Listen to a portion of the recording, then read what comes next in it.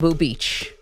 To make things not that clear. Hey, welcome to the show, Maggie Maggie Perloff. Yeah, share a big nothing burger. Well, I mean, I took a lot from it, and welcome, because if you're a Pittsburgh Steelers fan, if you're a Minnesota Viking fan, if you are a New York Giants fan, you were very interested in what Aaron Rodgers had to say yesterday, because those were three of the teams that he name-checked that he had spoken to in this free agency kind of non-tour.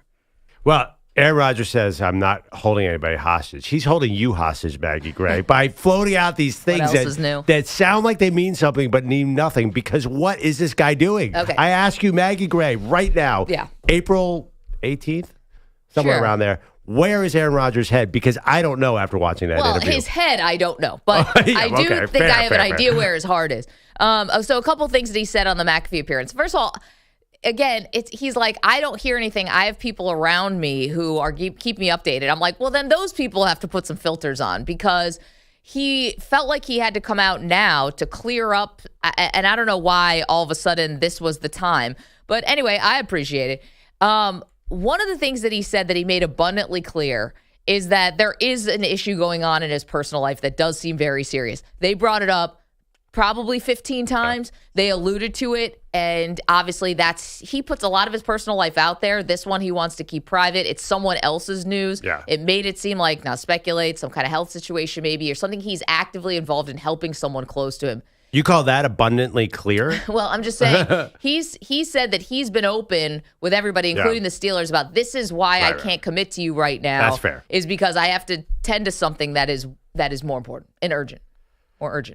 Okay. Yeah. Yeah. I mean, again, of course, if he has to attend to a personal issue, it just, do we give Aaron Rodgers the benefit of the doubt? It just seems like he wants to go to the beat of his own drummer. So I think if I'm a Steelers fan, I'm like, okay, of course, deal with a personal issue. But then again, like, you're kind of leaving us hanging. Right. Well, I think it's beat of the own drum, or is it just a timeline that's a little wishy-washy because something else very serious is going? It's like, no, I think if you're a fan, and listen, we have a different responsibility in media. We can't just make assumptions. If you're a fan, you might assume this is Aaron Rodgers being Aaron Rodgers, that he has a history of inconsistency. So why, of course, I hope his personal issues are okay, but it does feel like, well, am I going to give this guy the benefit of the doubt, or is he just wanting to be all about Aaron Rodgers? Okay, well, listen, maybe he's earned that, right? Right, but yeah. He did say that, it is something that's very serious. It's in his inner circle, and it's taking his attention away. So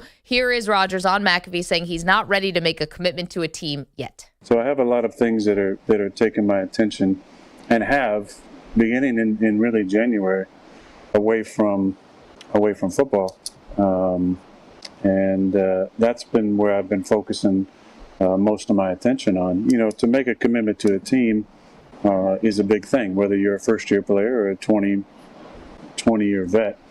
Right, and I think he was a little bit felt a little burned last year when he was with the Jets, and we'll get into the Jet side of this a little bit later, and he went scorched earth on Aaron Glenn, but he went to 99% of the offseason workouts, missed a weekend because he went to Egypt, and it became this really big thing about him missing, mandatory minicamp, and he doesn't want to commit and then say, well, I've got to get taken away to something on the West Coast that's really important. Rodgers also said, open to a lot of options, and remember when Cam Hayward came out and said, listen, we're not recruiting you, made an allusion here that he's not disrespecting any of the Steelers just because the decision's getting held up. I am trying to be open to everything and not specifically attached to anything when it comes to this decision. I'm not holding anybody hostage, though. I really want to emphasize that. Nothing about what I'm saying. I've been upfront from the beginning. I don't mean any disrespect to any player on their team, veteran or young guy that comes in. I'm just going through a lot in my personal life that has to take precedent at this point. Okay. That actually sounds incredibly reasonable to me. He also said he told the Steelers the lines of communication are open, and if you need to move on, move on. So if Kirk Cousins all of a sudden becomes the thing, or I don't even know who else is out there, but say it's Kirk.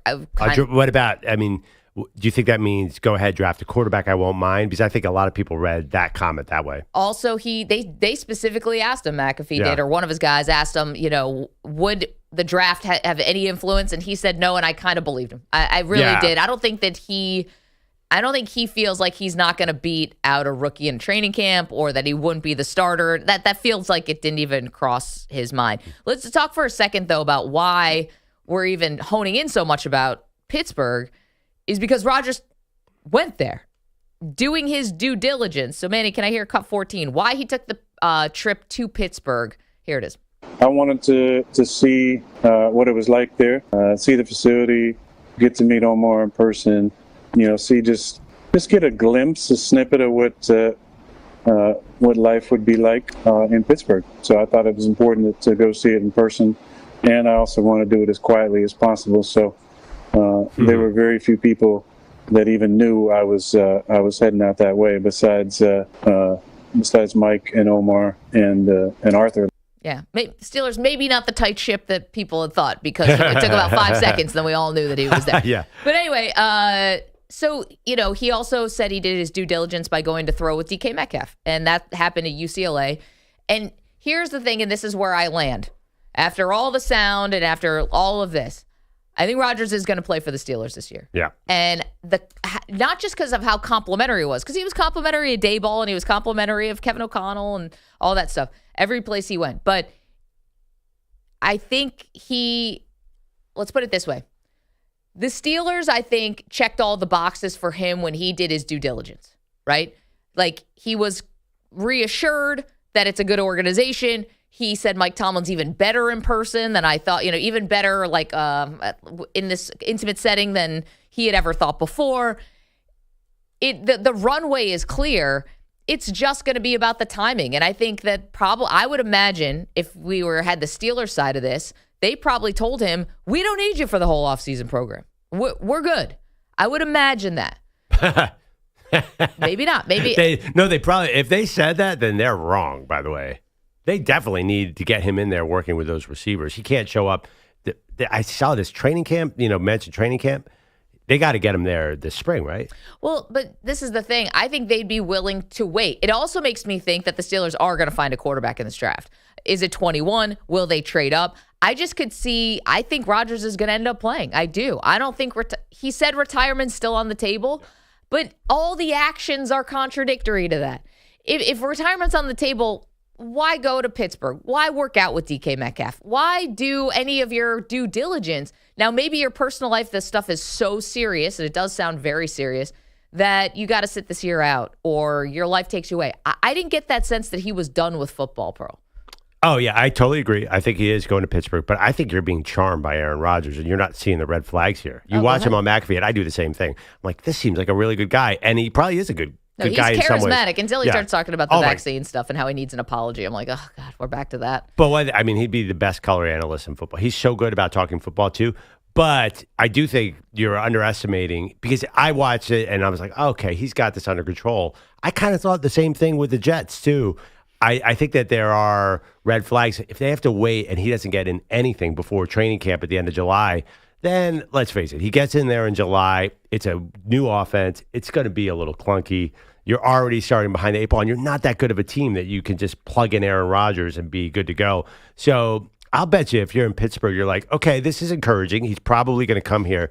But my excitement is a little bit dampened by the timing. The fact that he's slow playing this is probably not a good thing. Well, it is April 18th. You were right on the date. It's April 18th, and training camp is July 15th or whatever. But real camp, spring camp starts on Monday. No, I know, but we've got time between then. It is April. It's not July yet. We have all of May. We've got all of June. So you're fine with him just showing up for training camp? Well, I don't know if it's training camp, but I'm okay with a 20-year veteran who I think can learn. If Baker Mayfield could learn a playbook on a flight from Carolina to L.A., I think that Aaron Rodgers can get up to speed pretty fast. And by the way, he is already throwing with Metcalf. So how many times did he throw with Metcalf? They did a workout session together. Yeah, he's already throwing with Metcalf. This is not enough for me. I think also I'm already nervous about the Arthur Smith Aaron Rodgers marriage. I know he praised Arthur Smith yesterday. I'm a little worried about this Steelers team. It's not just Rodgers, it's everything. You look at, they're drafting a quarterback, right? Is that quarterback? If they draft a quarterback. I think they are. Even if, let's say Aaron Rodgers doesn't come and they draft, say somehow they get a hold of Shedeur Sanders. He falls a little bit, which I'm a bit dubious about now. Is Shedeur Sanders going to be good there? Like, what is... I think we can't ignore the last 5 years of Mike Tomlin. Like, this team has been a little bit broken offensively, and I don't necessarily see this as a solution the way this is going. To be fair, though, if you're taking this to Mike Tomlin and Arthur Smith, the head coach and offensive coordinator, then there's not going to be any quarterback solution that's going to make you feel good outside of peak Lamar Jackson going there. We had Andrew Filipponi, Pittsburgh radio host yesterday. What did he say? He said, rip the Band-Aid. Just start Mason Rudolph. Let's tank. There's only one way to have a great chance of getting a starting quarterback. Let's rebuild. Let's get a young quarterback. That's the reality. I mean, listen, I like the process in Philadelphia. The reality is they're going to have 1 year of Rodgers. They're flirting with permanent limbo where Rodgers is going to be good, but I'm not sure. I was an idiot. I picked the Jets to be really, really good the 2 years he was here. I'm not going to do that with Rodgers at Pittsburgh. I think he makes them okay. This just doesn't feel, I'm not energized by what I'm hearing. I agree. It does seem he's leaning there, but is this getting you fired up? If you're a Steeler fan, is this doing it for you? I mean, probably not, but I'm also looking at the depth chart right now and seeing Mason Rudolph, and I know that, Filipponi said just roll with Mason Rudolph, but he's not winning you a playoff game either. Now, maybe Rodgers isn't also, but right, but you've also seen the Steelers and maybe this is a little dangerous, but you've had not a great quarterback situation for all these years, and you're still somehow making it out of the AFC North. Yeah, I mean, and I'm not saying Rodgers is now he's not a spaceship. He's not a Bezos phallic-looking spaceship that you can just get on and ride up to space and then come back down. No, he's a throwback from yesterday when we wondered why did that spaceship have to look like that. Wait, what do you mean he's not a spaceship? Well, you can't if you go in with the same attitude when he came with the Jets and you're like, this is the guy who's now going to take us to Lombardi. I don't think that's where, quite frankly, I don't think that's exactly where the Steelers are. No disrespect. I think the Steelers we're a perennial playoff team. Our defense is good enough to get us there. Yep. And now Rodgers, we actually could win a playoff game if Aaron Rodgers is our quarterback. You're not with Mason Rudolph because we watched it, and he went to Buffalo, and he got smoked. And that was an 8.5-point spread 3 years ago, whenever that was. I think that, and that Bills team was on life support. So I think that Rodgers, does he give you hope for a Super Bowl? You're too pie in the sky if you're thinking that. But he gives you a chance to win a playoff game, which is something that the Steelers haven't done in nearly a decade. Can we do a little realistic expectations for Pittsburgh? I know, but then honestly, you said I don't know how they keep winning. It's Mike Tomlin's superpower that he just gets the guys fired up to win some ugly games, and that's probably going to happen this year. I think I'm also getting a vibe, why are we doing this for the Steelers? Because it's 1 year. There's really no building a champion here. And that has to be the goal in Pittsburgh. So, again, it feels like this is a Russell Wilson 2.0. They're putting in a veteran. It doesn't feel like we're talking about Aaron Rodgers, the superstar, anymore. It feels like we're talking about just a veteran quarterback. Okay, but let's be honest. We've never really gotten the full story of why the Steelers lost 5 in a row at the end of the year. I think part of it was a function of the schedule. And then we heard from Andrew Filipponi that apparently Russell Wilson and Arthur Smith were not getting along at the end of the year. There feels like there was a lot more tension maybe on the offensive side of the ball in Pittsburgh than the national media really got here. They lost 5 in a row. You know who they lost to? No, they lost to the Ravens. They lost to the Texans. They lost to Chiefs. Philadelphia, Baltimore, Kansas City, and a desperate Bengals team. And of course they lost because they weren't that good that last year. Well, we knew they weren't that. Actually, their record was good, and we were like, how are they doing this? And Russell Wilson was a sneaky, whoa, what is he doing here? The Steelers season last year actually had a lot of ups and downs and a lot of twists and turns. I thought it was crazy when they benched Justin Fields. They were, 5-2? So I guess what I'm saying is that maybe the Steelers aren't as far away from being at least a viable playoff team. They are a playoff team, but one that can actually win you games. And I'm sorry if you think that's me being losers lament or the bar's not high enough. This is where the bar is right now for the Steelers. And if you don't want to do the full tank, then this is where you're at. So, I heard a really funny line. I was listening to some Steelers podcast. By the way, 50 million Steelers podcasts. Yeah, I know. They aggregated me and attributed a wrong quote to me. This is a fan base and a media that is really into their team. And a woman said that she was sitting around the paper's newsroom and said, "Does anyone here remember who the Steelers drafted last year?" And nobody in the newsroom remembered. It was Troy Fautanu, the offensive lineman. Oh yeah, I was going to say. I was trying to remember. Didn't the Jets try to jump that? No, the that was Steelers Broderick jumped the Jets. That's my point. They've drafted 2 tackles in the last 3 years, and that's developed into nothing. They have all kinds of problems. They've gotten super old on defense. They desperately need to draft a defensive player at 21 too. There's all sorts of problems, and just this Aaron Rodgers, Willie won't he? This is making me nervous if I'm a Steelers fan. Like. I think Rodgers really presented himself well and presented the situation well, and I agree he's not holding them hostage, but I didn't walk away excited if I'm a Steelers fan. I do agree with your hunch that it looks like he's going to Pittsburgh, but maybe there should be more urgency. 888-710-4ISN, 888-710-4476. I like what Drunkle Sam has to say. The chat's up and running, by the way. YouTube.com/Infinity Sportsnet, Twitch.tv/Infinity Sports Network. Rodgers no longer has that new car smell. Yes, that's a great way to put it. Right. He doesn't. You're the guy, it's the year after the year. But you know what? That was actually great for Favre. They're very different. The Favre model makes you excited, but man, that's a great way to put it. Like, man, I'm not going to get bitten by Rodgers again. Although Daly says Rodgers probably reeks of patchouli. Hey, definitely. Incense. You think he's an incense guy? Oh my God. Aaron Rodgers is 2 steps away from having a ponytail and having walking into his house. Retreat. Yes, living in a 1-bedroom somewhere with a 1-bedroom. Well, I was actually caught off guard with how clean shaven he was. Yeah, I know it was a different person. Yeah, he's like me. He's got 3 different identities. I think that's why we're all like, okay. Depending on your facial hair. Yeah. Correct, yes. Yeah. I think that's why we're all like, Aaron Rodgers has figured out some things, mainly because he looked sharp. Yeah. Well, I know this is really stupid to say, but it made me think he's serious. He looked like he's, and listen, we watched him play with the John Wick hair and the beard and all that stuff. It doesn't matter. The facial hair doesn't matter. He also could be like in the lab, and that would be, I look like Castaway because I've been so focused on grinding film. We can read into this, whatever. So you did read into the clean shaven. Well, I was like, either you did. That you fell for it. Or I was like, he's got a photo shoot or something for some kind of whatever he's endorsing. Maybe he's got a photo shoot with Chevy Malibus. Okay, let's talk about the Chevy Malibu. Can we take a break and then we'll talk about the Chevy Malibu? Good plug for Chevy Malibu, which was we'll get into it in a second. Why was the Chevy Malibu, the car, such a prominent moment in that interview yesterday? I will get to that in a sec. But Rodgers, Steelers, can it work? That's what we're asking. 888-710-4ISN. And my definition of working is winning a playoff game.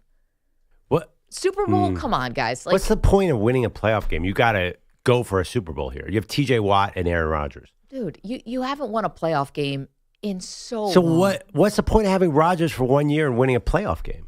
You got to aim higher, Mag. That's dangerous. 888-710-4ISN, 888-710-4476. Chevy Malibu's getting a big plug yesterday. We'll tell you why. Will Aaron Rodgers and the Steelers work? MVP.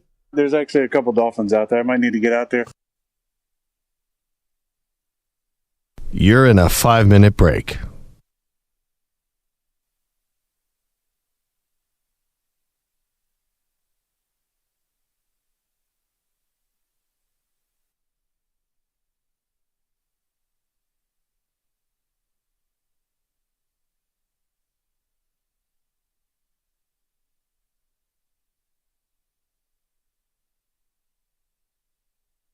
Four minutes, 30 seconds remaining.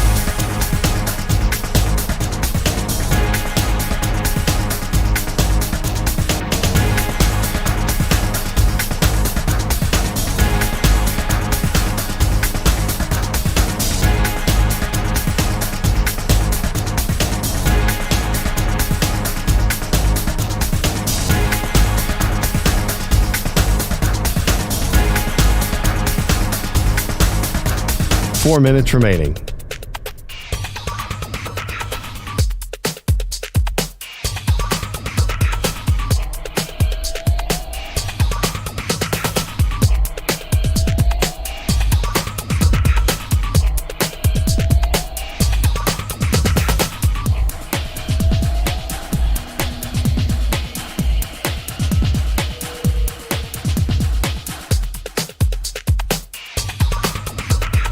3 minutes, 30 seconds remaining.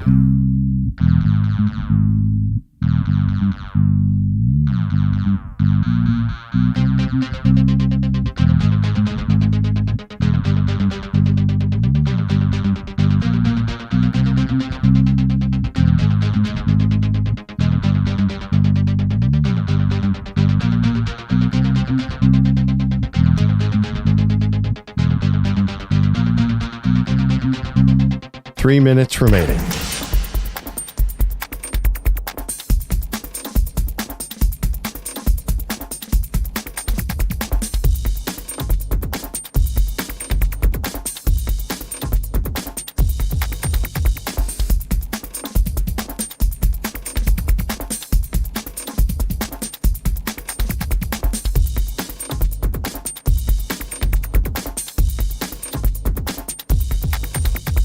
Two minutes, 30 seconds remaining.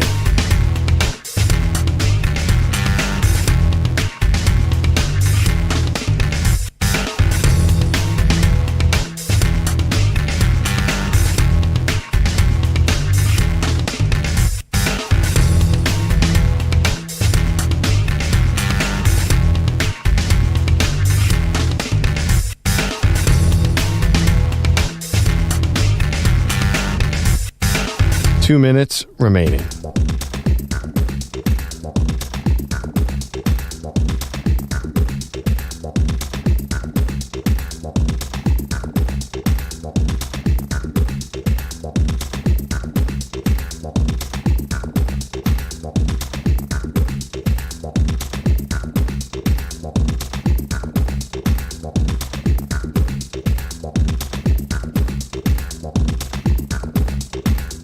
One minute, 30 seconds remaining.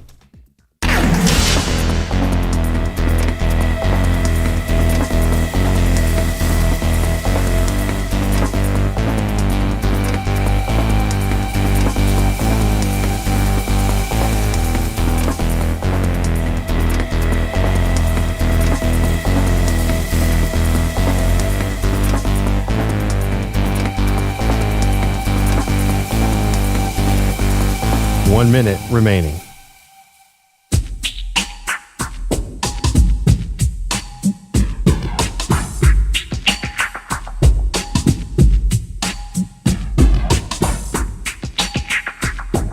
Forty-five seconds remaining.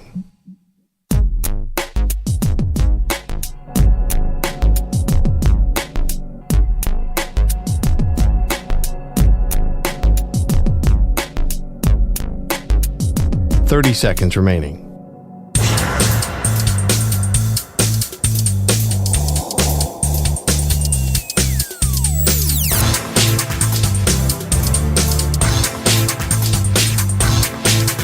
Fifteen seconds.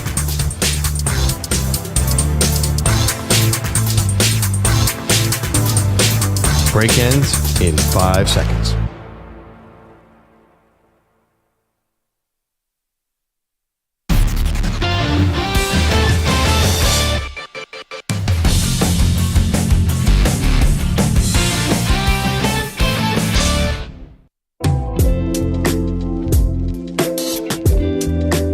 Welcome back, Maggie and Perloff. Breaking down Aaron Rodgers' interview on the Pat McAfee show yesterday. I'm dying to know what the Pittsburgh Steelers are going to do in the draft because they're at 21. Everyone's like, well, they just take Shedeur. Well, how do you know Shedeur Sanders is going to be there? But I would like to see Shedeur Sanders, Deion Sanders, Aaron Rodgers all together saying things in press conferences. That would be fascinating. It would. You know, the fact that Shedeur, though, has been around the game, been around famous people, counts Tom Brady as a mentor. Brady and Rodgers are friendly, I think.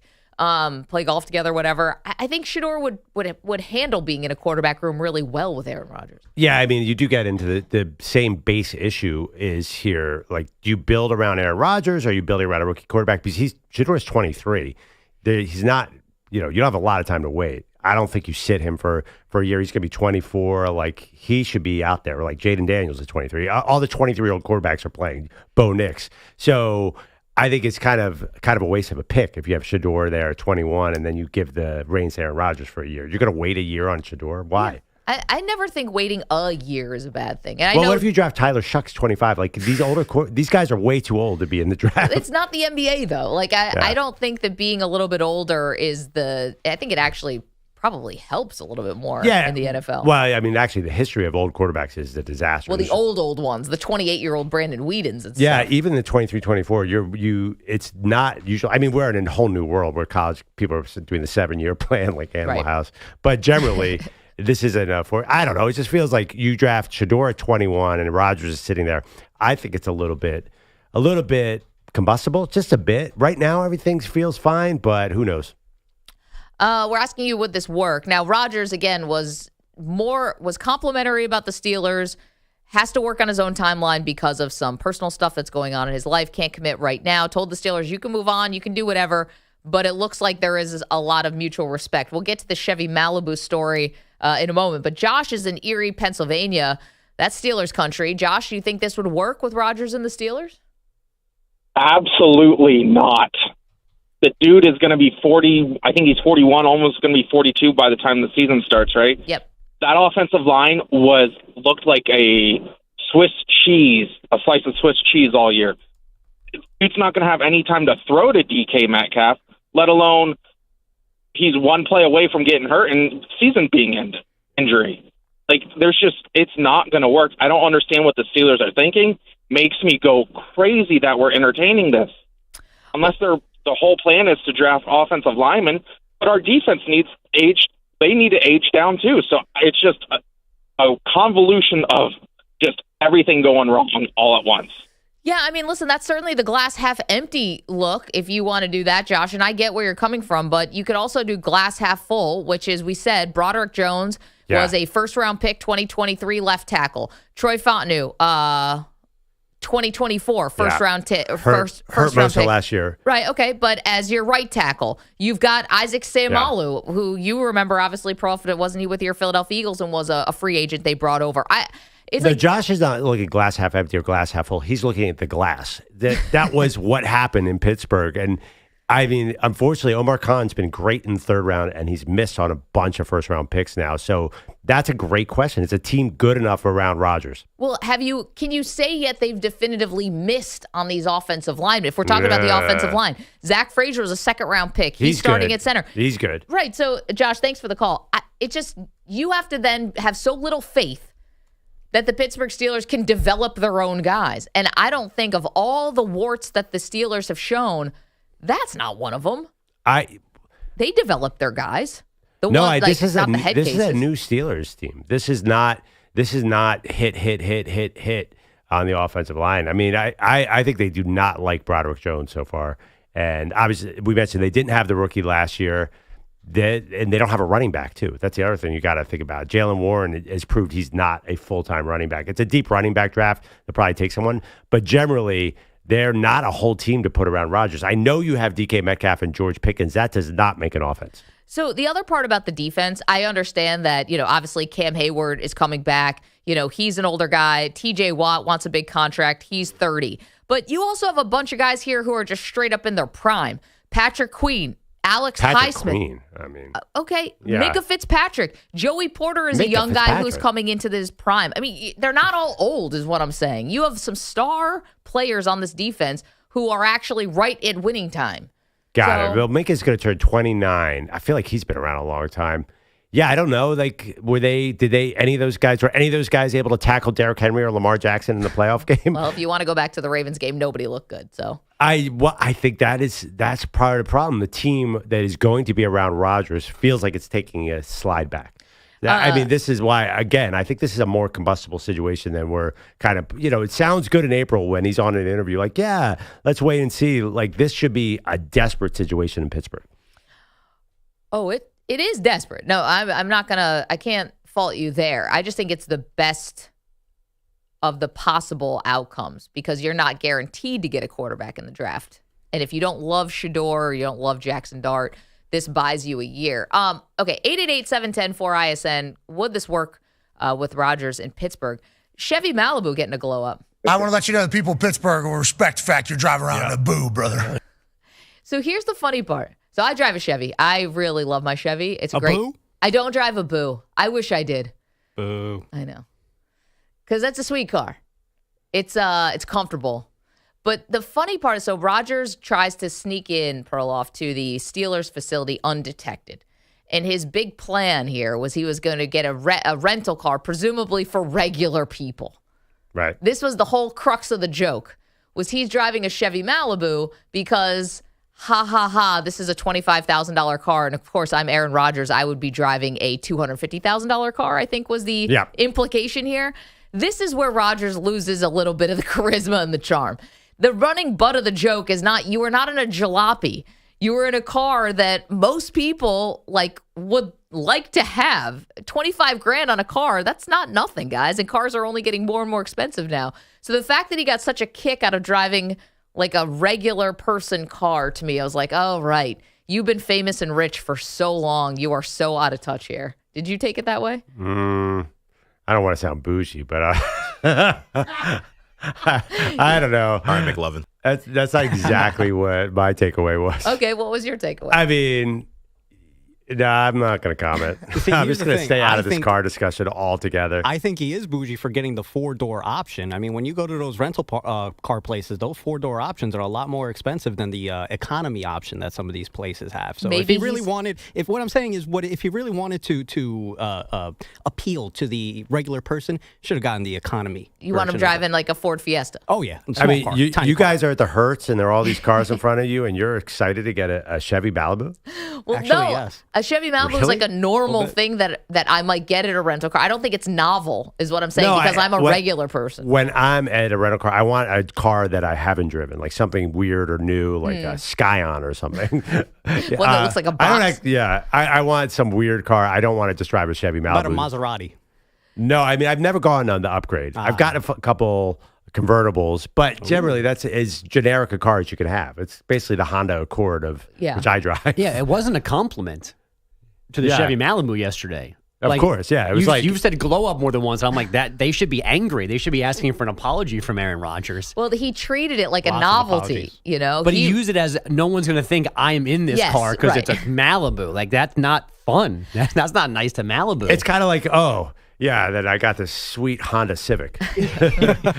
Right. And I delivered a couple Uber Eats orders in it while I had the chance. Yeah. I don't know. It's just a very generic car, and not in a bad way. I'm just saying it's kind of plain. But I was like, this is like this was a conversation that rich people have. This would be a funny joke between two rich people. It's not that it doesn't land for a mass audience. And then I rented a Chevy Malibu. Great poupon, anyone? No, but I don't think it's so stupid. I don't think there are poor people out there like, dude, can you believe that guy just got a Chevy Malibu? That is not a discussion that happens among any people. It is interesting what your strategy is for the rental car. I mean, I always try to get whatever is the best car I can get for the cheapest amount, obviously. Oh yeah, I've never gone upgrade. I once in a while something slips through and I've had a nice car, but generally, this is not a great poupon moment. And then I'm thinking the movie Trading Places when Dan Aykroyd has to slum it. This is that's what you're saying. This is like rich Aaron Rodgers, Jeffrey, this novel car, and like he flew a comic coach book. too. Is that what he said? Or I went to a different airport. He said there was something else about the plane. He went too. to a different airport, but that was a private airport. Malibu. And then he drove in the boo.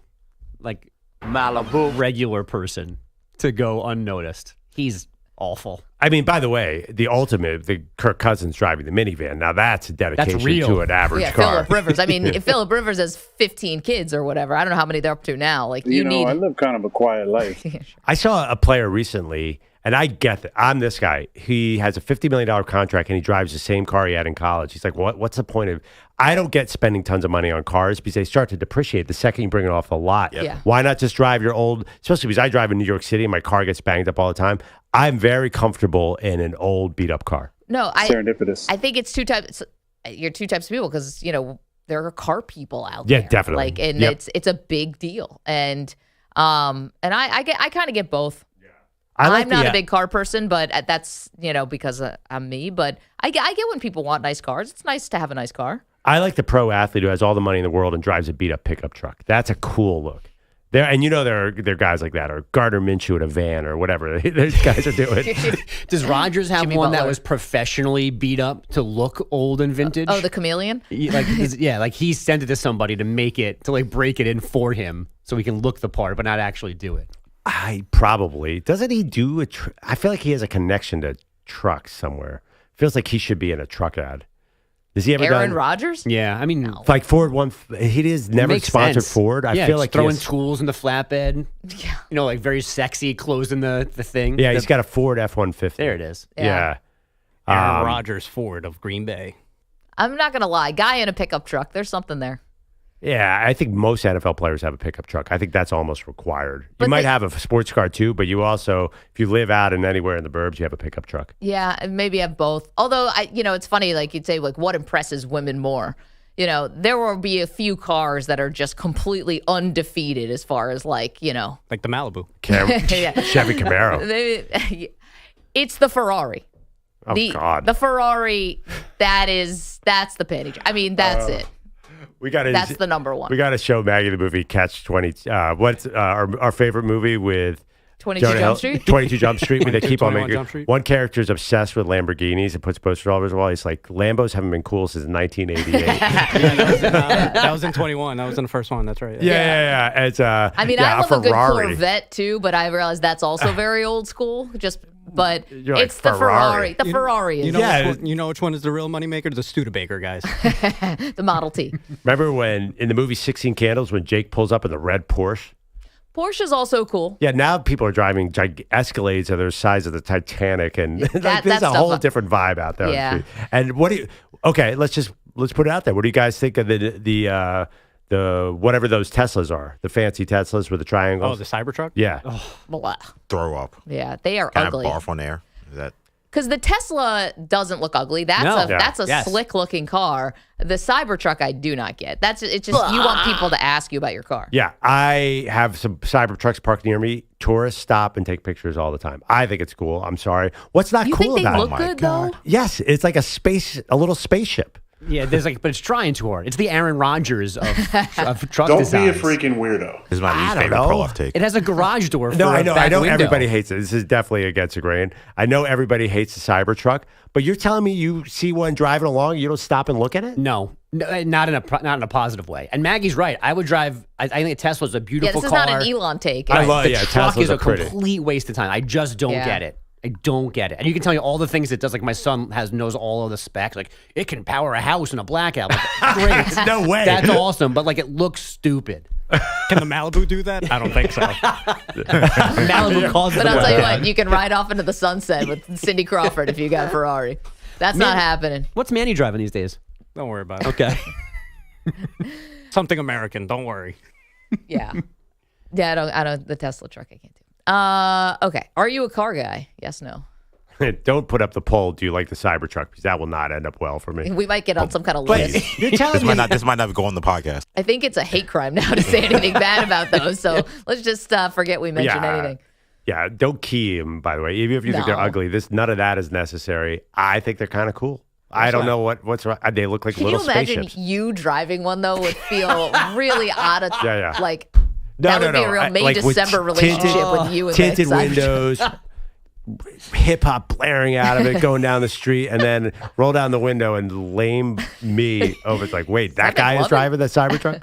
I don't think it's hip hop. When I think of someone driving the Cybertruck, it's like Yep. Yeah. Oh, is that right?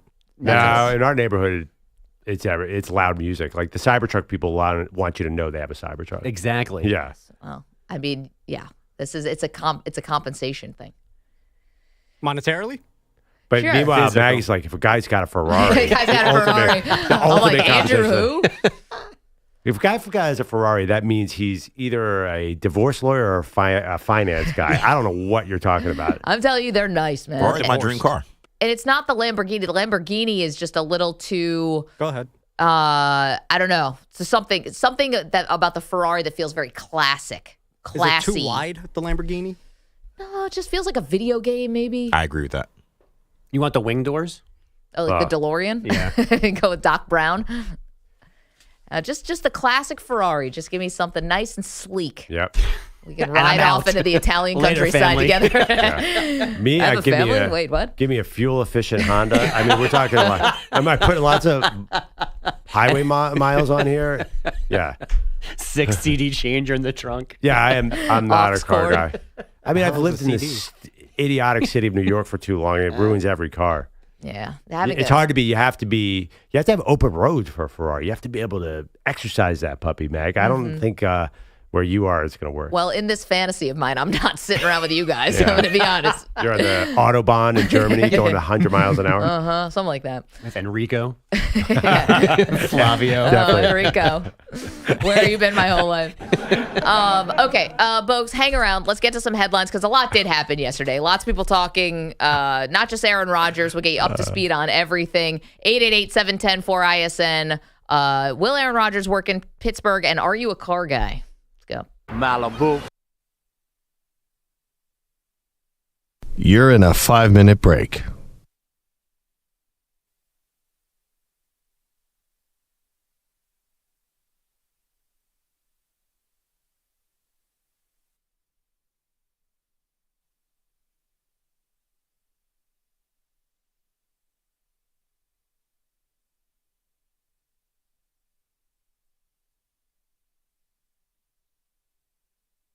Four minutes, 30 seconds remaining.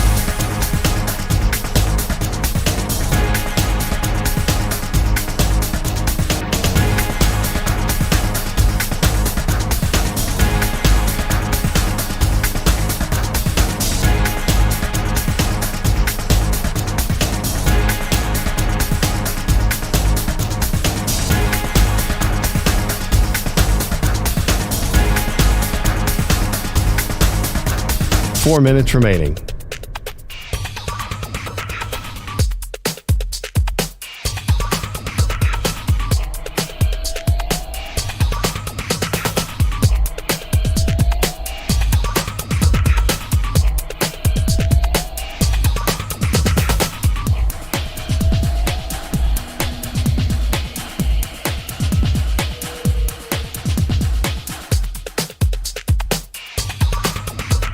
Three minutes, 30 seconds remaining.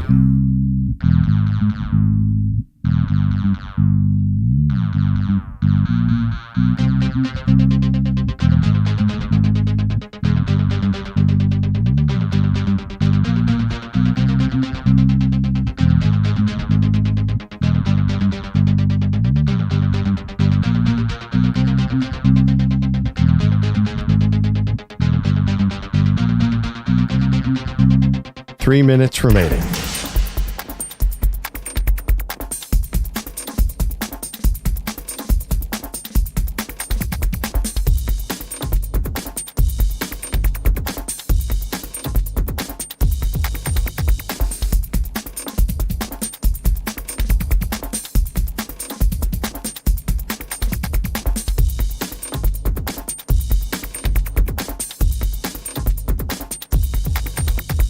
Two minutes, 30 seconds remaining.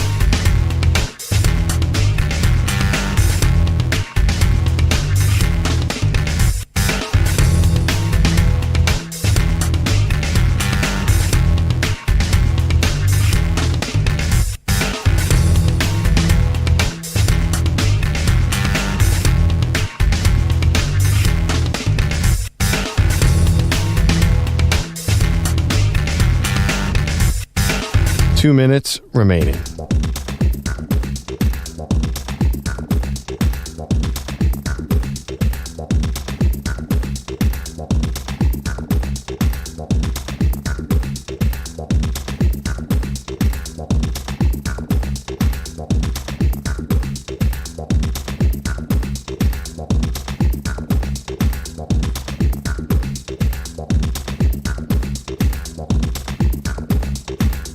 One minute, 30 seconds remaining.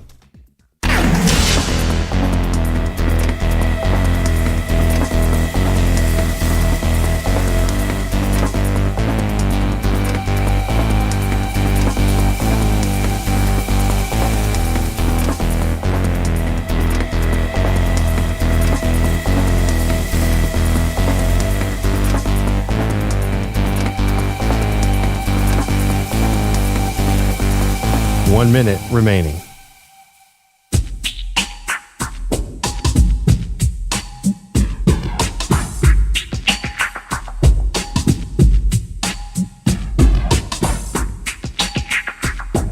.45 seconds remaining.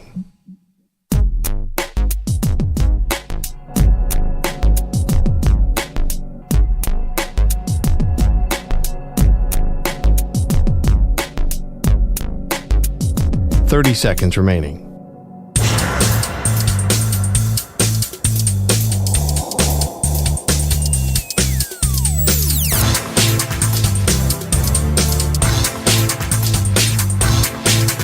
.15 seconds.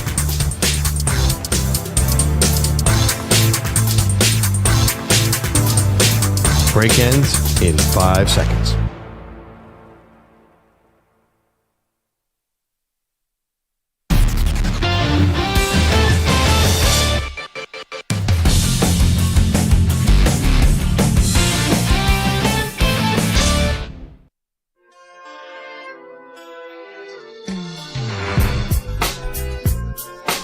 Welcome back.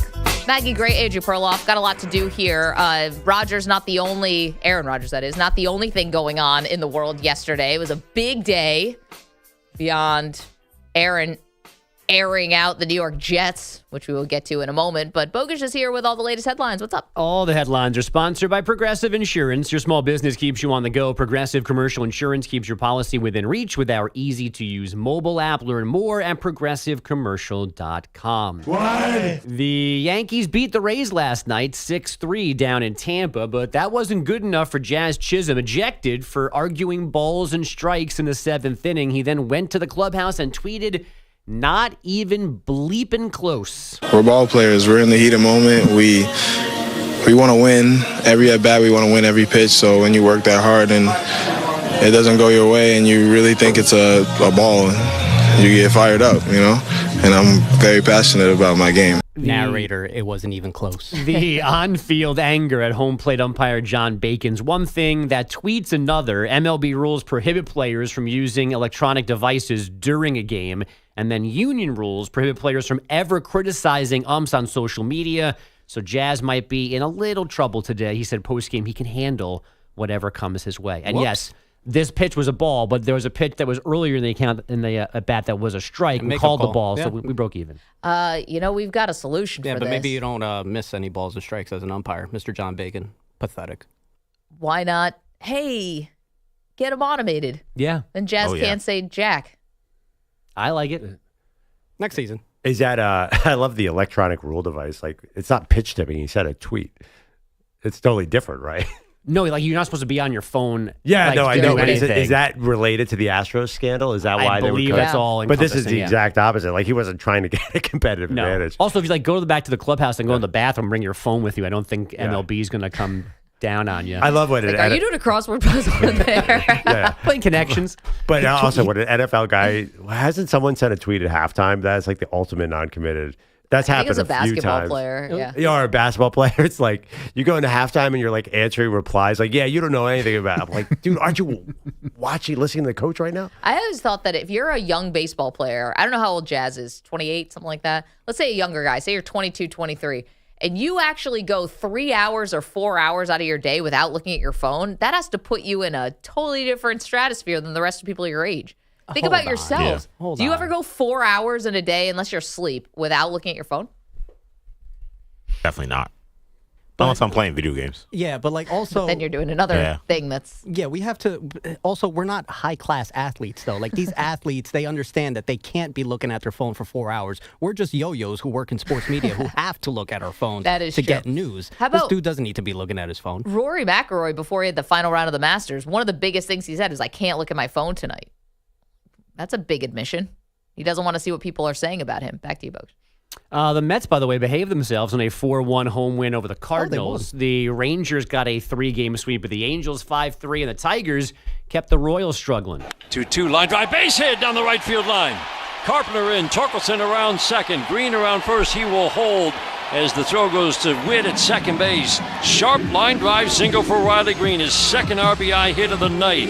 And the Tigers have a 4-0 lead in the 5th. And a good DJ. Dan Dickerson, Tigers Radio. Riley Green, 3 hits, 2 RBI to end a 1-for-32 slump. Oh. The Tigers a 6-1 win. KC's now dropped 4 straight and 6 of 7.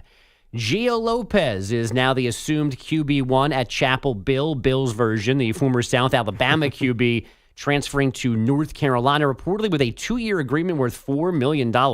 Lopez was the number 6 player available in the portal. Saints right tackle Ryan Ramczyk announced his retirement last night at just 30 years old. He is a 3-time All-Pro over 7 seasons in New Orleans. Set on the final night of the NHL regular season. Strome. In and across. Ovechkin scores! From the office, buries it past Nedeljkovic. 8:97 as Ovechkin and Crosby trade goals on this last day of the regular season. John Walton on Caps Radio. Ovi scoring once more in a 5-2 loss in Pittsburgh. He finishes the regular season with 44 goals and 73 points and now gets ready for the playoffs. No postseason for Sidney Crosby and his Penguins, but Crosby did get his 9th career 90-point season last night with a goal and an assist. Guys, back Look to you. at the old guys. Good for the dinosaurs. Bogusch, thank you so much. We'll get into a little NHL playoffs around here. Paul Bissonnette, you may know him as Biz. Biz Nasty? Biz Nasty is going to join us on the show. That's a big get. Did Manny Pucks do that? You guys actually same mustache, you and Bissonnette. Hey, you know what? That's where it ends. Just a couple of good-looking dudes. You know what I mean? You guys are just fighting them off. Oh, yeah. Maybe not all 100% up there either. Me and Bissonnette are just the same. I see a lot in common between Manny and Biz. They do not remind me of each other. Fair. Biz is kind of like the Manny of that NHL studio show on TNT. I'm very much taking that as a compliment. I very very much like what Bissonnette does. I agree. Yeah, no, it wasn't a compliment, man. Just so clear on that. Similar casting. Yeah. Need we explain more? I mean, we are going to talk to Wayne driving a boo, by the way. You have Wayne Gretzky and journeyman Paul Bissonnette. Are you Gretzky? I'm Gretzky. Okay. She's Liam McHugh. Clearly. By the way, nothing wrong with it. Yeah, I like Liam McHugh's hair. Yeah. Bag's like, I'll be Liam McHugh. Yeah, no, he's a solid host. Who else is on the show? Is it? Oh, put me on the spot. Is Henrik on? Is Lundqvist on that sometimes? He might be. Sometimes. And to be you honest, mentioned his name and we lost Maggie. I know. Crush. None of us are Lundqvist. No. He doesn't need to drive he could show up in a jalopy and I'd be like, E-bike. family who? Yes, a regular bike. I'll pedal. You can sit in the back. I'll pedal the bike. For Lundqvist, yeah. Exceptions here. Would you sit in the little motorcycle? The sidecar? Yeah. Would you Yes. sit in the front basket? I'd sit on the top of a volcano. Are you guys not understanding the depths here? Yes. Maggie Gray, big fan of Henrik Lundqvist. How far would you I'd be walk to honored. meet him? I'd walk to Sweden. Yes. I'd swim. Anything. All right. Yeah. We could arrange that. Yes. And you know what? I would be right behind you. Thank you. We'd be there for different reasons. No, I don't think we would. Yeah. He came into Sports Illustrated for an interview once, and I kid you not, wearing blue suede shoes. I was like, who is this Mr. Ranger, superhero? Yeah, Anson Full Carter suit. and Lundqvist. So, yeah, kind of rotate in, I Don't think. break the fantasy. No, just No, I'm saying that it's a Maggie one-track mind. No, Maggie gets Lundqvist in this little thing. You're Anson Carter. And, who else is on the TNT set? Sorry, Yeah, I yeah, blacked yeah. out. Is there anybody? Yeah, so I got back get to Anson TNT Carter? set. I am in his sidecar? What does that mean? Congrats, Bogusch. You're an equivalent You guys player could ride to off Anson. in a Tesla truck together. And Biz Nasty is riding on the side of my car. I feel like Biz Nasty is filming. I don't know why I get that sense. It's the mustache. I mean, we should do, if we're going to do Inside the NBA, who's who? Am I Ernie? You're not Shaq. Well, I'm definitely closest to Barkley as far as like. It's actually like a Mary Bleep Kill is kind of a more fun game, maybe with that crew. Yeah. I hit my parlay. Got to marry Ernie. That's marriage material. I wasn't watching the first half. I was watching Bones. Dynamite analysis. Okay, lots more to do, including how about Rodgers just taking a howitzer to the Jets yesterday on the McAfee show? I'll tell you what he said next. Quit asking questions.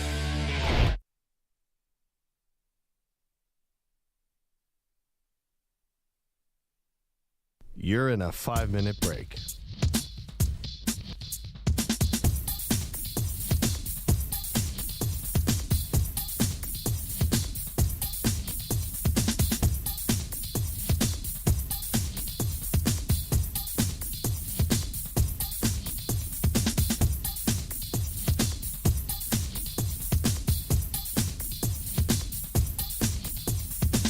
Four minutes, 30 seconds remaining.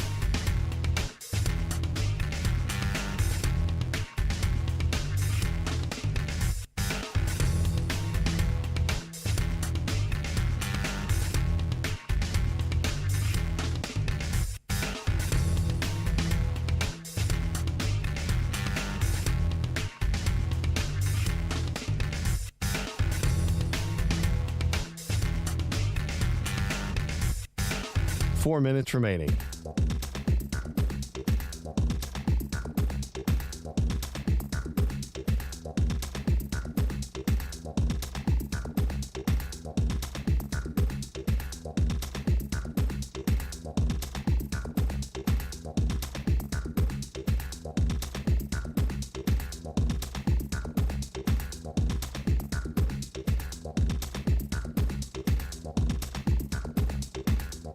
Three minutes, 30 seconds remaining.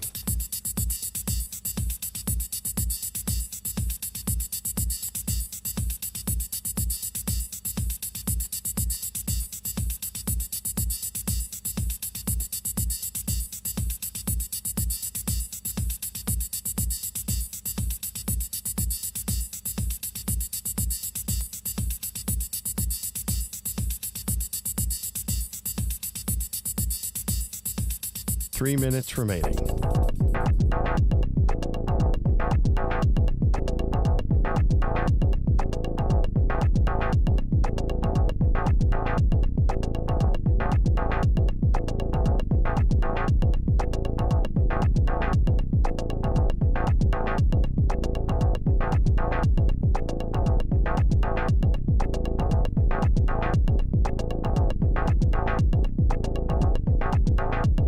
Two minutes, 30 seconds remaining.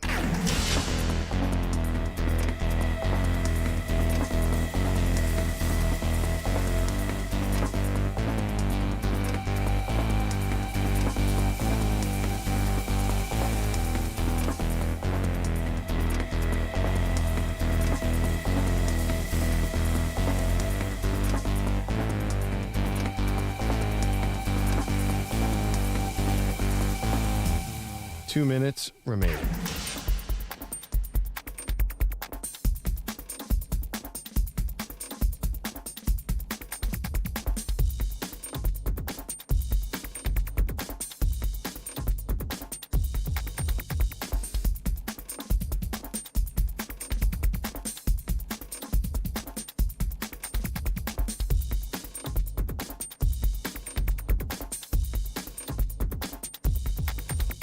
One minute, 30 seconds remaining.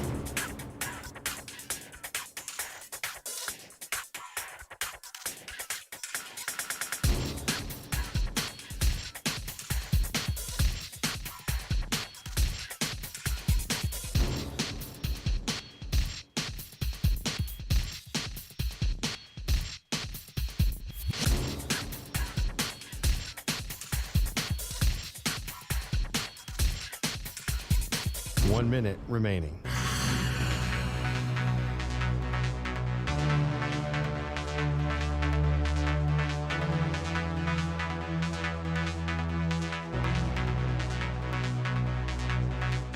Forty-five seconds remaining.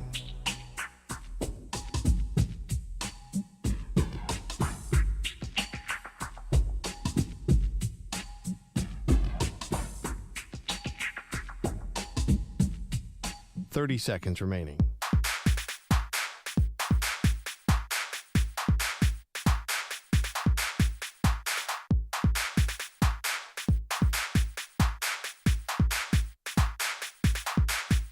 15 seconds.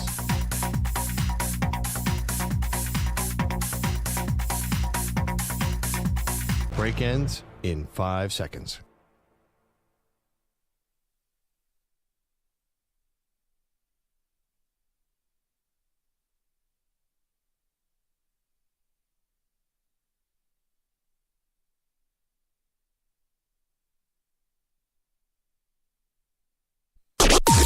Maggie and Perloff on the Infinity Sports Network. We finally heard from Aaron Rodgers yesterday. Not tons of clarity, but very complimentary of the Pittsburgh Steelers. Welcome to the show, Maggie Gray, Andrew Perloff. Definitely the avenues all open for Rodgers to join Pittsburgh. Meanwhile, clearly the door to the New York Jets was not only closed, Perloff, but slammed shut. Good morning. Yeah, that didn't go so well for Aaron Rodgers. If he wanted to come back to the Jets, it sounded like he did. Yes, but he did want to clear the air yesterday on the Pat McAfee show that he was not begging the Jets to come back. It was kind of, it was maybe characterized that way at the time, that he was like, please, please bring me back. Instead, Rodgers used yesterday as a moment to tell a story about how things did indeed go down with the Jets, and specifically with new head coach Aaron Glenn, formerly of the Detroit Lions, their defensive coordinator. So let's hear from Rodgers telling the story about flying cross country on his own dime to go meet with the new head coach. I meet with the coach. We start talking. He runs out of the room. I'm like, that's kind of strange. I was like, then he comes back with the GM, and I'm like, all right.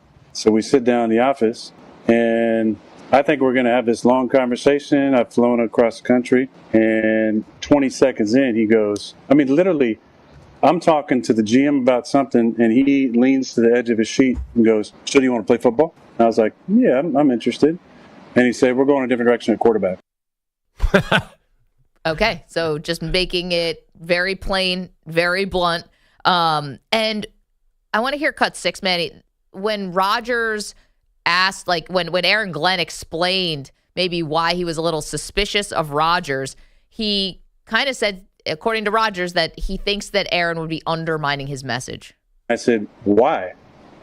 And then he said, I don't want to be up in front of the room saying something and have guys looking back at you. Interesting. And I said, what does that even mean? Are you assuming that I would be in the back of the room during a team meeting undermining what you're saying? I said, you don't know me. And he said, you don't know me. And then I said, exactly, which is why I flew across the country to have a face-to-face meeting with you to talk about my experience with the Jets and to hear your vision for the team. Man, I wish I could tell every story like this where I'm the person who gets the last zinger in. And then he said to me, and then I said to him, well, that's why I'm here. It's such a great mic drop. Like, I have no idea how this meeting actually went. But when you retell a meeting, like when you're the protagonist. Yeah, you don't know me. You don't know me. Yeah, it's and good. Then the jerk store called and said, they're running out of you. It sounds so much like that. I just wish I was able to win, the way that Rodgers apparently wins this thing. And he said, you don't know me. Yeah. That was very sitcom-y. Yeah. And then he said, then I said that he wins this thing. I mean, I don't think either side won this particular little meeting. Okay, so it feels like a lose-lose situation, to be totally honest. Well, I mean, listen, look at the participants. That's what I mean. But yeah. To be fair, okay, so having worked in the New York market a little bit, I know how this is going to go over, and I can already read EJ's mind here. Not to make you're not a basic normal fan, EJ. You're very, very smart, but this is catnip to Jets fans. Aaron Rodgers telling this story, the Jets fans will eat this up. Yeah, you tell him, get him out of here. They're going to love that the coach came off like a hard ass on Aaron Rodgers because the Jets fans loathe Aaron Rodgers right now. They want him gone. And while I get that, and he's doing this Bill Parcells impersonation that may come back to haunt him, but he's doing that. I'm the tough football coach, and you're not going to tell me 4-time MVP, and we're going a different direction and basically get out of my office. Jets fans are going to love that. That's fine. This is not actually a good look for Aaron Glenn. If this is indeed how it did go down, it's not a good look because you can want Rodgers out of the building. You want to go a different direction. There's no reason to be disrespectful behind the scenes. There's no reason, unless Glenn thought this would come out. It doesn't, the guy still has a career in the league. Aaron Glenn should respect him more than anything because they're both players. He knows how hard it is to play 20 years in the NFL. Aaron Glenn didn't get 20 years. He had a nice career, but not like Rodgers. Like, there should be a little more mutual respect there, in my opinion. I thought that Glenn actually comes off looking bad here. It's so funny because I've seen a lot of interviews with Aaron Glenn. He seems beloved, not just liked, but beloved by every former player I've ever heard talk to him. And in fact, I'm shocked that he's not friends with Aaron Rodgers because he's friends with everybody. You ever seen him near like Tony Dungy and that crew? Sure. He knows everybody. How did this devolve like that? I was really surprised because I think of Aaron Glenn as, I know he's a tough coach, but as a nice guy, like really cool, very, very connected to former players. I think there's something fishy about Rodgers telling. Well, or if you've been watching, and it's our job to pay very close attention to this, like more than anyone could ever care. Yeah. He's been extremely contentious with the media since he got there. There's this idea Aaron Glenn? Yes. Oh, I have not followed that. Okay. I mean, EJ will tell you because you're following this. It's almost like he arrived trying to prove a point. And to be fair, you haven't seen a lot of leaks coming out of the Jets. Now it's the offseason. But he's trying to run this Parcells-like tight ship, and he's starting off not like Robert Saleh or some of the other coaches, like, hey, I'm going to be buddy-buddy and give Joe Beningo from WFAN my phone number so we can play golf together. He's doing the complete opposite. He's trying to keep the media at bay Commanders. And all of that. And so I think this is actually very much in line with what we've seen from Aaron Glenn. Got it. I did not know he was being that kind of media approach.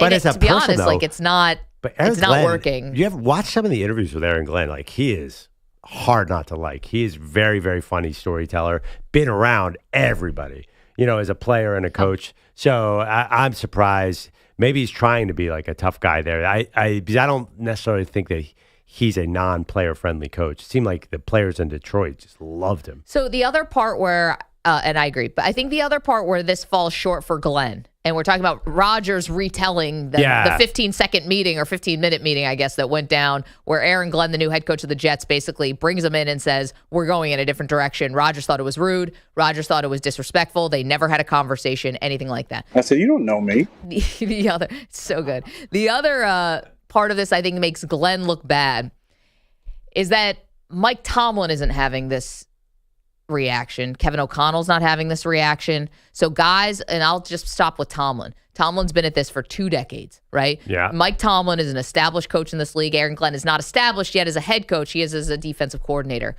Like, the fact that one of the most respected coaches in the NFL, in Tomlin, appears to have no problem with Aaron Rodgers. We do not care. Appears to have all the respect in the world for Aaron Rodgers. If he can handle Rodgers, why can't you, Aaron Glenn? Right? Like, what is it? If you want to move on. You want to go forward with Justin Fields, you want a clean slate, that's fine. But to disrespect the guy, at least in Rodgers' retelling, and I honestly, I think that Glenn was trying to send a message here, that it just doesn't, I don't understand what you get out of that. Well, should the GM have called Rodgers at some point? I do get that. Rodgers pointed out, like, just give me a call. Right. Is this also isn't this a GM's territory? Rodgers was always fighting with Goody. Like, Where is Daryl Muji? I don't even remember. Yeah. Yeah, where's that guy in this? Well, he pulled him into the meeting. He was in there. This was not really Aaron Glenn's job. Well, Glenn got hired first. Yeah, but he shouldn't be firing Aaron Rodgers. That should be the GM, by the way. Right. I hadn't thought about that aspect of it. The Jets are weird. I don't know if they're still doing this thing where the coach and the GM both independently report to the owner. It's not a traditional top-down system where it goes like owner, GM, coach, assistants, players.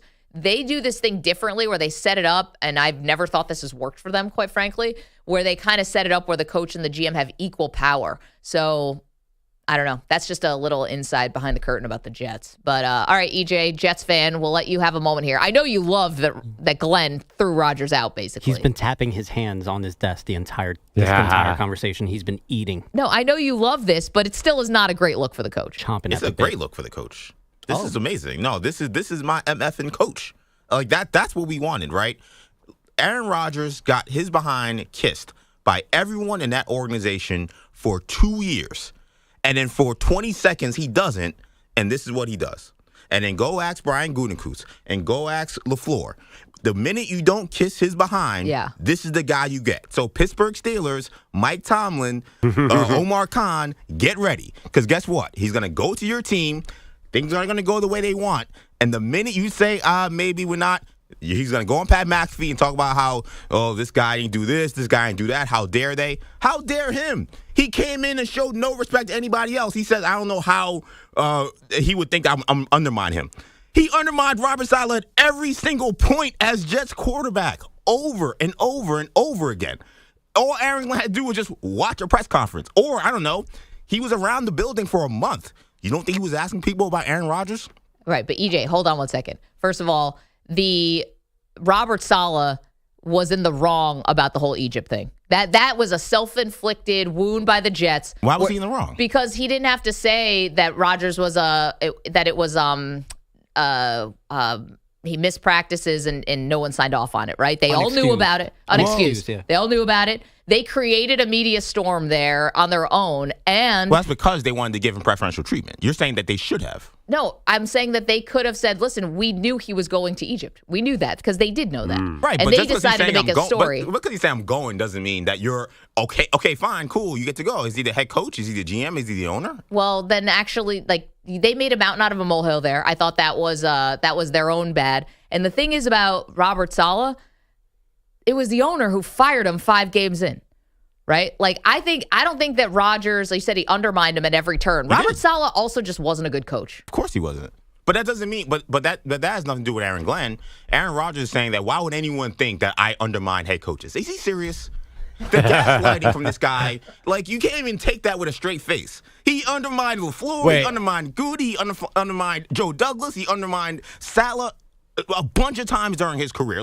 Aaron Rodgers was not stupid. He thinks we're all dumb when he says this stuff. That's why I can't stand this guy. But how did he undermine him when they hired his hand-picked offensive coordinator? Yeah, how did he undermine Saleh? Actually, I'm asking not to argue. I'm curious. He undermined him by saying that, they shouldn't have suspended, they shouldn't have fined me for the Egypt thing. That's the head coach's decision. Whether you like it or not, the head coach says, I'm fining you because I got to do this for the rest of the team to show that you're not above the team. He says, you shouldn't have done that. This is a bad thing, blah, blah, blah, blah. Undermined him there. Undermined him during the season. The coach said, we got to change up this offense. So I think the offense is just fine. We got to change up the cadences. Nope. I think you need to hold people more accountable. Is Aaron Rodgers the head coach or is he a player? Right. Which one is he? So Aaron Glenn, again, it's not like he's coming up out of nowhere. He's saying, you don't know me. He's like, well, we've seen your work, bro. We've seen what you've done. Okay, that's fine. But here's the thing, EJ, they're not working together, right? So I guess my question is, why be a jerk on the way out? Rodgers is not coming back, right? They've moved on from him. So why in the final meeting, again, you don't know him. Maybe he has been asking around. Maybe he left a bad taste in everyone's mouth in the building. But that doesn't mean you disrespect the guy in a meeting when you're not going to plan to work with him anyway. I don't get what that accomplishes from Aaron Glenn. I said, you don't know me. I don't think he really had. I think the whole thing of him acting like a jerk, he didn't go out there and then go tell, the Jets reporters, hey, Aaron Rodgers came in my building, I threw him out in 20 seconds. Right. He didn't say any of that. The Jets didn't say anything about what happened. There was a report that maybe he begged, and maybe there's some conflicting, because there was a conversation. I know he said it was 20 seconds, but he says, I was in there for 15 minutes. So what did they talk about 15 minutes? Conveniently, Aaron Rodgers left that out. Right. So we don't know what those 15 minutes were after Aaron Glenn said we're moving on. So not much has come out from the Jets in terms of how this meeting went. He didn't know that Aaron Rodgers would go out there and say, I got thrown out and I was disrespected.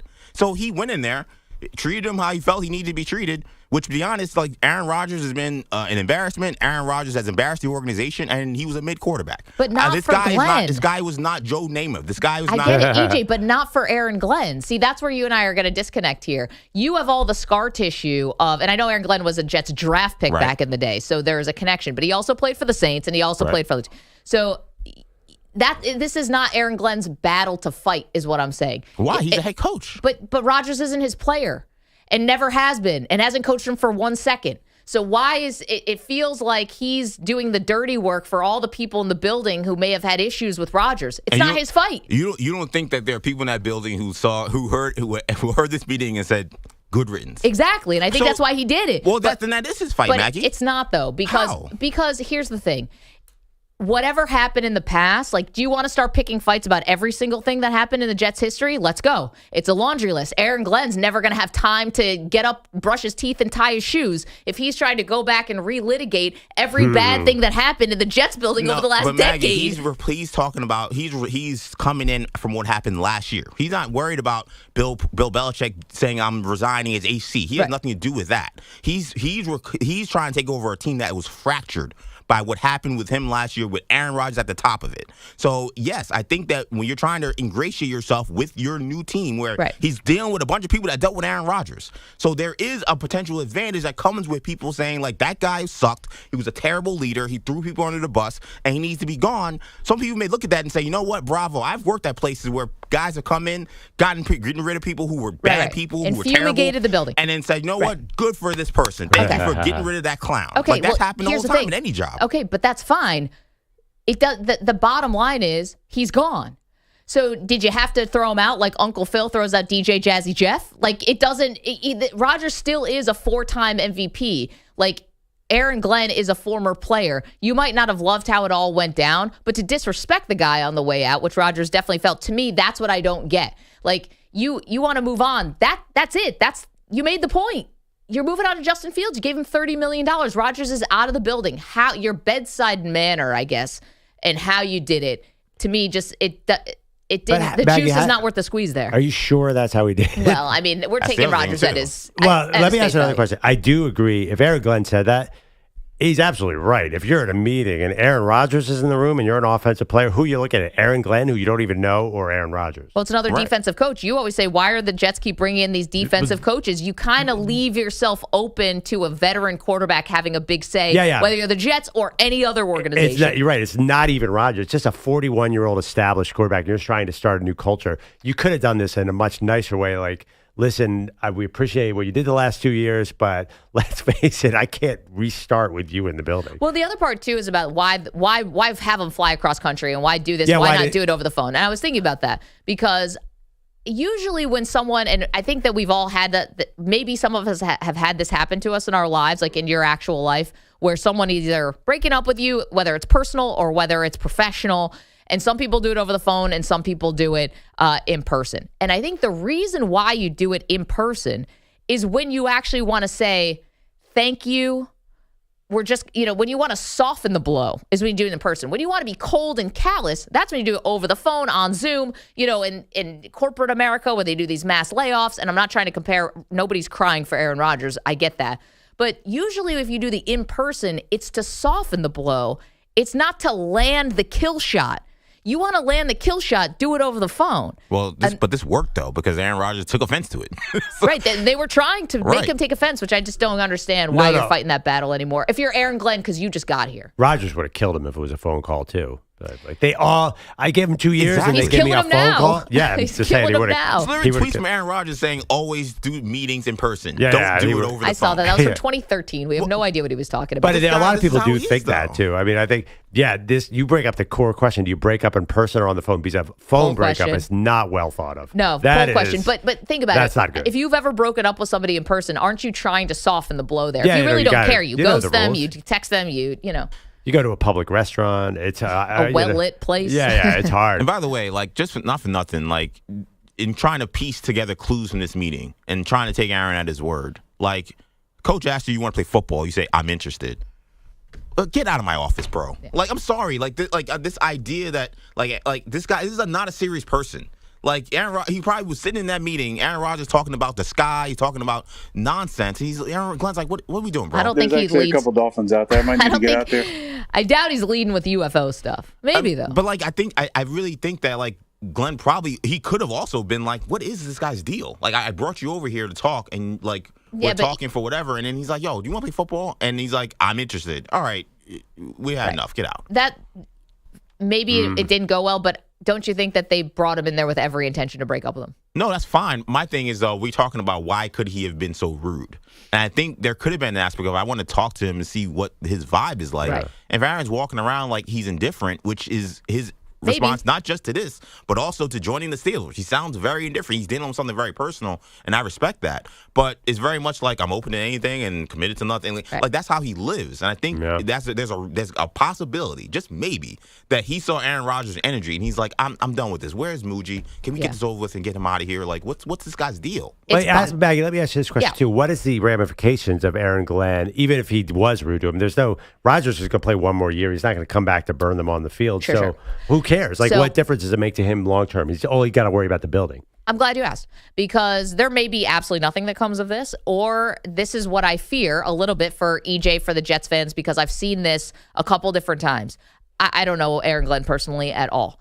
This felt like a Bill Parcells impersonation. Okay. And I've watched coaches, and we've all watched coaches throughout the league who are part of the Belichick tree, and Belichick's obviously from the Parcells tree, who try to do a facsimile of Belichick without the resume, and it comes across as completely inauthentic. They can't actually do it, and ultimately you end up like not creating your own identity of who you actually are as a coach, because it's more than just taking influence from the head coach. You're like doing this weird karaoke of the head coach.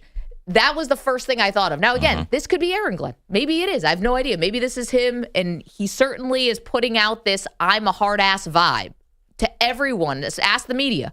He is definitely setting that tone, and it might be exactly what the Jets need. But it better really be you. And maybe it is, but it better really be you, because if you're doing a Parcells impersonation, it's not going to hold.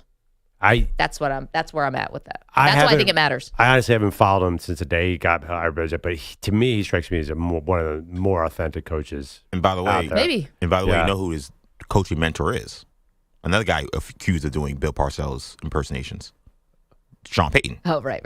And Sean now, though, has the hardware. And Sean Payton went to Denver, and he was kind of a hard ass to a veteran quarterback who thought he ran the building and walked around like he needed his own office, and a lot of people didn't like him. Yeah, and he fumigated and he went there, and you know what? I criticized Sean Payton, because I said, what are you doing? Why would you do that? Was it worth it? Does it look like it's working in Denver right now? It is, but there's also another similarity that these two might have. Jets ownership sucks. You know that. I'm not sure about Broncos ownership. Maybe Sean Payton keeps them at bay, but I'm not. It's new ownership. And I'm not sure. By the way, he's got some Dan Campbell in him, too. You can't ignore that biting kneecap stuff. That had to influence him. Then players live for that kind of thing. So I think he's going to be popular in the locker room. I think that he's going to be beloved by his players. I'd probably win 4 games, but that's... Well, I don't know about that. I believe the stat was... I think they only have 4 players on the roster right now who are above the age of 30. And one's the backup quarterback, Tyrod Taylor. This is a very young team that's impressionable. This is what they wanted. So, yeah, I'm sure he will be very popular. Yeah, I mean, I think they're tied for the second lowest win total in the NFL. I just worry, can Glenn survive long enough? Because they probably won't be good. I wouldn't think. 888-710-4ISN, 888-710-4476 was the new Jets coach disrespecting Aaron Rodgers. And if so, do you have a problem with that? At least this is Rodgers' retelling of things. Okay, lots more to do, including, Deion. Deion Sanders talking about Shedeur, endlessly fascinating. We'll tell you what the latest is next. I said, you don't know me. You're in a 5-minute break.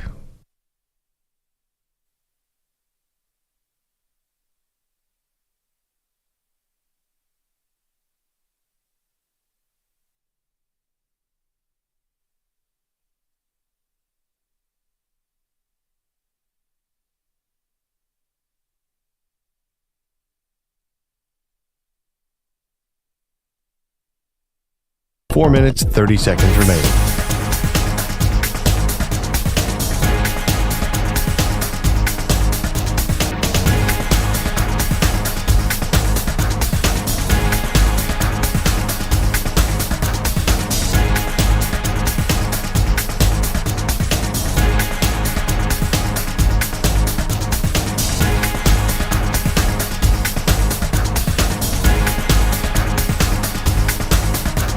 Four minutes remaining.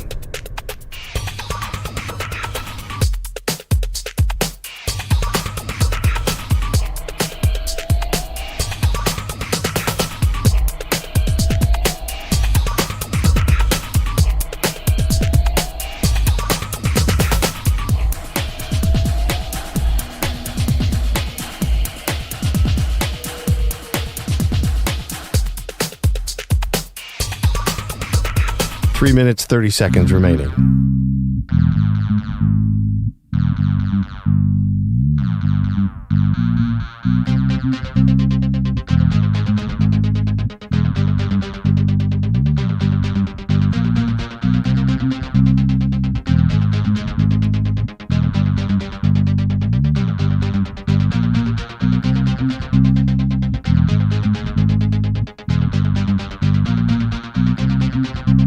Three minutes remaining.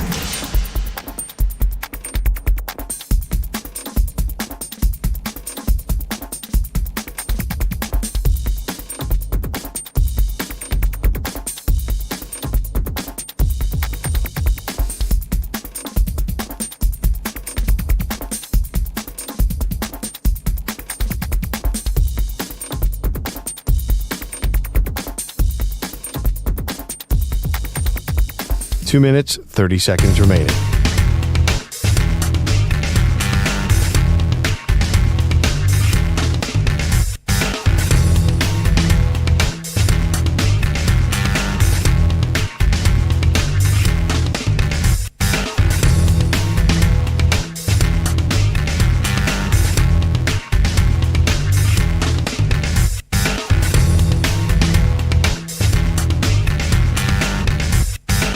Two minutes remaining.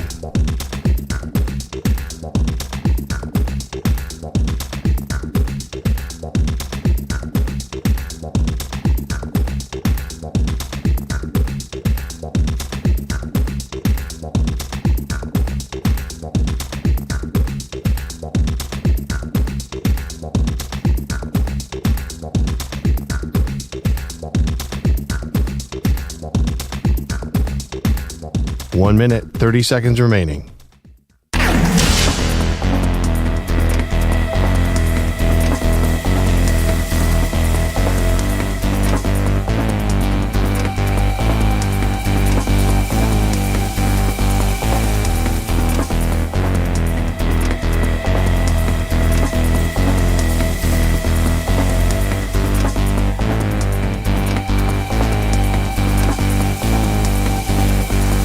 One minute remaining.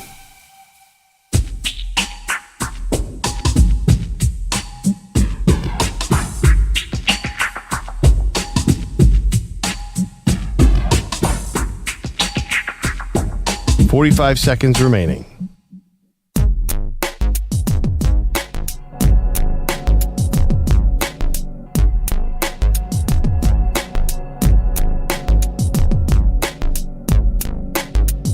$30 seconds remaining.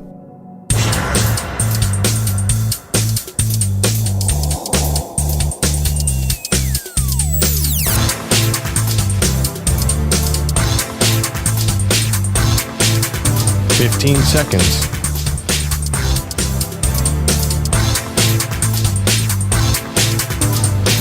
Break ends in 5 seconds.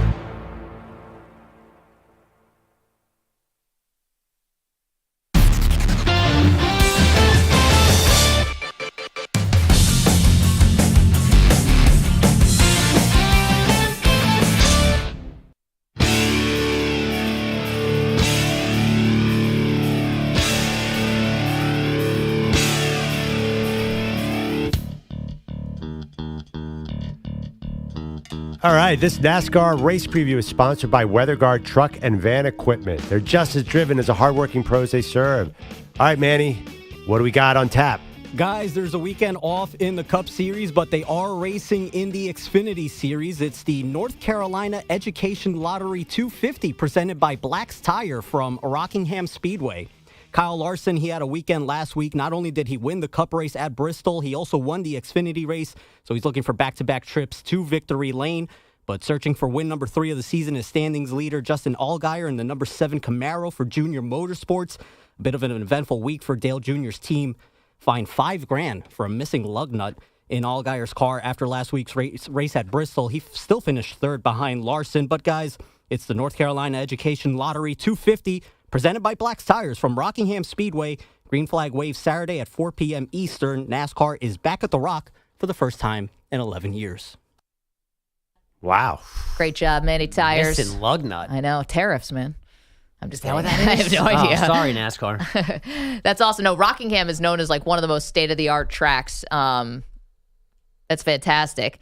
Great job there. And Manny, obviously, discovering more of Rage Against the Machine, which we all are in favor of around here.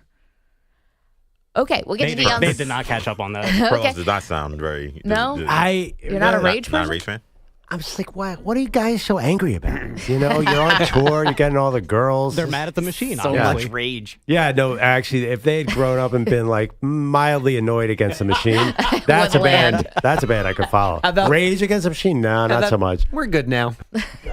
They'll just turn into the machine. Essentially, you get so rich and famous, you actually are the machine. Yeah, they should have left and formed a band, could take it or leave it. Perloff would like to start a band called Strongly Worded Letter. Strongly Worded Letter. Yeah. New band. This could have been an email. Aaron Rodgers is the front runner, the front man for that. Bogusch has headlines for us. What's up? Maybe we all missed Gio Lopez leading South Alabama to 7 wins, throwing for 2,600 yards and 18 touchdowns, running for 7 more scores last fall. But we will not miss Lopez doing whatever he does at North Carolina. Bill Belichick and Jordan Hudson got their QB yesterday with Lopez transferring to the Tar Heels. He stayed out of the portal back in the fall, just went through spring ball with those Jaguars, but then hopped in the portal, and he makes this move reportedly for $4 million over 2 years. Can you just clarify who Jordan Hudson is? Because it sounds Do I like need to? Well, Jordan Hudson could be an assistant coach if you don't know. She might be. It sounds like a 4-star prospect out of, Yeah, because Jordan could be a boy's name, yes, too. exactly. So, out of Maryland? Yeah. Yes, it's Belichick's girlfriend. That is awful. They only have a 49-year age gap, guys. It's not that big of a deal. The CEO of Belichick Productions? She is. Or CFO? COO, I think, of Belichick Productions. So I didn't realize this until I read Stuart Mandel's piece in The Athletic about what's been going on in North Carolina, like how it's going for Belichick. And apparently the spring game was like didn't go very well. They had I'm sorry, not the spring game. They had a public practice. It was called Practice Like a Pro. It was supposed to be promotional, and Belichick did no autograph signings. There was no interaction with the crowd, absolutely nothing. And guess how many people showed up to this, which they were kind of promising, like we can watch a Belichick practice. 74. 2,000 people showed up. That's not many. No. And they had Belichick famously takes the numbers off of the back of everyone's jersey. So even if you went there for a spring practice, you have no idea who anybody is. Yeah, I mean, North Carolina football catch the fever. That was also the most attended spring practice they've had in the history of the program. Well, I just want to give like a little bit of a contradiction here, contrast and compare. When Nick Saban did his first spring at Alabama, 92,000 people packed Bryant-Denny Stadium to watch the A game. So this is a little different. Again, this is a practice. It wasn't spring game, but 2,000 people to get up close. I mean, just watching a Belichick practice, right? Wouldn't that be kind of cool? No, I care less about him in North Carolina. He should have gone to Navy or an Ivy League. He should have gone somewhere where he could just coach up non-talented players, because now he's at a big school and he's got expectations. And I've seen a couple clips of him. Like, he's going to coach these guys.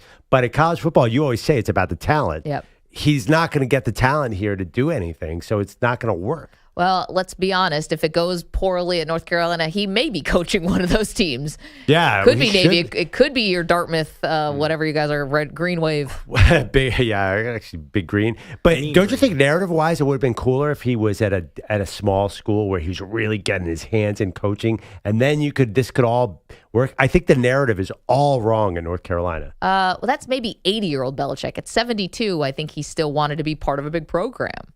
Yeah, it just feels like he's not sunsetting the yet. Story is getting off track based on what you were saying about Stewart. It just doesn't feel like it's all going the way it should be going. And I don't know. It doesn't feel promising. It's just a 2,000 number. Like, you'd think this would be the one, right? The fact that he had to report that in the spring portal, he got some kid out of South Alabama, and they're excited about that. This is major college football.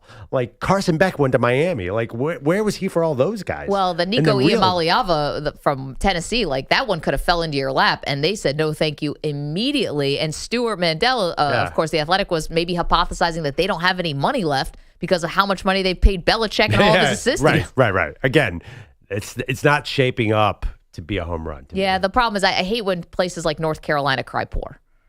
Give me a break. It's North Carolina football, Maggie. Nobody has ever cared about it. Nobody ever will, except for this fall when we're going to watch Belichick. Then it'll just go away again. Make a call to Michael Jordan, or whatever. Michael Jordan, yeah, but Bobcats owner? Where's Julius Peppers? You have guys who have made a ton of money. They can't fundraise a little bit to get a good quarterback. This is as exciting as things have been for North Carolina in years. You got Belichick in the building. Let's not disrespect the guy.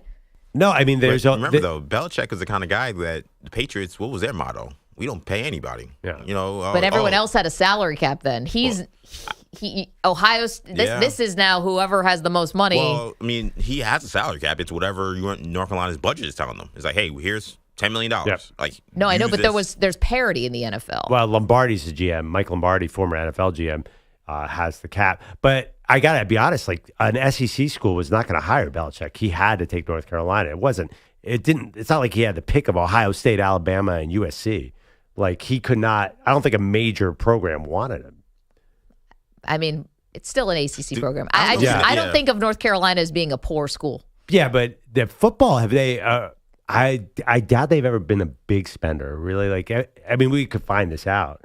I feel like they've had moments where they'll have ooh, that's a really great recruiting class that they clearly paid for. Right. Yeah. And then that would be a one and done. Yeah. It's like Marvin Austin and a bunch of guys in 1 year, and here's these guys, and then they had one with Fedora, they had one with Mac Brown, but it seems like it's a 1 year thing, and then if those guys don't pan out, then they're not getting any more money. No school has ever produced more top 10 picks and NCAA violations and less wins than North Carolina football. They're very much a cursed program. I think that's why they brought let's take a risk with a guy who clearly wants to go back to the NFL.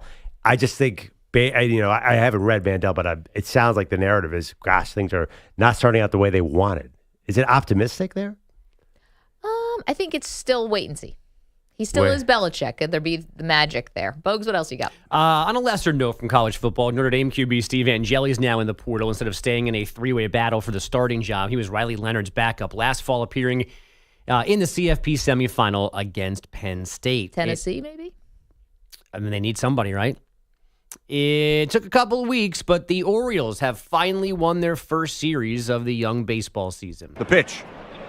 O'Hearn hits us high in the air to center field. Thomas is back. He's at the wall, and that baby is gone.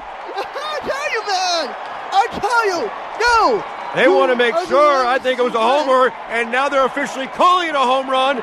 O'Hearn with a go-ahead 3-run homer, bottom 3 on O's radio. Baltimore taking their rubber game with Cleveland 6-2. First series win is a big deal, and I think we're going to build off that. Another team coming in tomorrow, chance to win another series, and it's kind of how we look at it. So today was a big day. O'Hearn and the O's spent the weekend hosting the Reds. The Rangers topped the Angels 5-3 for a 3-game sweep and a 9-game home winning streak. And Spencer Torkelson drove in 3 in the Tigers' 6-1 win over the Royals, who have now dropped 6 of 7. John Morant's a game-time decision for tonight's play-in finale with the Mavs. Ja turned his right ankle during Tuesday's loss to the Warriors. He did not practice yesterday. 3-time All-Pro Saints right tackle Ryan Ramczyk announced his retirement last night. He's just 30 years old. And on the final night of the NHL regular season, the Sabres outscored the Flyers 5-4, making Buffalo's Lindy Ruff the 5th head coach in history with 900 career wins. Oh, they're buzzing in Western New York about that one. He's a legend up there. Bogusch, thank you so much. Sabres stink. Coming up, Deion. What did he have to say now? Wading into a controversy. No, Deion and controversial comments? We'll get to that next. It's M&P. You're in a 5-minute break.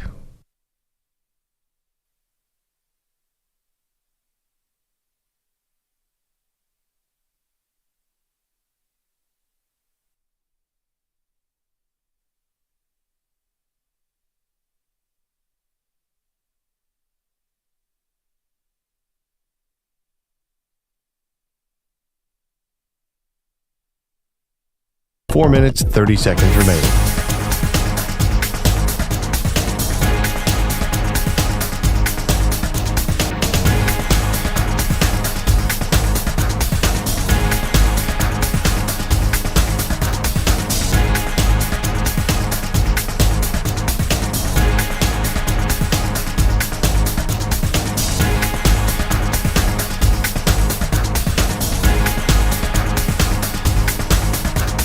4 minutes remaining.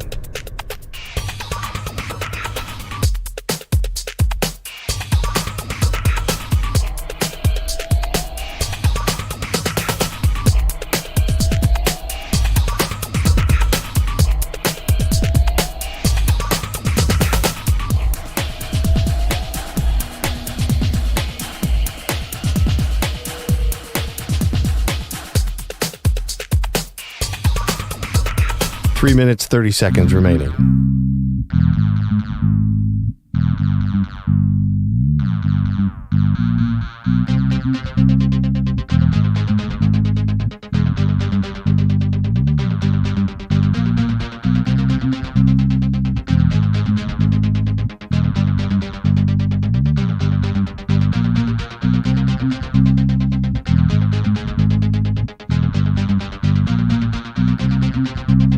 Three minutes remaining.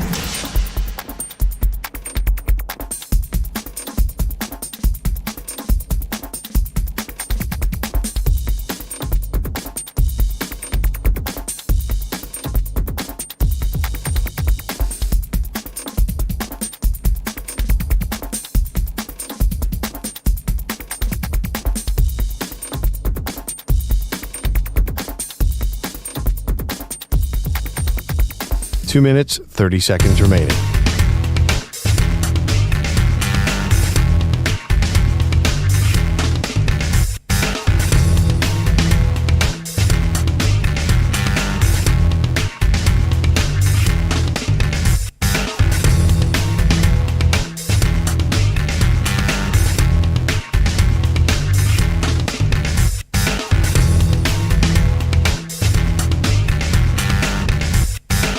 Two minutes remaining.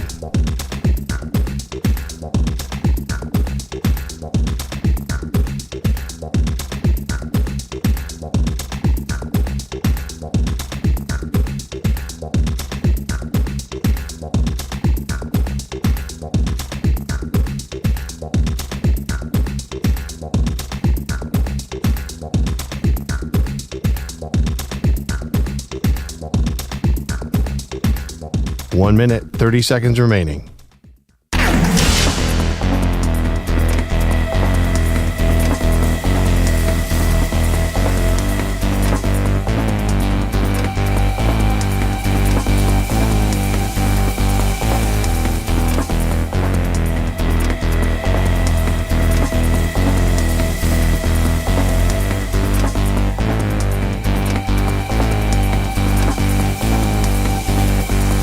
One minute remaining.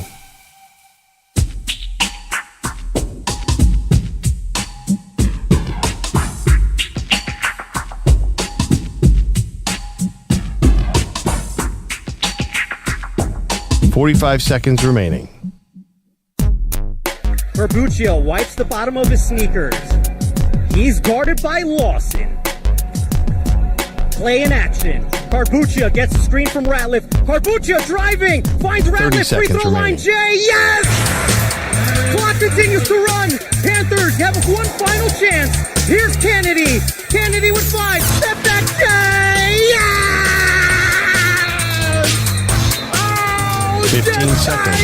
Kennedy! Ice cold. Timeout. Stepping out. Break ends in 5 seconds. Corso wipes the bottom of his sneakers. He's guarded by Lawson.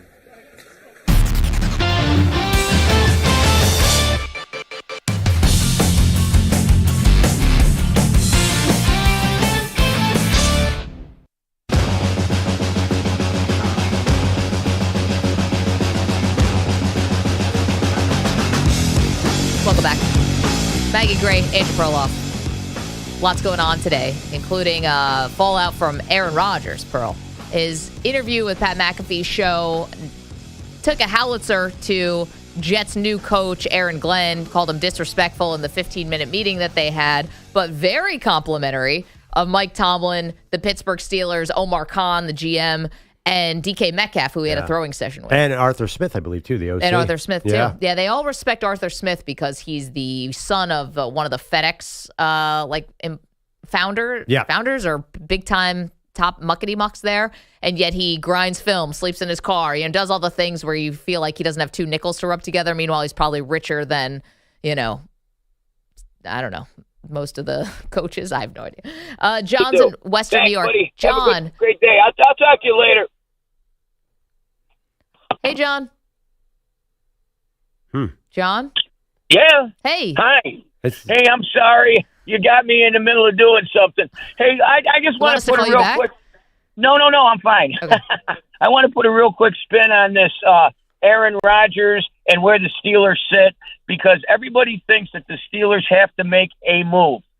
And I think at this point, the problem is going to be if they turn around, if they don't get Rodgers, who's only going to be there for a year or two, if they don't get Rodgers and go and try to do something with the draft and grab a quarterback that may or may not work out, they're going to be right back in the Kenny Pickett scenario. So secondly, I don't think Rudolph is going to be all that bad, because basically he's better off throwing the ball deep. Well, he's got two deep guys to throw the ball to. Sure. So I think that they if they turn around and try to either grab a quarterback and hope that out of the draft and hope he's good, they need defensive linemen. They gave up 299 yards to Baltimore in the playoffs on the ground.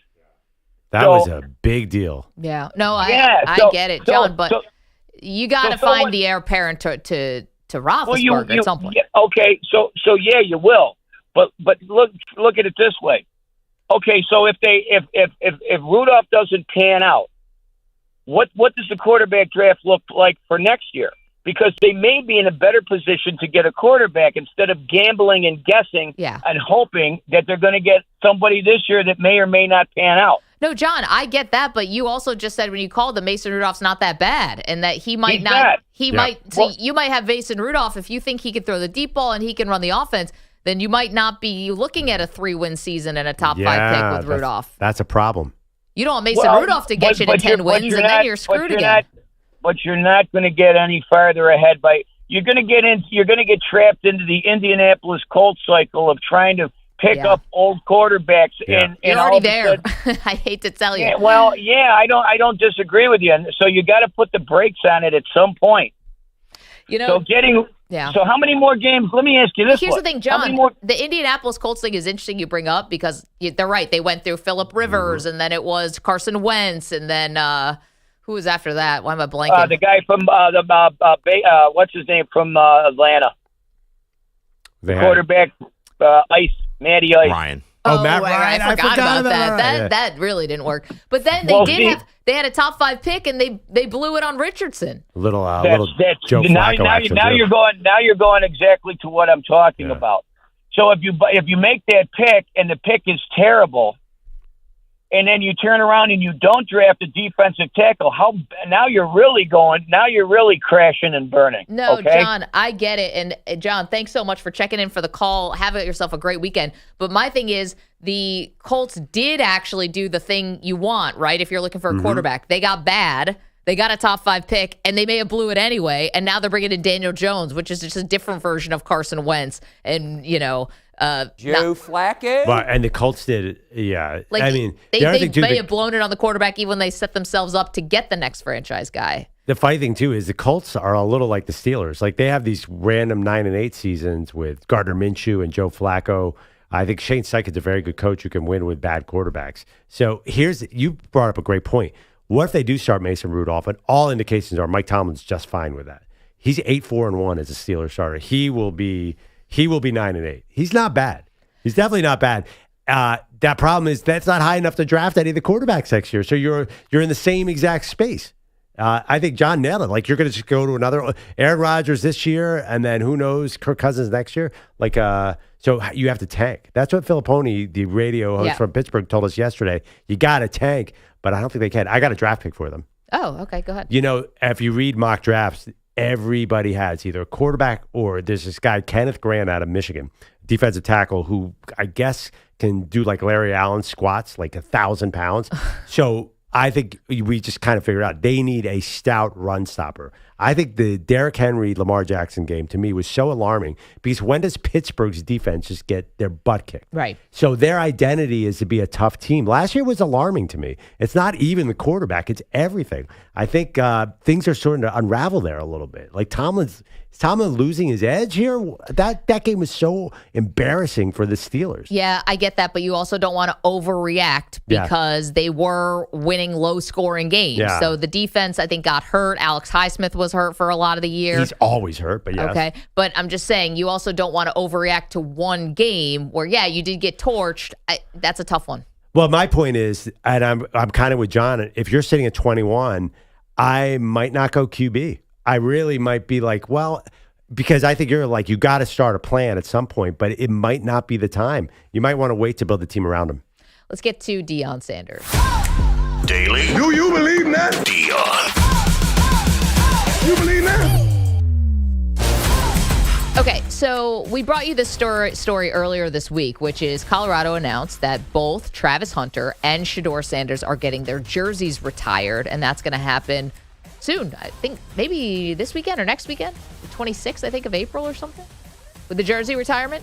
It's happening soon. Anyway, and the controversial part of this is not Travis Hunter. He won the Heisman for a school. They're going to retire your number. But Shedeur.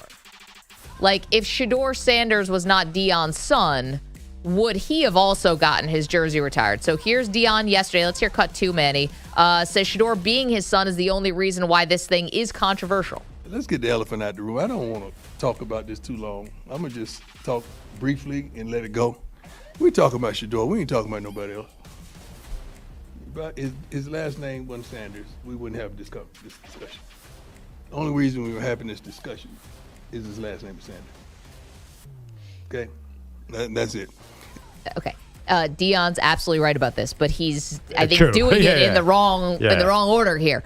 The reason why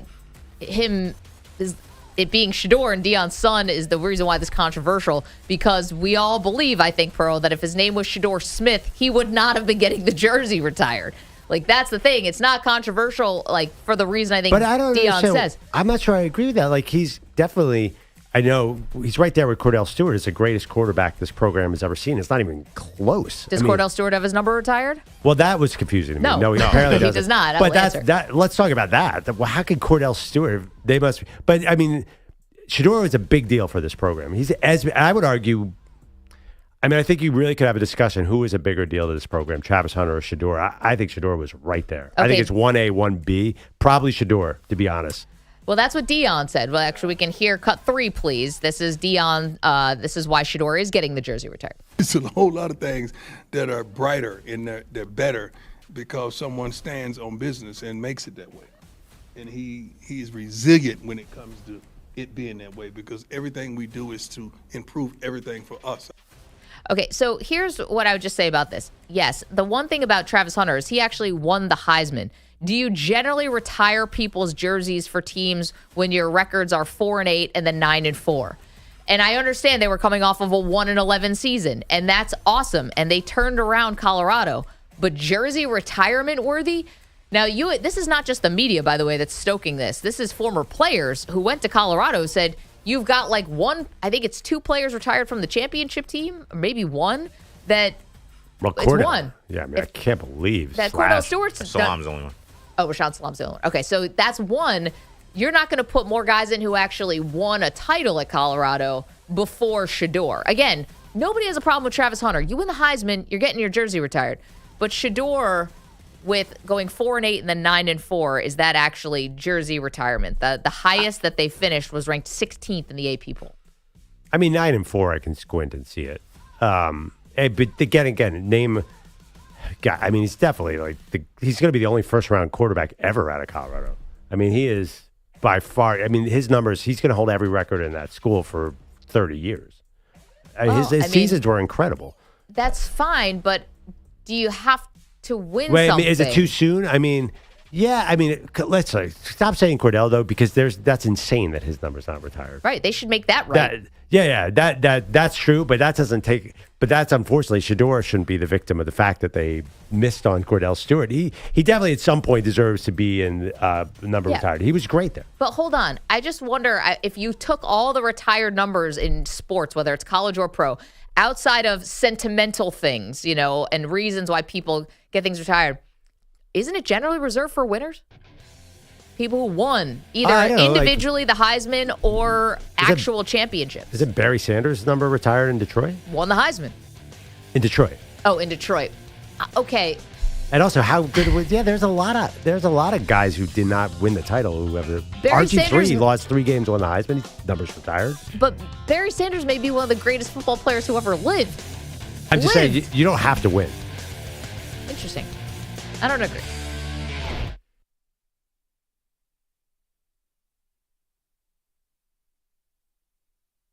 You're in a 5-minute break.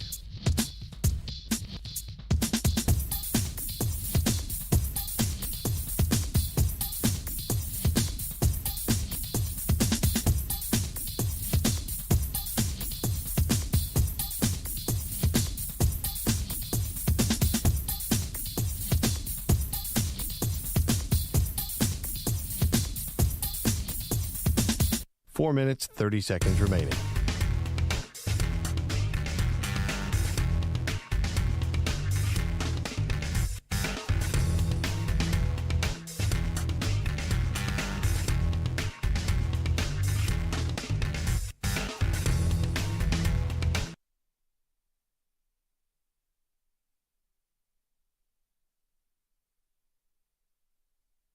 No sponsors today.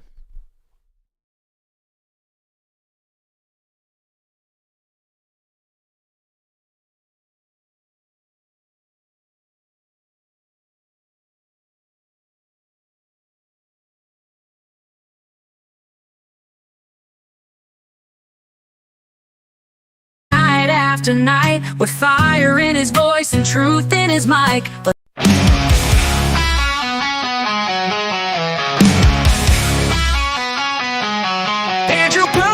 His turtle, call it chill shot bliss. He feeds it kale and lettuce, then gives it a little kiss. Andrew Bogusch's turtles got a mansion in the tank, with a slide, a tiny hammock, and a treasure chest bank.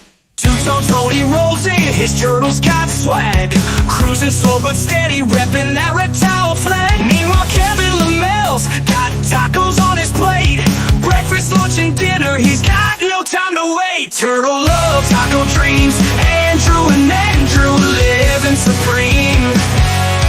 Two-ton Tony, slow and steady crew. Kevin's got breakfast tacos, what's Peter gonna do? Yo, Perloff's turtles chillin', basking in the heat. Bogusch's turtles flexing, got gold chains on its feet. Tony's turtles on TikTok, racking up views, while Kevin's tacos sizzle, serving up the news. But Velati's MIA, not a damn thing new. Work? Nah, he'd rather just hit snooze. We're out here hustling, making turtles the stars, and Pete's just ghosting like he's hanging on Mars. Turtle love, taco dreams, Andrew living supreme. Two-ton Tony, slow and steady crew. Kevin's got breakfast tacos, what's Peter gonna do?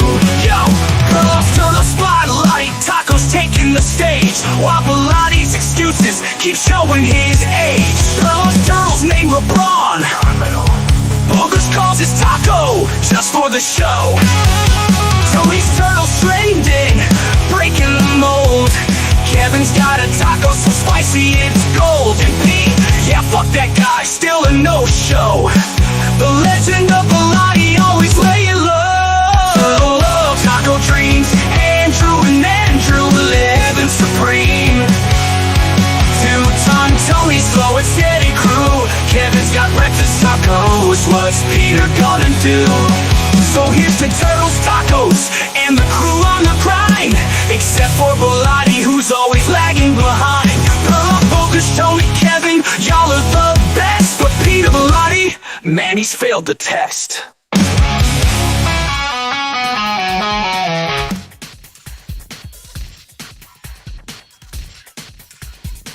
1 minute remaining.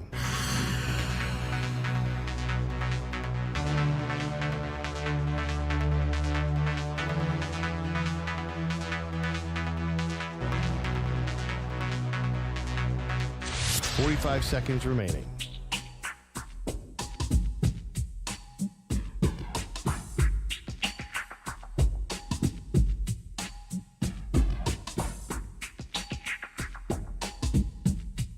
$30 seconds remaining.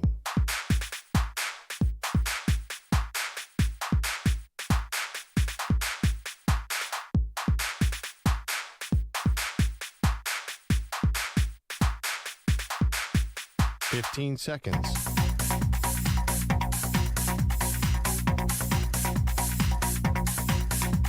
Break ends in 5 seconds.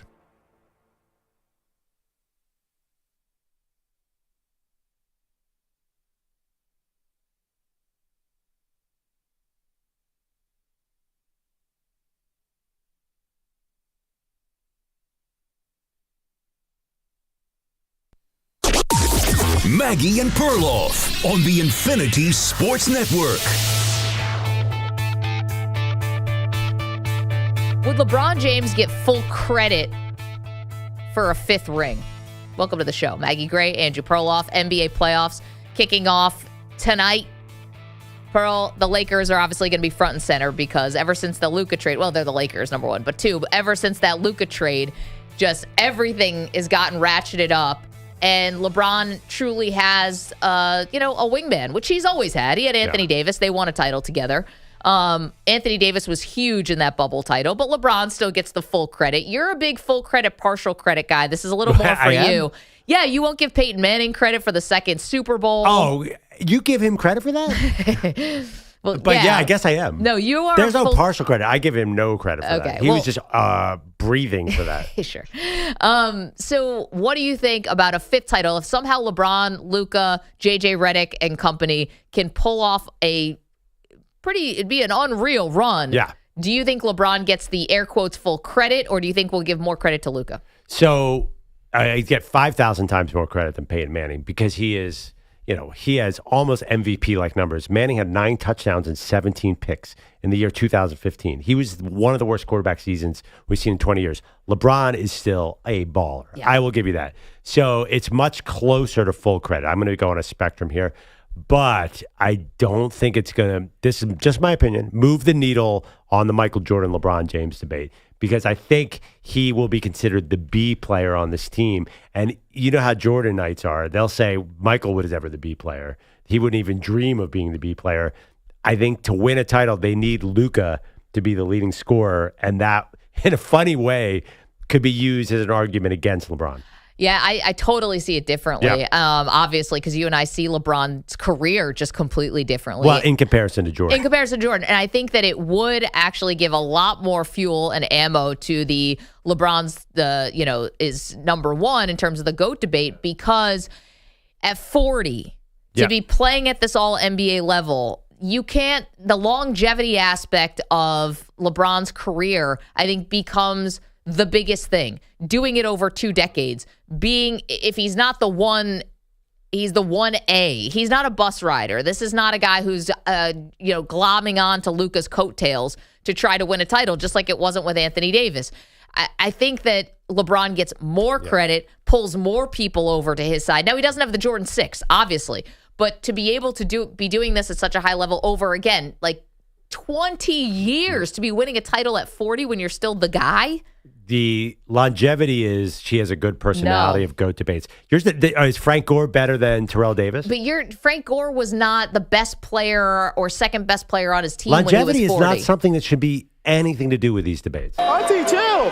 In fact, the longevity, because anybody could be longevity. I mean, that doesn't take any special skill to but just playing till you're 43. I mean, Vince Carter played till he was 43. He was on the bench. He was on the bench. But I'm just saying, like, longevity should not be part of this. Who's the greatest player? The definition of greatest player is at their peak. That's who's your greatest player. So this is, I just don't think longevity really helps him that much in this debate, to me. Yeah, it's funny. I see it the exact opposite. So, if you want to go peak for peak, I bet even LeBron would tell you, well, maybe he wouldn't. I don't know. But Jordan at the peak. I will give you that. But if we're talking about greatest of all time, right, that's more than a season, 2 seasons, 5 seasons, 6 seasons when you're talking about this super, super rarefied air. And I do think that the longevity comes in because you bring in Frank Gore, I think that's disrespecting LeBron. Like or Vince Carter, who I know you love. You don't mean that as a disrespect.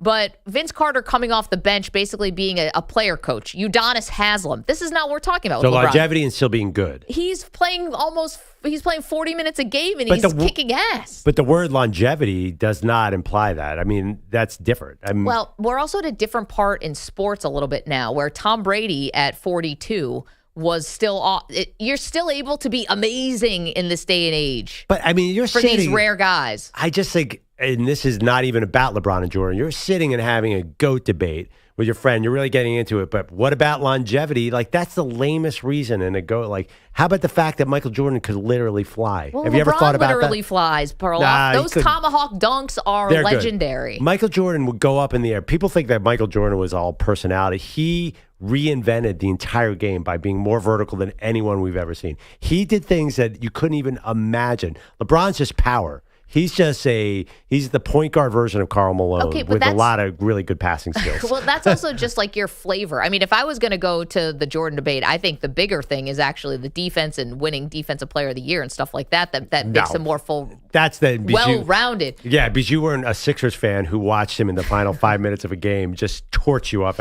Trust me, the defense, you were not worried about his defense. Well, and he would take the best defensive assignment in those last couple minutes of the game, too, even though Scotty obviously was... Dikembe Mutombo, you're worried about his defense. Jordan, you're worried about him dunking on your center's head 8 times in a row. I guess like where you see longevity as a dirty word, I see winning a title at 40 and still being a all NBA level player at 40 as something where Jordan got left in the dust with that. Now, again, peak, you want to do that conversation, we can have that conversation, but you got to take the totality of someone's career, I think, when you're talking about GOAT, because we're not talking about Jerry Rice at the end, playing for the Seahawks. And we're not talking about, Joe Namath in a Chargers uniform. This is not Patrick Ewing in Seattle Sonics uniform. This is not sad.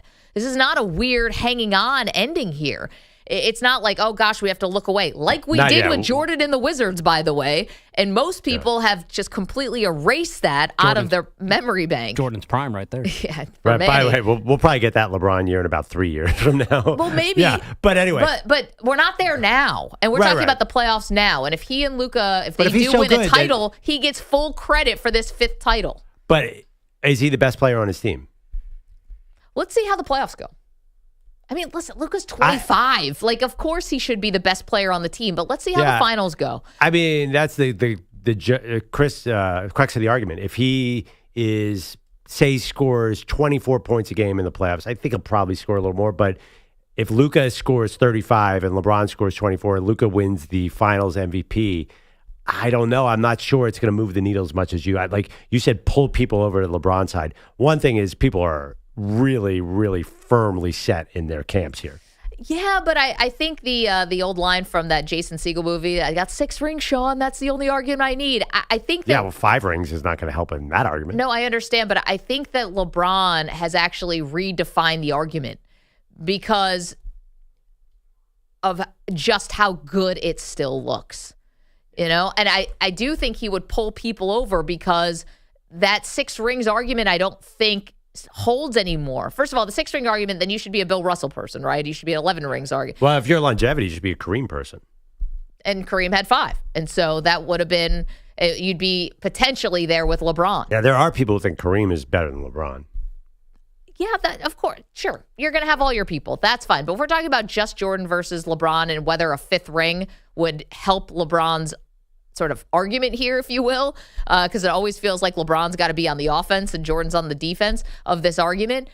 I do think it pulls people because you're marveling. Like at this point with Michael Jordan, he was 5 tequilas deep and 7 cigars, and he could have never maintained this because of his lifestyle is the other part, which I think people give LeBron a lot of credit for the dedication, just like we gave Brady a lot of credit for the dedication, the sacrifice, all that stuff. I see it almost the opposite. Like, wow, LeBron had spent $1 million on the body. Jordan was at the casino smoking cigars, coming out and dropping 45 on your head. Give me that guy. 888-710-4ISN, 888-710-4476. I want my damn respect, too. If LeBron and Luka can pull this off, and if they do win a title, whether this year or even next year, but let's talk about this year, will LeBron get the full credit for the 5th title?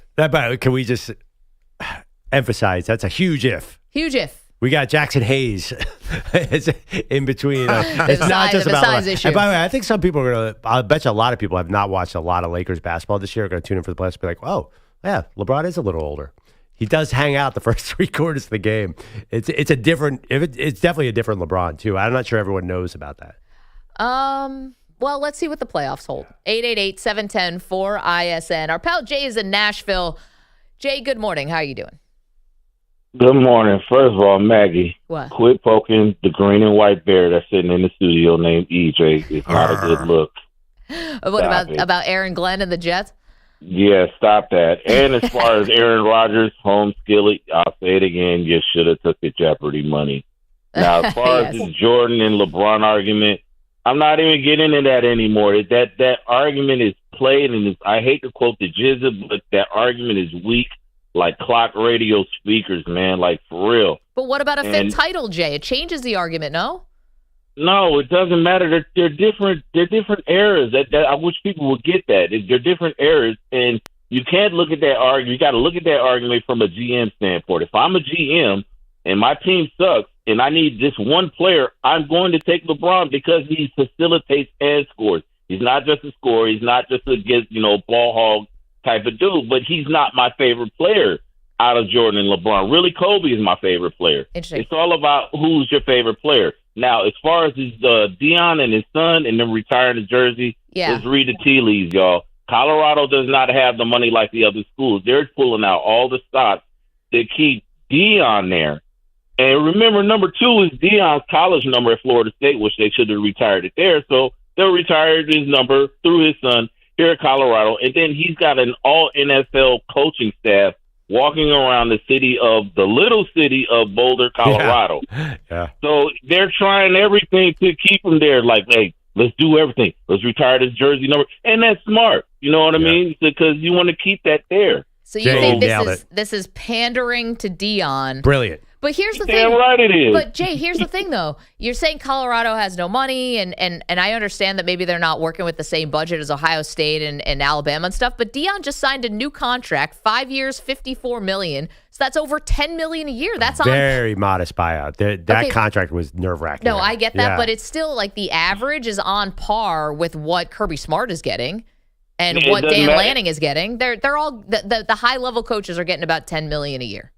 I know, Maggie, but you know, it doesn't matter what the numbers you just said right now. A school like, look at the schools, some oil money schools down in Texas, right? Have more. Look what they paid the dude that came out of Florida State. Yeah, Jimbo, and he didn't do shit. Look what they paid Jimbo. When I was down in Alabama, we was making fun of him every day. Yeah, by the way, they win a national title though. Florida State could come open. I mean, there's a lot of problems. I was nervous about that contract. It did read like, oh, crud. So here's the thing, though, Jay, and it's a fair point if Colorado's trying to curry favor with Deion, and that's why Shedeur's number is getting retired. But what you and Perloff are saying is it doesn't matter anyway.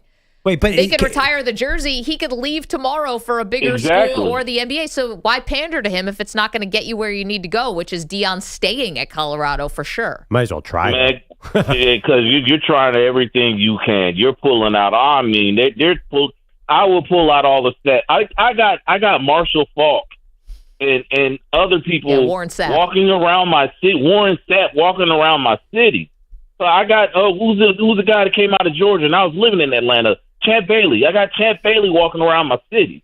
You know what I mean? So I'm pulling out everything, man. I might have Colorado Secret Service like catering to this guy or whatever.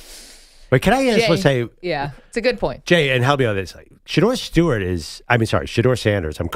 He's on the Mount Rushmore of Colorado players. He's close. I mean, he's close. Mount Rushmore. There are not a lot of great players out of that program at all. Not a lot of great quarterbacks, even though Colorado's my favorite team in high school. Yeah. Eric Bieniemy, you had Darian Hagan, That's the only quarterback I've seen that used to return punt, play quarterback and return punt. Yeah, Chad Brown coming out of there. All of them coming. Pritchard. All of them coming out of there. But those guys are not Shedeur Sanders. They're none of the quarterbacks are. Cordell is not even Shedeur Sanders. No. I mean, look how many yards per game Shedeur was splitting up. You know, that was Shedeur was okay, fantastic. but that also could be different eras, you know, with the numbers. Be careful with that. And I guess like here's the thing though, if I'm like looking at I'm looking now at Colorado in front of me. So you're telling me though, like every person in school history who put up 10-win seasons now should be able to have their jersey retired. Where's Rick Neuheisel getting in? Is he in some kind of ring of honor? I don't even know. I mean, you don't have that many at Colorado. I'm just you can probably afford to do that. I don't know how much space there is. Hold on though. Answer this question: if his name was Shedeur Smith, would he have gotten the jersey retired? No, because because they're trying to keep Deion. That's what I'm saying. But maybe you're right, Jay. Thank you so much for the call. In 10 years, I would think so. 9-4. I mean, listen, like if. It's not Alabama. Like a school that doesn't win titles, they're going to retire guys who are 9-14. We keep saying that though, but I do want to put some respect on the program. I mean, there was like a 5-year stretch where they had 1, 2, 3, 4, 5 10-win seasons. 3 of them were 11-win seasons between 96 and 89. A lot of those guys don't have their numbers retired. Like that. Like we can't. Like I know Colorado for the most part has been bad, but there was the Bill McCartney era where they were a power. And Bill was right before Rick Neuheisel. But that I should have said Bill. Shedeur was, I think, an incredible player there. I think you guys are underestimating. He took him from 1-11. I think he was fantastic for them. And honestly, there aren't that many other great players. He could be close to the Mount Rushmore. My question though is because I don't have an issue necessarily with him being retired, his number retired. But do you think there should be a pecking order when it comes to that kind of thing? Because I think some of the Colorado players feel like it's fine that he gets his number retired, but should these other guys also have the number retired? Should you wait on it is the only question. I get Travis Hunter right away. You're in the glow of the Heisman. Yeah. You know, and that's totally fine. But that's a great point. But Shedeur is just as important as Travis to that program. 100% in my mind. I mean, honestly, Travis was great, but Shedeur was winning games left and right with these crazy plays at the end of the game. Then if it's just about who's important to the program, then I think to EJ's credit, what about Bill McCartney? Right. You know? And I don't know. Obviously, it's a coach, so you're not getting like a number retired. But I don't know if he's in a ring of honor. Ring of honor or something. Quickly, Andy is in Pittsburgh. Want to get back to Aaron Rodgers told a great story on McAfee yesterday. We're not exactly sure how much of it is true, but he told a story about having a very contentious meeting with Aaron Glenn, the new coach of the New York Jets. What? And Glenn basically said, thanks, but no thanks after about 15 minutes. What's up, Andy? Hey, I applaud Aaron Glenn for this. I would buy if I was walking down the street and I saw him, I would buy him a beer or his lunch or whatever. I'd applaud him big time. And I could give you 2 examples of this in the past. One here in Pittsburgh, Jim Leland took Barry Bonds in his place. I'm the manager of this team, and that's basically what you do when you're in charge. I don't care if you're the big star quarterback like Tom Brady, Bill Belichick. You go by the same rules whether you're the bench warmer or the star quarterback. I applaud Aaron Glenn for that. Yeah, I guess here's the thing, though, Andy. I understand that Aaron Glenn is coming out looking awesome here to people who don't like Rodgers and for the Jets fans and all that stuff.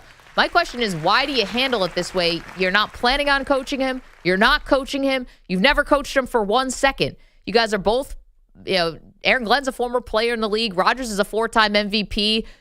They have no history. There's no scar tissue here. That's other people's burden and cross to bear with Rodgers, not Glenn's. So why treat him like a jerk?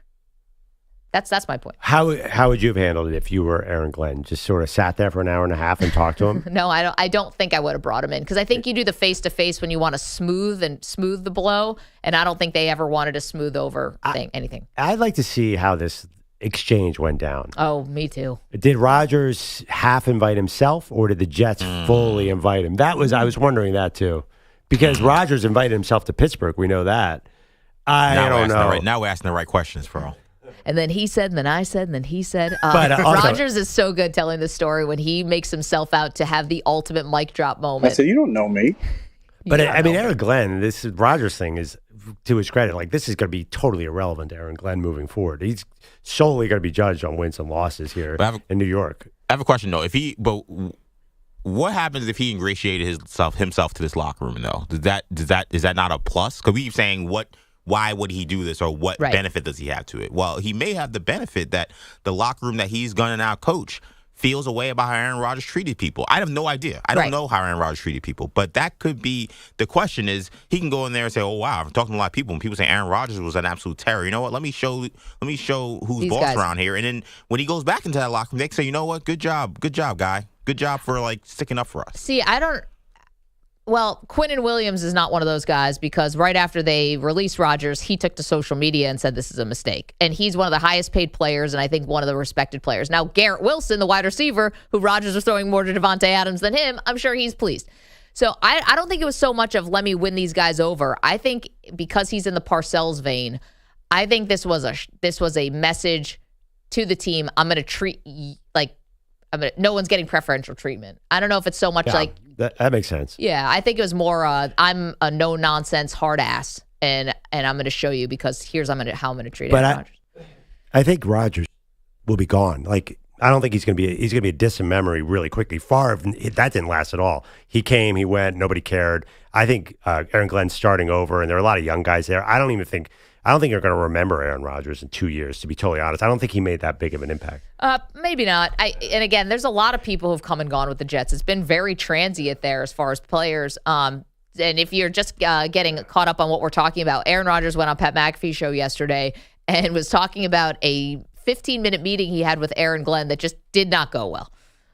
Aaron Glenn said, "Do you want to play football or not?" Rodgers said, "I'm interested." And Glenn said, basically, I don't want you undermining. I don't want to be in the front of the team talking and people are looking at you to take their cues, right? There's logic there. But that'd be any veteran quarterback. Yeah, that might be Kirk Cousins, too, if you had brought it him No. in. I think Aaron Rodgers gets a lot more attention. That's like having Tom Brady in the building. He's earned it. Well, even if he's earned it or not, if you're a first-time coach, I totally get it. You don't want Aaron Rodgers sitting in the room. He's right. And if I'm a player, I'm looking at Aaron Rodgers. I don't know who Aaron Glenn. If I'm an offensive player, you are not listening to Aaron Glenn if Aaron Rodgers is in the room. They're about the same age, too. 888-710-4ISN, 888-710-4476. Okay, so we got a lot for you. Covered a lot of ground there. Here are some questions for you. LeBron James getting full credit if he wins a 5th title? Or is this going to be remembered more as Luka's title? And does it close the gap at all between him and Jordan? Okay. Also, should Shedeur Sanders be having his jersey retired before Cordell Stewart? Deion says this is only because people are only mad about it because of his last name. It's no, I think people realize that if his last name wasn't Sanders, he wouldn't be getting the jersey retired. Well, I mean, this soon, right? You're saying never? I don't think ever, no. Maybe a wider lens on this. If you are in college and you haven't won the Heisman or a national championship, should you have your jersey retired? Well, yeah. I mean, if you're at a school that doesn't produce Heisman winners or national championships, yes. Otherwise, you're never going to. So you're saying most schools should never retire jerseys? Because I don't know. I don't know. But Colorado's not William and Mary. Colorado's not UMass. In theory, they could be competing. Should Drake May have his number retired at North Carolina? I mean, come on. Give me a better example. Give me Drake May did. North Carolina's terrible. They're worse and he didn't win nearly as much. Did they go 9-4 from a 1-11? Shedeur to improve that program by 200% every year. What did Drake May do? He took first year they won one more game than the previous year, so let's not act like first year was not. No, they went from 1-11 to 4. Sorry, 4. So 3 wins. 1 to 4. It's not. I think he's a miracle worker. 1-9 in 2 years. That's amazing. What did Drake May do? He took Sam Howell's team and kept it afloat. 888-710. Yeah, they were 6-7 the year before he started. They went 9-5 the next year, and then they won 8 games last year. 888-710-4ISN, 888-710-4476. So what do you think about that? All out there for you. This one was a little bittersweet yesterday. We got a little interesting news. We'll get to that next. It's M&P. Hey, LeBron, we're pulling for your groin. You're in a 5-minute break.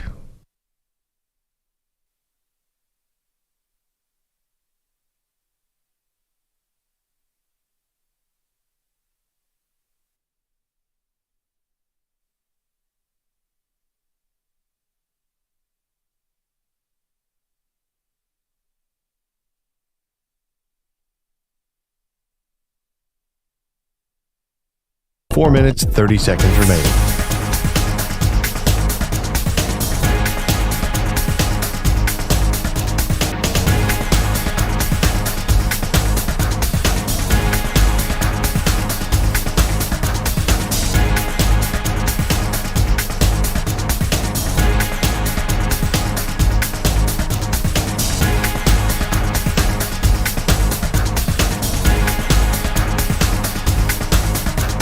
Four minutes remaining.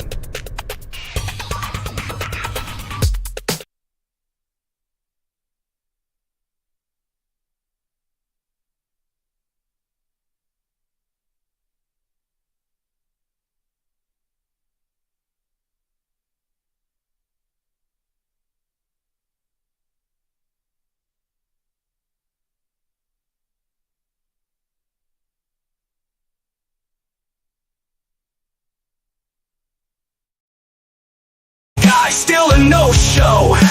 The legend of the line. Andrew Perloff, the nerdy king, lost a bet, now he's in his thing. Tom Brady's name was on the. Down in San Antonio, there's a man you should know. Kevin Lamelli puts on quite a show. 50 push-ups, 50 sit-ups, with your squats in a row. A workout machine, he's got that morning glow. Kevin Lamelli, breakfast king. Pancakes stacked high near the syrup sing. Sometimes it's oatmeal, he's keeping it clean. But every single morning he's living the dream.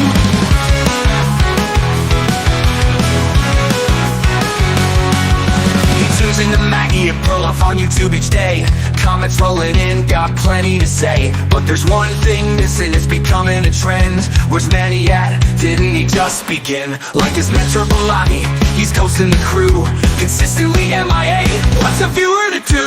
Kevin Lambo, breakfast king. Pancakes stacked high, hear the syrup sing. Sometimes it's oatmeal, he's keeping it clean. But every single morning he's living the dream.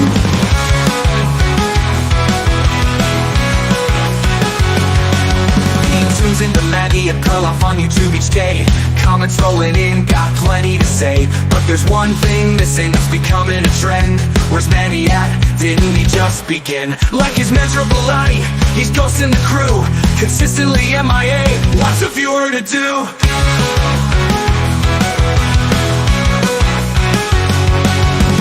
Down in San Antonio, the tacos are divine.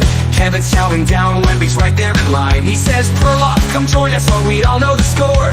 Andrew hits on drives, he ain't leaving his door. Tacos and Wemby, it's a Texan delight. But Perloff won't show, not even for a bite.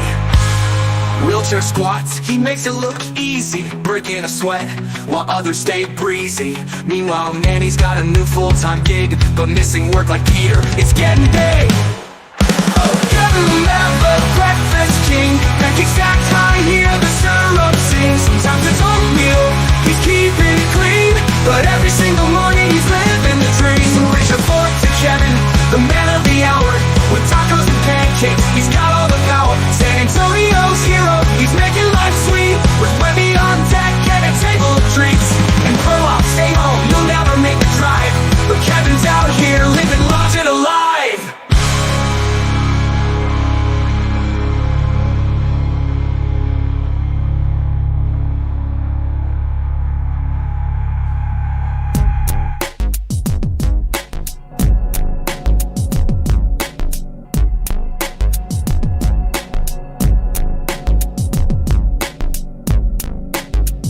.30 seconds remaining.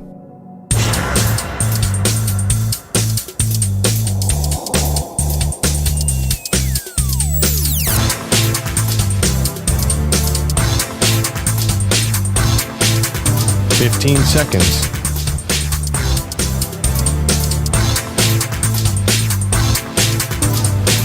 Break ends in 5 seconds.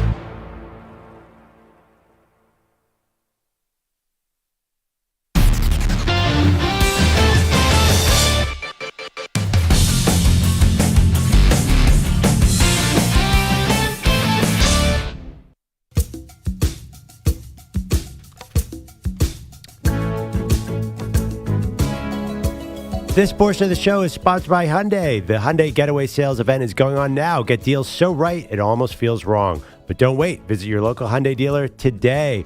Sorry, we are very busy crunching numbers, analytics. NBA playoff prediction time, Maggie.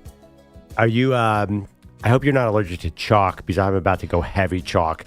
You did that for the NCAA tournament. Yeah, too, by the way. did go chalk enough, it turned out, because that was the chalkiest of all chalk tournaments.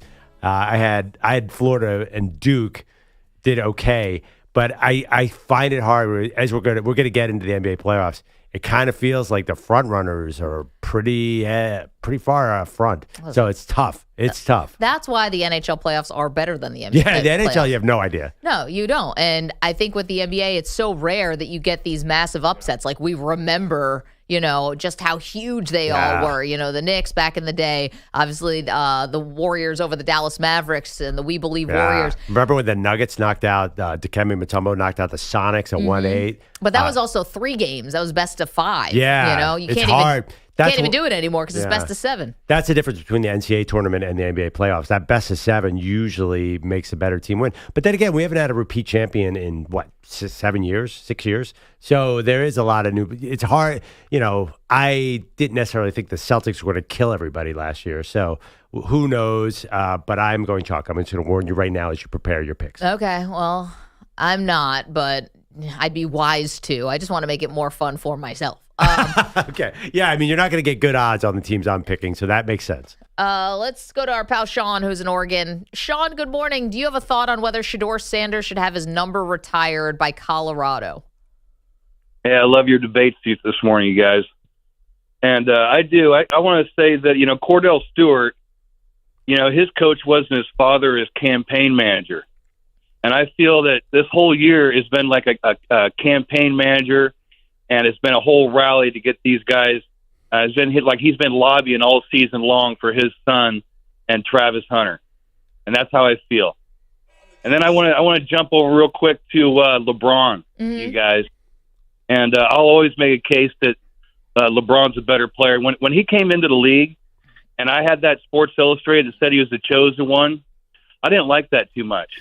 Nobody likes anybody coming out and saying they're the best. When anybody says they're the best, they're going to have to show me. He didn't say it. The magazine said it. The magazine said it, but, I mean, he's pretty much said it his whole life also. He's not afraid to say he's the best, and I kind of like that. I kind of like his brashness and stuff, but, he's done this, you guys. He's been in 10 finals. He's the best player coming in the league, unlike Jordan. Jordan wasn't the best player. He's the third player picked. And going out of the league, he's the best player.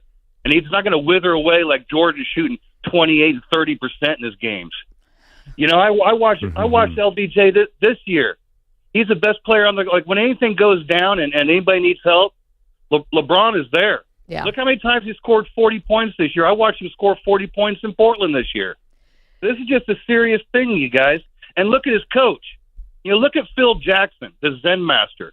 He's the guy that helped win championships for Kobe and Michael Jordan. Those guys never sniffed a championship before or after that. They played a lot of basketball, you guys. Yeah. And I'm going to keep talking about LeBron's IQ and how he's one of the smartest people in basketball and how he's practically done this by himself, and he's not done. You watch when he goes away. It's not going to be like Michael Jordan when he was over there with the Bobcats and drafting guys like who's that guy? Tyler Hansbrough and Sean May. Oh, man, terrible guy. Was it Hansbrough? No, Sean May, definitely. Yeah. Here's the thing, though, Sean, and these are the things that people who believe that that LeBron is the GOAT, those are the types of arguments they use. I think they are very convincing, and I think a 5th title at 40, which he would get full credit for, in my opinion, even with Luka on the team, I think would just even add more fuel. Like, you say longevity kind of sounds like a dirty word sometimes in sports because you think compiler.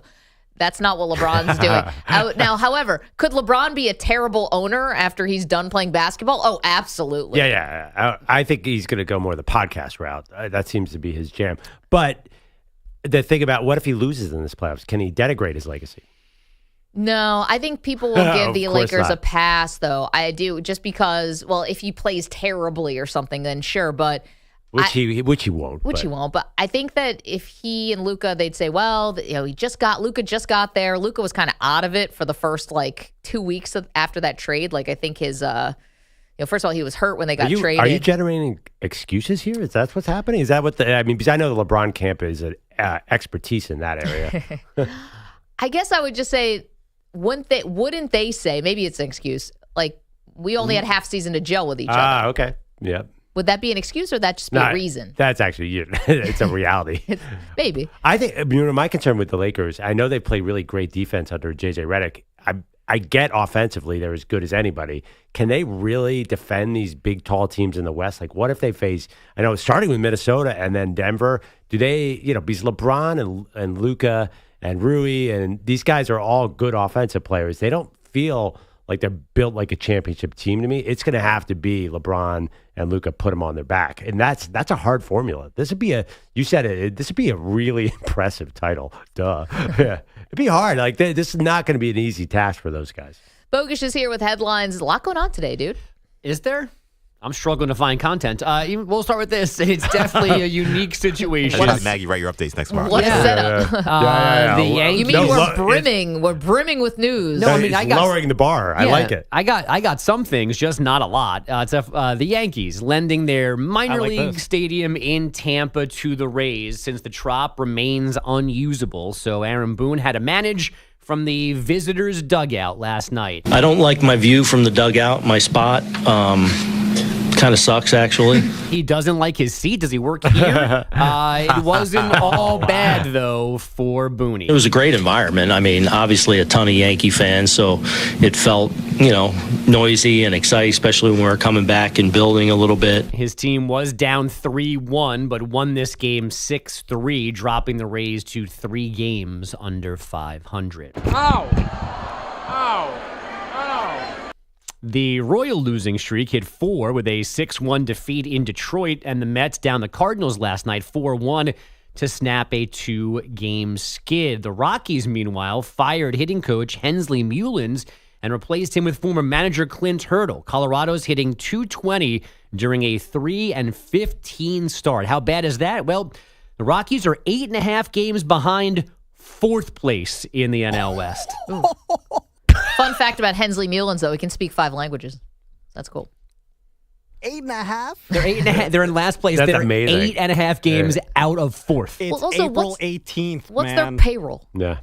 $20,000. As much as a Chevy Malibu. They are. They're paying people in Chevy Malibus. Yeah. I heard a rumor that to get some fans to the stadium, they're going to retire Shedeur Sanders' number there. Hey, Deion's from Fort Myers, not far. Can Deion play baseball for the Rockies? Yeah, one of them could. Put him at second base. Let's go. We still don't expect Damian Lillard to play tomorrow's playoff opener in Indiana, but the Bucks guard has been cleared to return from a blood clot in his leg. Lillard no longer on medication. The team only saying for now that he will increase his on-court activity. Where's Wemby, man? And he's already had surgery. So he's had a bigger issue to. I guess I didn't know he had surgery. Yeah, he went back to France, had surgery. Oh, he had the surgery in France or here? Pretty sure it was in France. They flew him to France with that issue? With that medical issue? Seems dangerous. And he's recovering in France. I can understand that. I felt like Maggie was questioning the French healthcare system. For a second, I was like, something other than America. No, if he's going to Germany, that's fine. I take their healthcare system in a second over what we have here. I mean, I don't know. I've never... Oh, I don't know about that, dude. I don't know about Europe over U.S. every day of the week, anyway. I don't know. I think a lot of Europeans fly here, but the best doctors are here. That's what Germany. I always thought. I'm not to be so, America, like we're the best everything, but I always thought that our medical was always we got great the best. sports doctors. I mean, Dr. James Andrews trained a lot of people. Germany's good. Yeah, Dr. Roch Positano, Neil Elatrosh. You think France got their own Neil Elatrosh? Neil Elatrosh. Maybe he's from there. I think Neil Elatrosh might actually be French. No, I don't think so. One of my best friends lives in London, and the one thing that she says is a bummer is you can't get an appointment easily, which could sometimes happen here too. I'm not saying it doesn't, but you have a cold or the flu or something that's not like totally urgent. She can't get an appointment for 2 weeks, 3 weeks sometimes for even a sprained ankle, stuff like that. It's very different. The one thing here, by the way, I'm not getting political at all, but we got an emergency room bill the other day. Oh, you guys had to go to the emergency room? Yeah, my daughter got an earring stuck in. It's totally fine. Got stuck in her ear. Sometimes earrings, I guess, go into your skin, so they had to dig it out with tweezers. Could have been done. We went to urgent care. Could have been done in 5 minutes. $14,000 bill for a 15-minute appointment. Well, you would submit that to your insurance. That's why I'm going to Europe. Right. But you here's the submit thing. it to your insurance. You're not actually paying $14,000. No. This is the game, and then they submit it to the insurance. Right. The hospital knew, and then they settled with the insurance for some completely other number. But I was like, it's eye-popping. It is a weird system. It's a very weird system. We definitely had a situation like that once in my personal life. It's not my medical thing, so I don't want to say what it was. But the doctor told us, "Hey, I'm one of those doctors, I don't take insurance, so go in through the emergency room." And that's how you skirt this thing. I mean, he was absolutely right. Right. This system is very complicated. I mean, listen, that's obvious. You're getting into politics with that, but I was shocked. $14,000 for 15 minutes. Basically, my daughter cried the whole time. I cried a little bit. But they just put tweezers in there. She put a little Novocaine shot in, put the tweezers, boom, we're done. I still don't understand exactly what you're talking about. So you have an earring, right? Yes, I do. So it got that's our confusion. Right. It went into the skin. So in the back, like towards my brain, towards my jaw. Like in the lobe. Like it was basically went into her ear. Oh. It happens. They said it happens all the time. So she kind of missed putting it through the earring hole.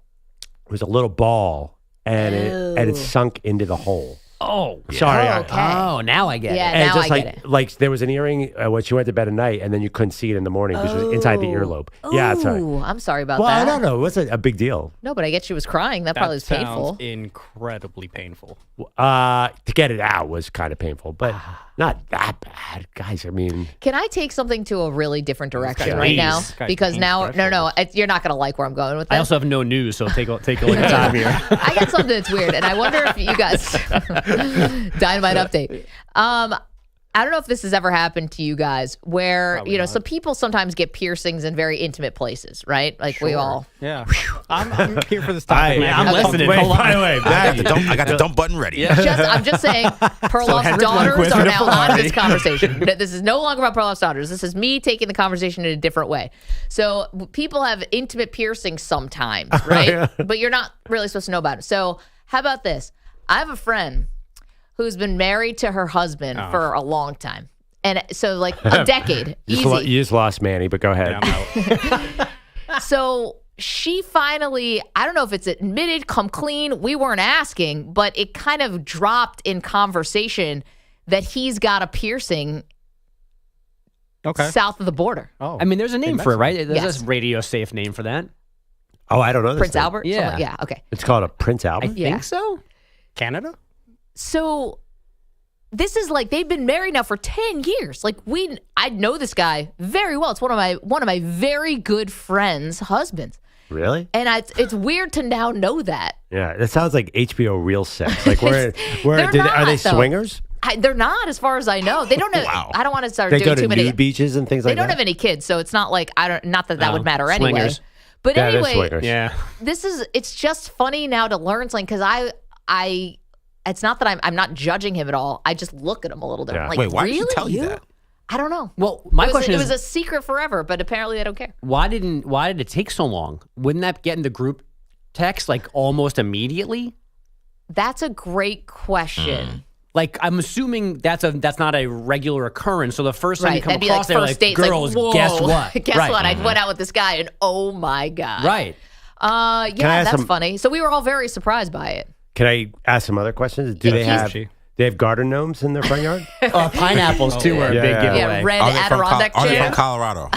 Yeah. And do they like the green stuff? Yeah. Are there pink flamingos? Pete emailed these questions to me, by the way. Yeah, well, this is where Perloff told us, you said who it was, right? Case I was Keenum was a backup like, quarterback in Denver. He was the starter, I'm sorry. Very much a starter. They paid him a ton of money, and he was driving around to the practice facility. He's like, oh, yeah, see that red mailbox? Apparently, we're in the swinger capital of America, Denver. I'm like, what?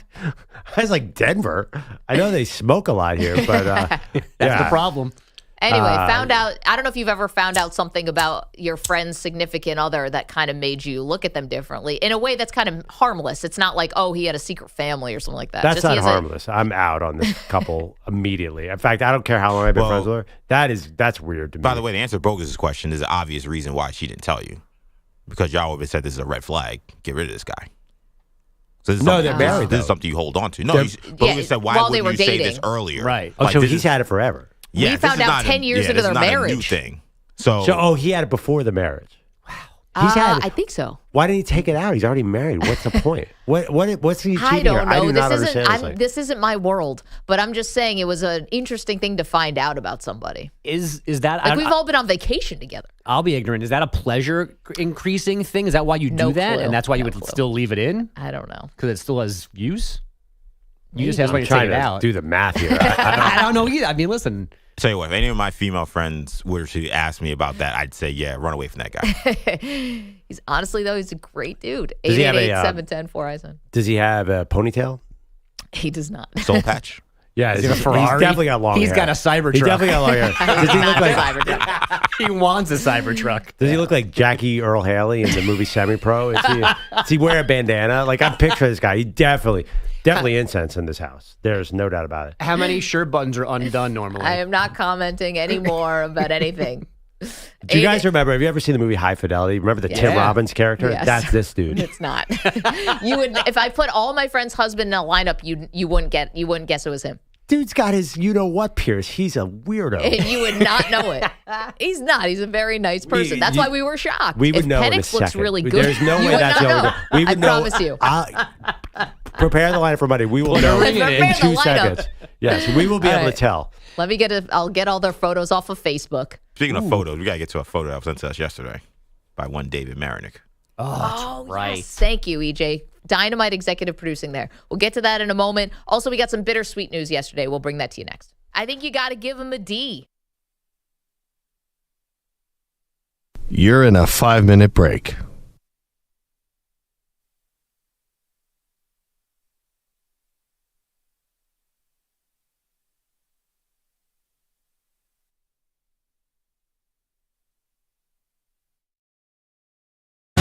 Using the Maggie Perloff on YouTube. Oh, and Bogusch sits at his desk, dreaming of ways to make Amy Lawrence in her power. But wait, hold up, no seat in sight. Her chair is gone this quiet night. Odyssey's finest, infinity's pride. Now Amy's pacing, no place to slide. She scans the room, but it's just air. A burning question, who took my chair? Ooh, who stole Amy's chair? Was it Zach Gell with his innocent stare? Or Ryan Hickey with his towering hair? It's not Piccolotti, he's never there.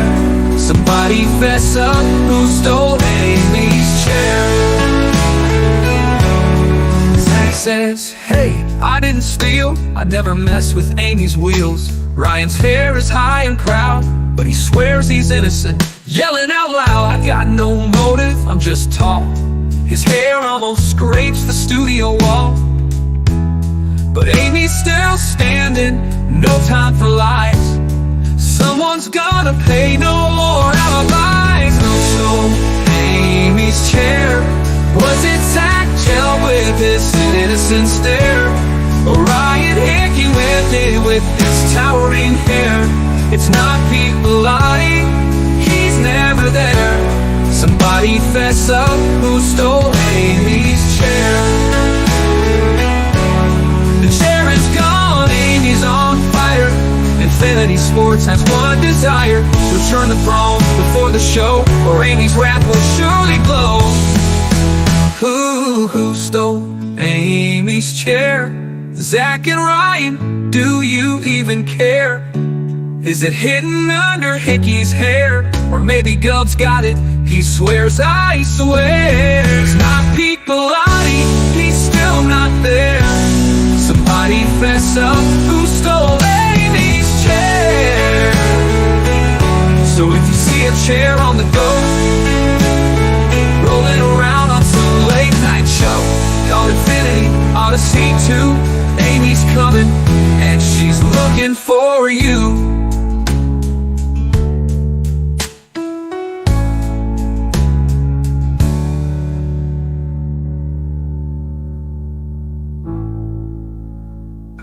Oh, here we go. I don't see a read. Yeah, I would think too. It's like that. Amy Lawrence in her power.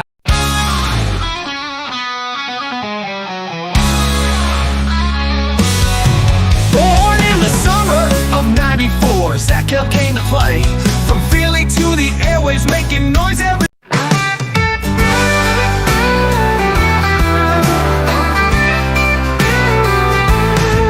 Oh, America, the land of the brave, where freedom reigns and legends pave. But in that locker room, my heart did pause at the sight of Tyson and his droopy cause. From amber waves to a heavyweight fight, you gave us his cheeks, a peculiar sight, a monument to time, to battles in class. Oh, the glory of Mike Tyson's droopy ass. America, your beauty's vast, from the Rockies high to Tyson's past. Before J. Paul could even amass, there stood the champ with his droopy ass. He stood like a titan, his fist wrapped tight, but it wasn't.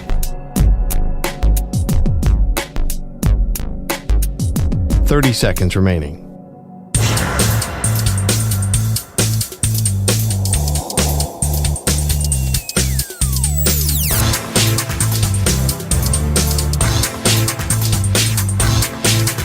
"15 seconds.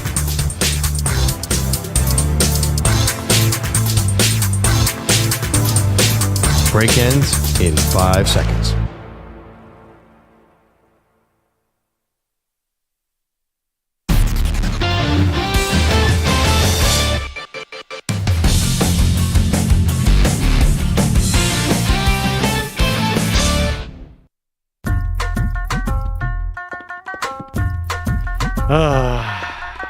Welcome back, Maggie and Perloff Show.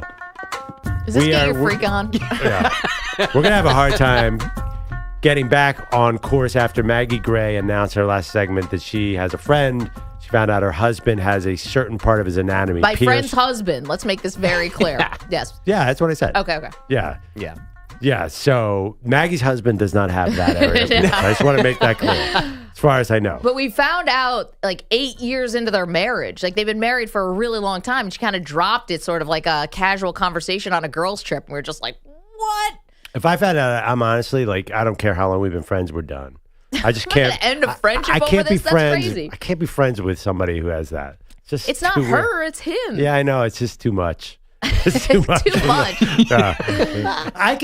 Listen. If a woman did it, I could be fine with it. But a man, it's just too weird. I don't know. It's a double standard, Perloff. It's totally a double standard. I'm not thrilled with it on women either. I find that super gross. Now you're just being judgy. I love that you're talking about it as if you're just like surrounded by them. Yeah. They're closing in on you.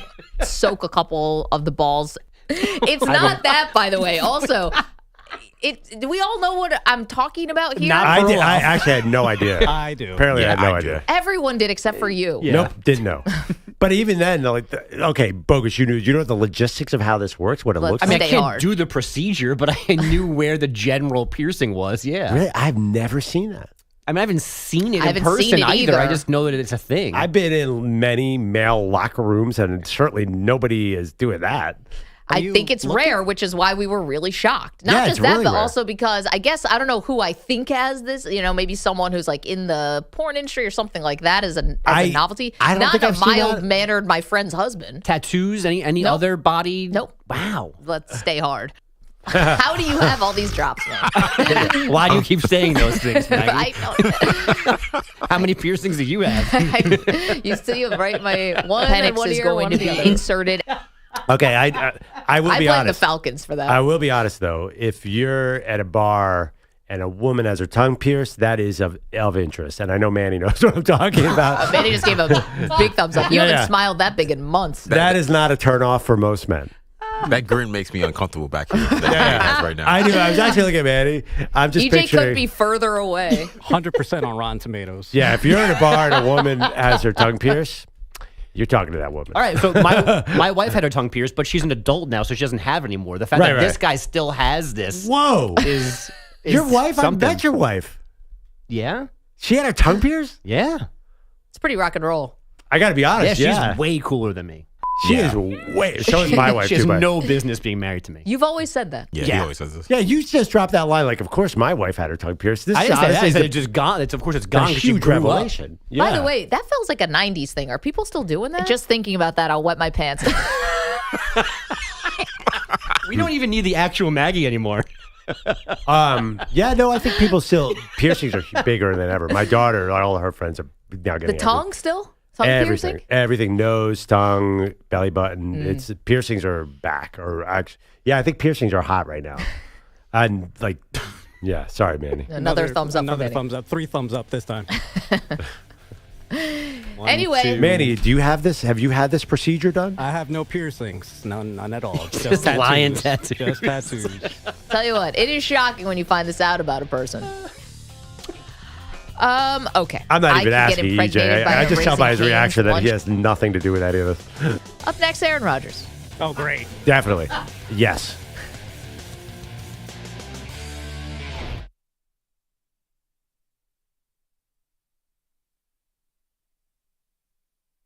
You're in a 5-minute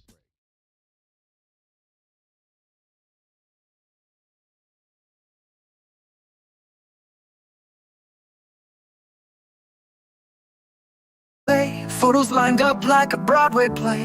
Whispers her name in the dead of night. In his dreams, she's the guiding light. He knows her.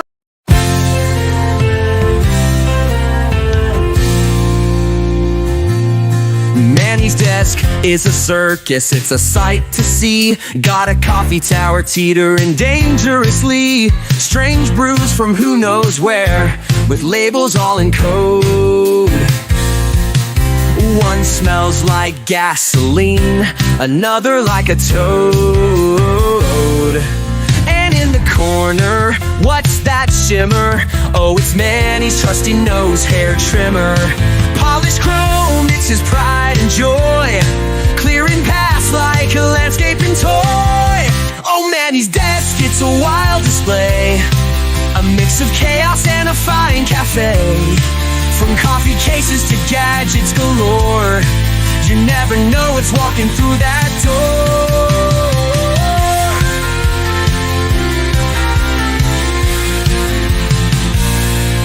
There's a stress ball shaped like a screaming face next to a mini globe of outer space. An old banana, it's turned to stone, and a tiny fan with a mind of its own.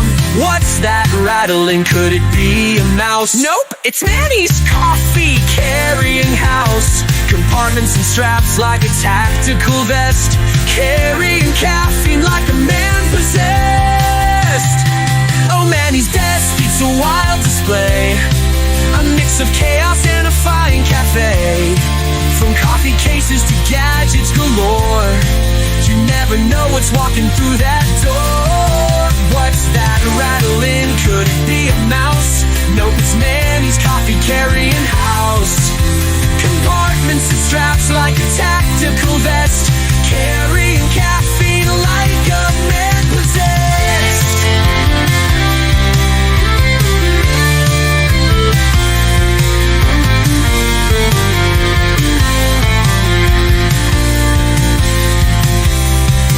Pens that don't write, and a mug that leaks. A dictionary open to weird antiques. A cactus in a teacup, a figurine, a Shrek. Who knows what's next on this cluttered deck? Oh, Manny's desk, it's a wild display, a mix of chaos and a fire.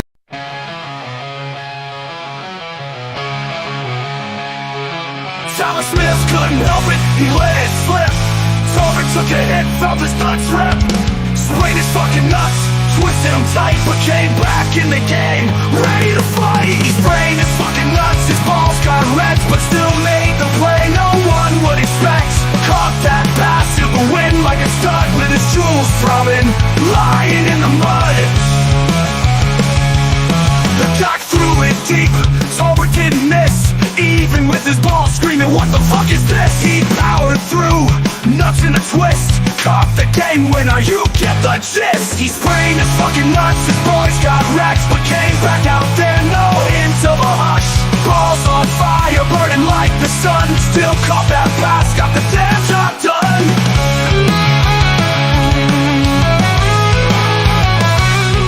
Dax threw it deep, Silver didn't miss. Even with his balls screaming, what the fuck is this? He powered through, nuts in a twist. Caught the game winner, you get the gist. He's playing his fucking nuts, his boys got crushed, but came back out there, no hints of a hush. Balls on fire, burning like the sun. Still caught that pass, got the damn job done. Meanwhile, Peter Belotti's nowhere in sight, missing work again like it's his fucking birthright. Forwards out here, nuts and pain, but it's off. Belotti's at home, taking the day off. Enough's enough.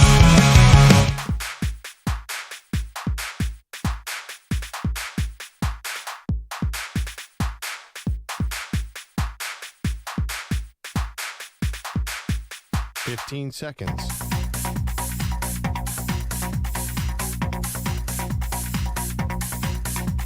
Break ends in 5 seconds.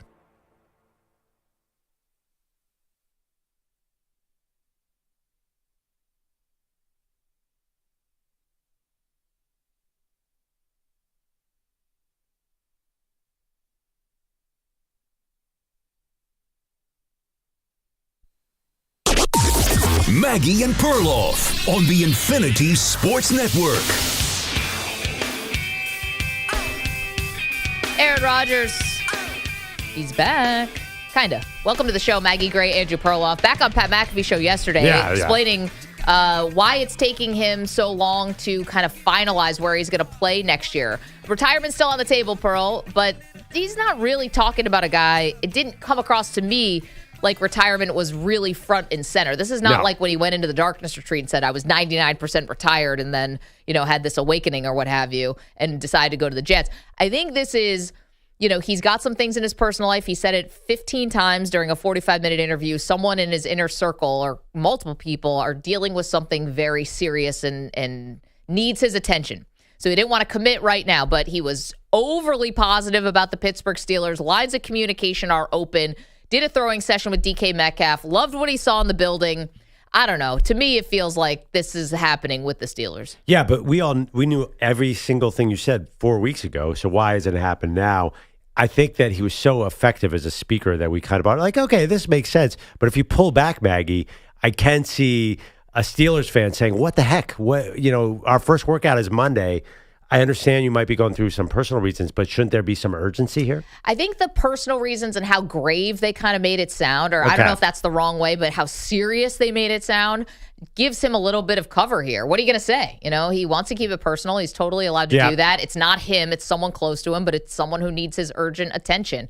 I mean, how do you argue with that? And it seems like the Steelers are totally fine with it. And I do Rodgers does make sense. He was basically saying, I don't want to commit to the team then not show up because I'm dealing with this personal crisis. Right. I'd rather just hold off. So I guess it's fine, but it does feel like, are we really getting this started off on the right foot? I'm not so sure. I got to be honest. I was excited for a little bit of Aaron Rodgers because Steelers throwing to Metcalf and Pickens. I'm already seeing okay, this is not going to be smooth. So there was another part of this interview yesterday where he was asked about the Minnesota Vikings, because let's not forget, that I don't know how close it ever got, but, it seemed like Rodgers was interested. He explained it yesterday that he's really good friends with Kevin O'Connell. They've known each other for almost 2 decades.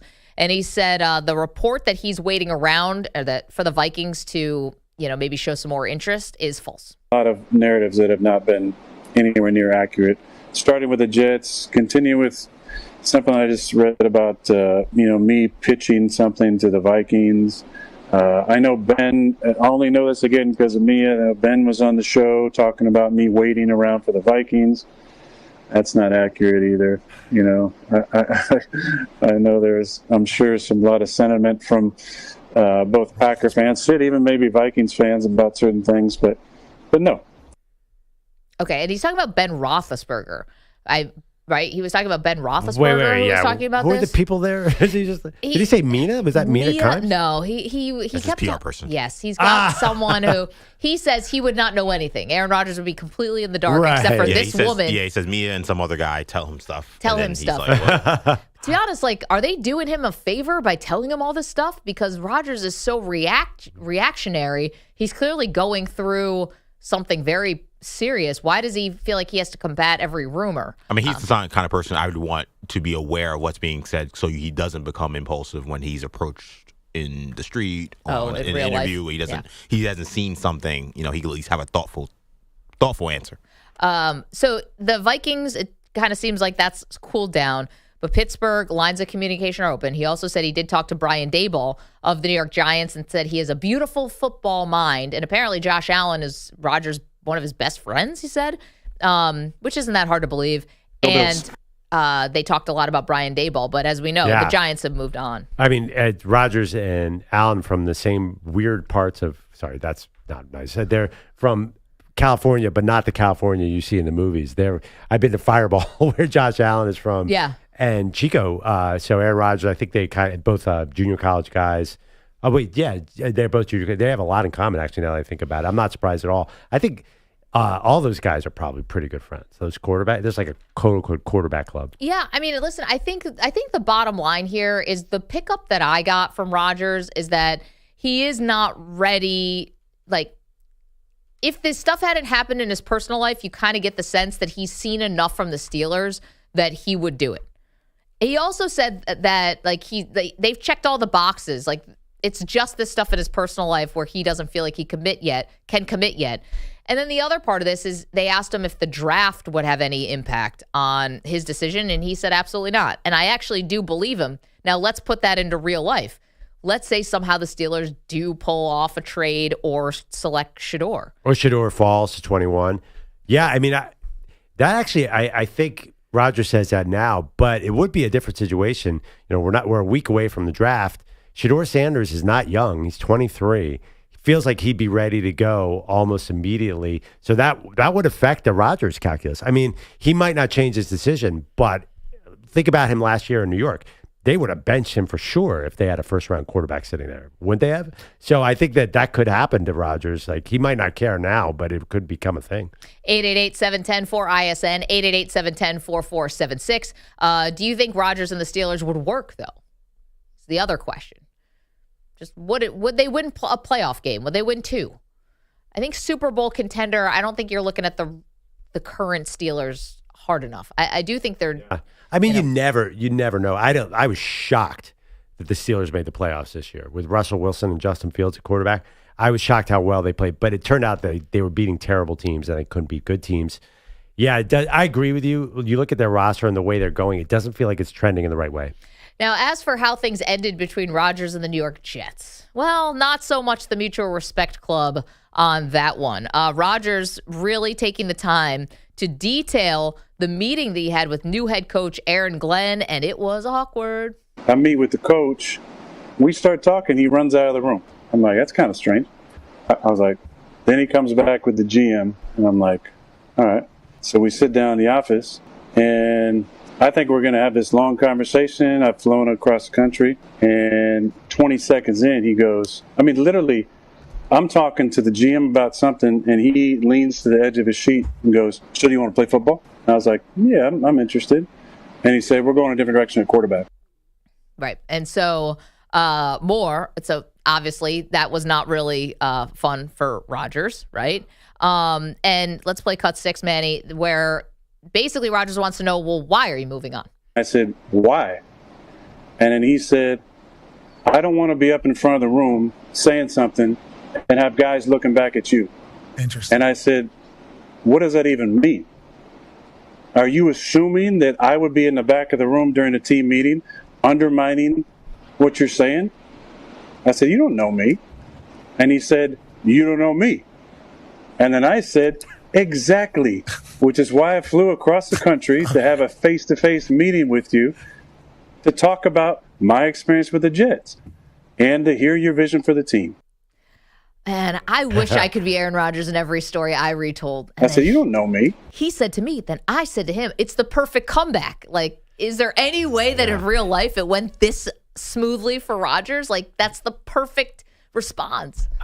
There's a movie reference that you will not get, Maggie, but I know EJ will. Remember the character in Ant-Man who would tell those hysterically funny stories. Yes, Luis, and then his name is? Yeah. Yeah. He would say, it was great. He would say, like, and then she said, and then you go to the cut. Yeah, he doesn't know me. And then I said to him, you don't know me. It is unbelievable. You're right. The story, the rhythm of that story is amazing. Oh, it's so good. And then I said, exactly. We got to send Maggie a link to that video because that's comedy right there. That's peak comedy. Maggie would like this. It's one of the great scenes in Marvel. I'll take your word for it. Anyway, Michael back Pena to real is the life. actor, right? He's amazing, yeah. Aaron Rodgers. And so it's, to me, we knew how this was going to go over for the Jets fans. Jets fans are going to love this. They hate Rodgers. They wanted him gone. They were promised a Super Bowl. They didn't get anywhere close. This is catnip for them. I didn't love it from Aaron Glenn. You're not coaching him. You're never going to coach him. He's a former player. Aaron Glenn's a former player. I would think you'd have some respect for Aaron Rodgers. You don't have to throw him out, and be rude to him, which Rodgers definitely said he felt like he was being rude.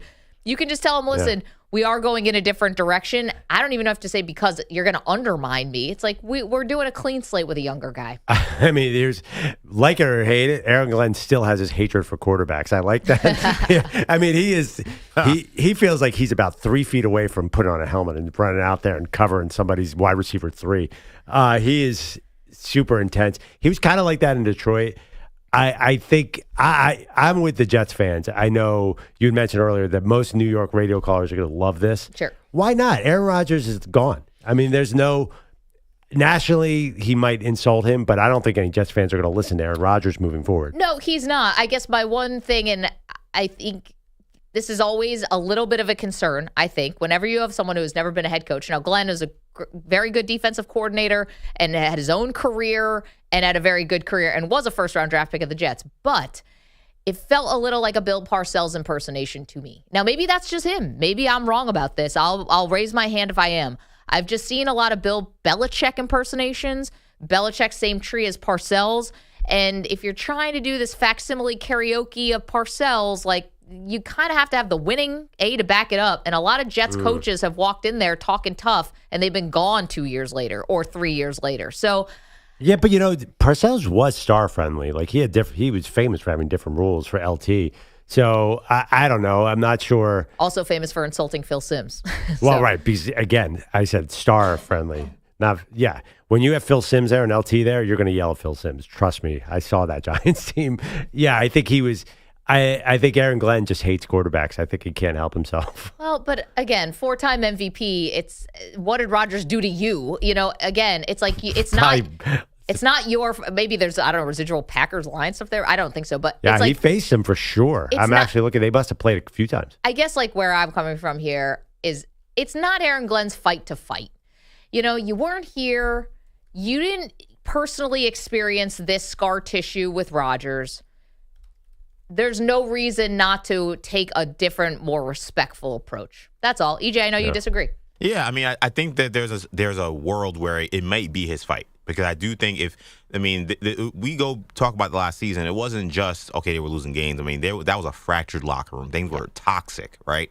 So if you're trying to cleanse a toxic locker room, and Aaron Rodgers, if he was the problem, I think he was. I don't know for sure. But if people are telling he was the problem, there could be a little bit of, we need someone to stand up to the bully and tell him that he's not welcome here anymore. Right. And that could ingratiate yourself to a new locker room. You could look at that and say, you know what, I'm glad that he really showed that this guy treated us terribly, and now he's gone, and he treated us the way he got treated the way he treated us.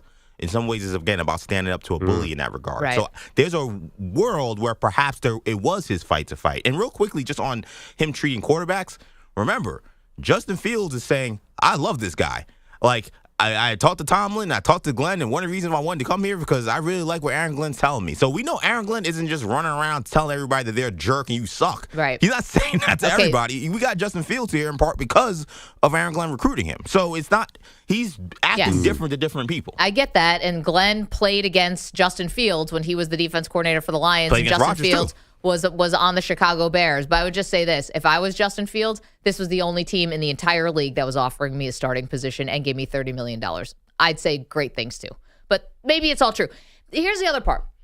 The Rodgers, whether he was like a locker room cancer, I don't know. What we have publicly is the, going to Egypt and missing a mandatory workout.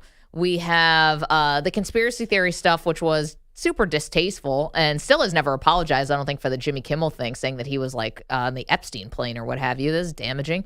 And weekly Pat McAfee interviews that were weekly distractions for a team that was losing. Okay. And then also he brought in a bunch of guys who couldn't play. He brought in Al Lazard. Well, the team did that. Cobb. Well, he went there and told them a list. Here are some guys I think you should sign. Yeah. If you're trying to recruit Aaron Rodgers, I think you're going to take that list and say, okay, let's go do that. But he didn't say they had to hire Nathaniel Hackett, and they didn't get everyone on the list because I think Odell Beckham was on the list, and they didn't do everything. Salary cap, but that's fine. But here's the other part, right? I think that the Jets were kind of like complicit here in that.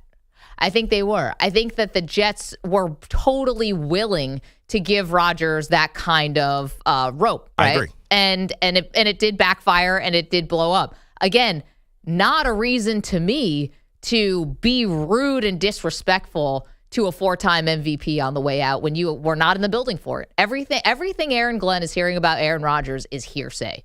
Well, but I mean, those are some of the things, but we didn't talk about him throwing Mike Williams on the bus. We didn't talk about whatever his issue was with Garrett Wilson in training camp that they never got past. So we didn't know whatever the issue was with Zach Wilson, where he tried to convince Zach Wilson to go back and play, and Zach Wilson didn't want to play. And there are things with that locker room and his relationship with people. We hear about Quentin Williams saying, "Oh, I'm sad that Aaron Rodgers is leaving," and we know Sauce Gardner loves him because he takes him to Knicks games. They sit courtside.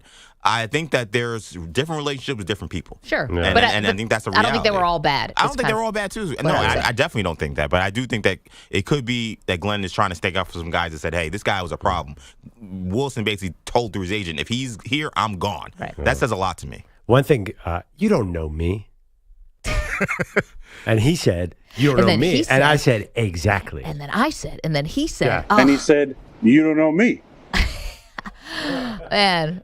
If you could just have the final say and the final, like, so smoothly delivered in every fight you have. I said, you don't know me. And he said, you don't know me. And I said, that's why I'm here. And then I said, exactly. Exactly, idiot. It's kind of what he meant. It sounds like a Nickelodeon kids show. Like Keenan and Kel or something. Oh, man. Rodgers, if nothing, a good storyteller. 888-710-4ISN, 888-710-4476. Bottom line, would this work in Pittsburgh is what we're asking. Coming up, let's look ahead to the NHL playoffs, the Stanley Cup playoffs, if I want to be proper about it. Paul Bissonnette played 6 seasons in the NHL. Super popular podcast called Spit and Chicklets is on the TNT set sitting next to Wayne Gretzky. He will join us next. You're in a 5-minute break.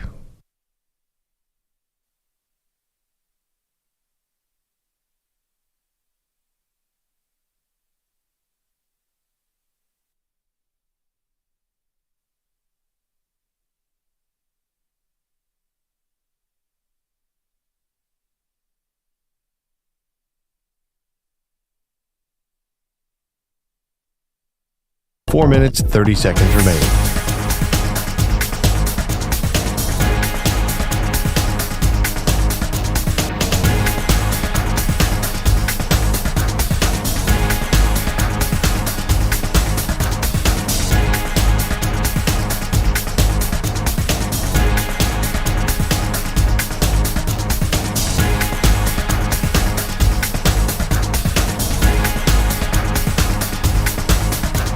Four minutes remaining.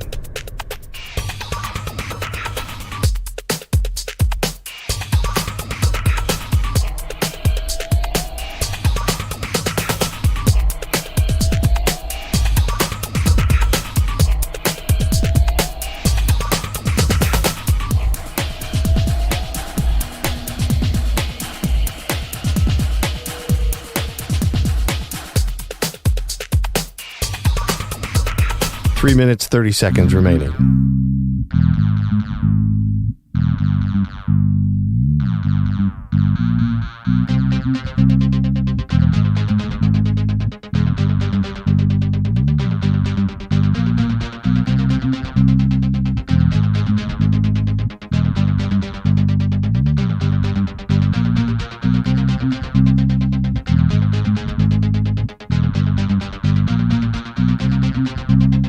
3 minutes remaining.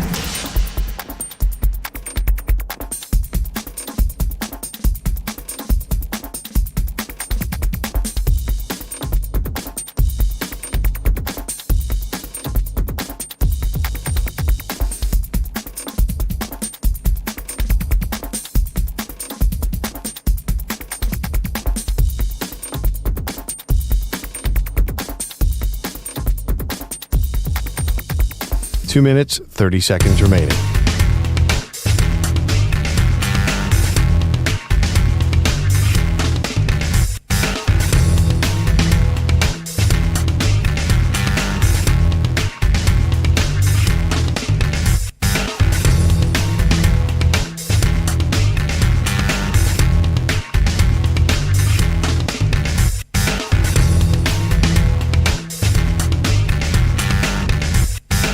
Two minutes remaining.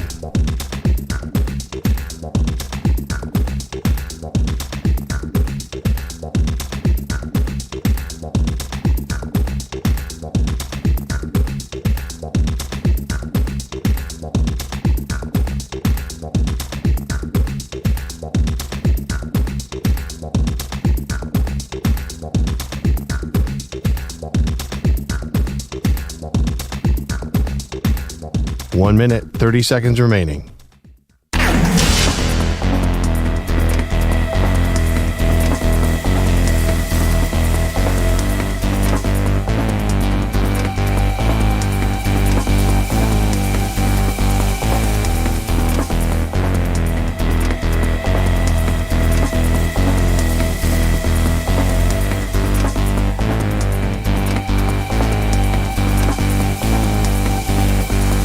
One minute remaining.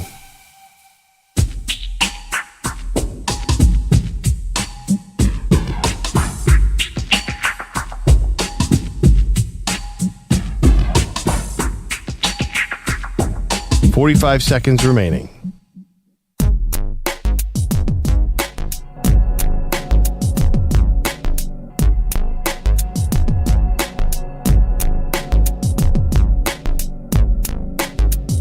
.30 seconds remaining.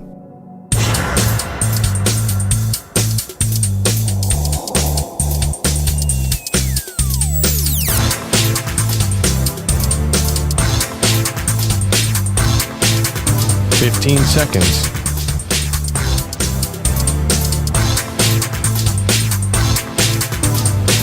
Break ends in 5 seconds.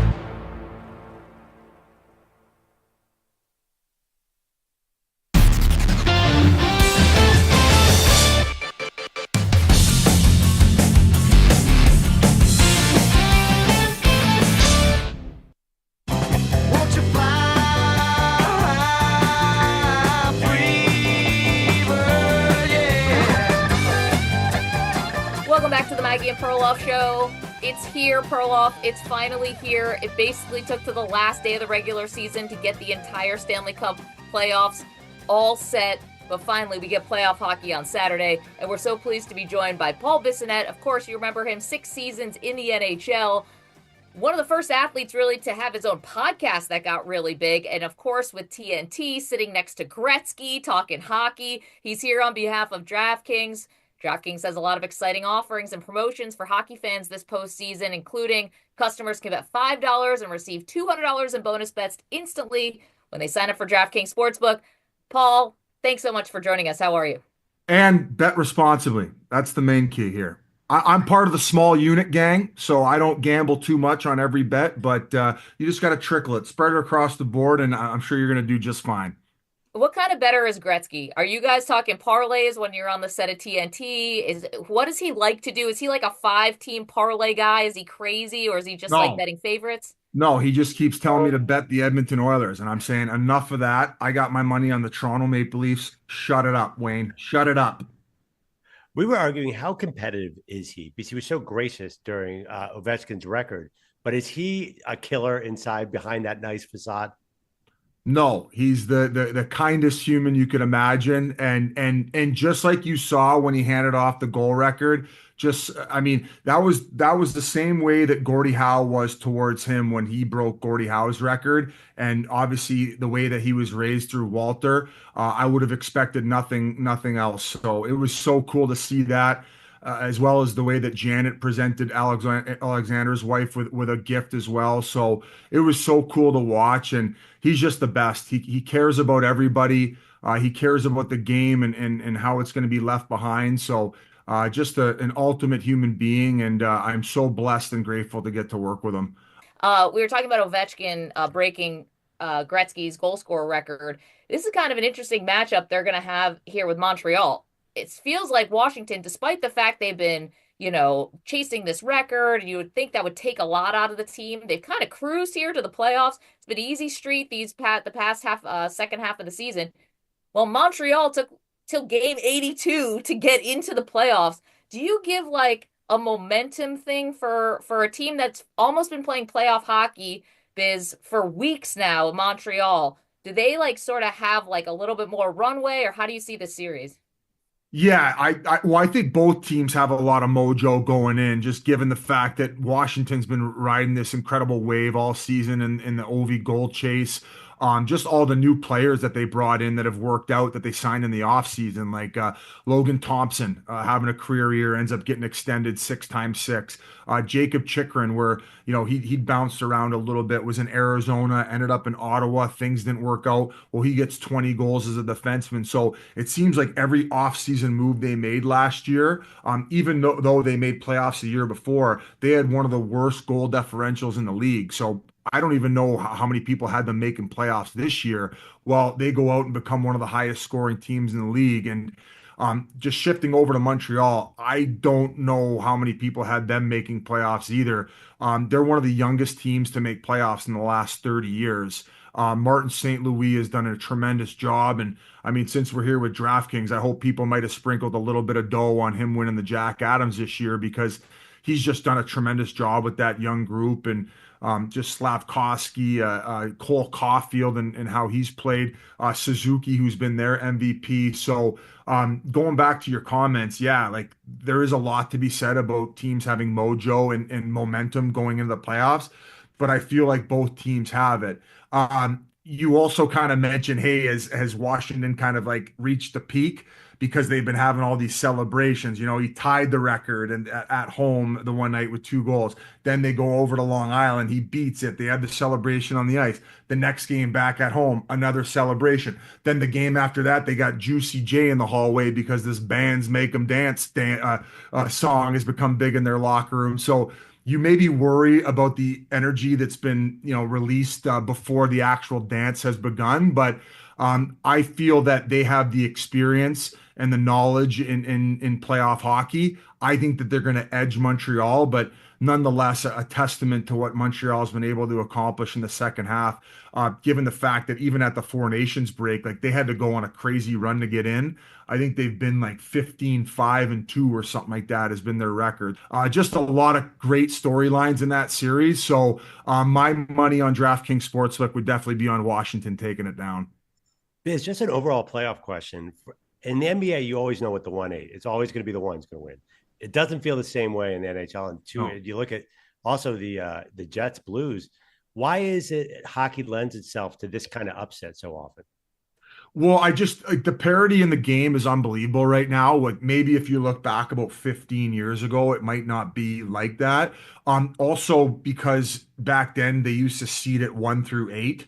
Now they've done a different playoff structure where they might have even done it to make sure that Crosby and Ovechkin were meeting in playoffs when they entered the league. So you stay within division, right, where the top seeds in each division end up playing the wild cards, where it doesn't matter. Even if you finish second and third place in the conference, you might meet because you're in division. So that to me creates a lot of the parity as well, and not these blowout 4-0 series. Like nobody wants to watch that. And also the fact that they implemented the hard salary cap, and just the game has gotten to a place where there's so many good players where there just is so much parity. So very rarely will you see a sweep in the NHL now. And I just think that makes it better for the product, and it just garners so much more interest. Couple more questions here with Paul Bissonnette on behalf of DraftKings. We've got the Stanley Cup playoffs starting on Saturday. Everyone loves playoff hockey, Biz. We know it's the best postseason around. For Connor McDavid, though, to lose in the Stanley Cup final last year to the Florida Panthers. I know the team is banged up now, but, how much would an early exit just build this pressure that's on McDavid as the next guy, the guy right now in the league who has not won a cup yet? Oh, definitely, right? You could tell it's weighing on him at this point. It goes back to that hard salary cap where last year they had this team that they got to the finals with, where because of that situation, there was just so much turnover. So some of these guys are up for contract. Well, they can't afford to keep them in the book. So as far as Connor's concerned, I'm not worried about what he's going to provide.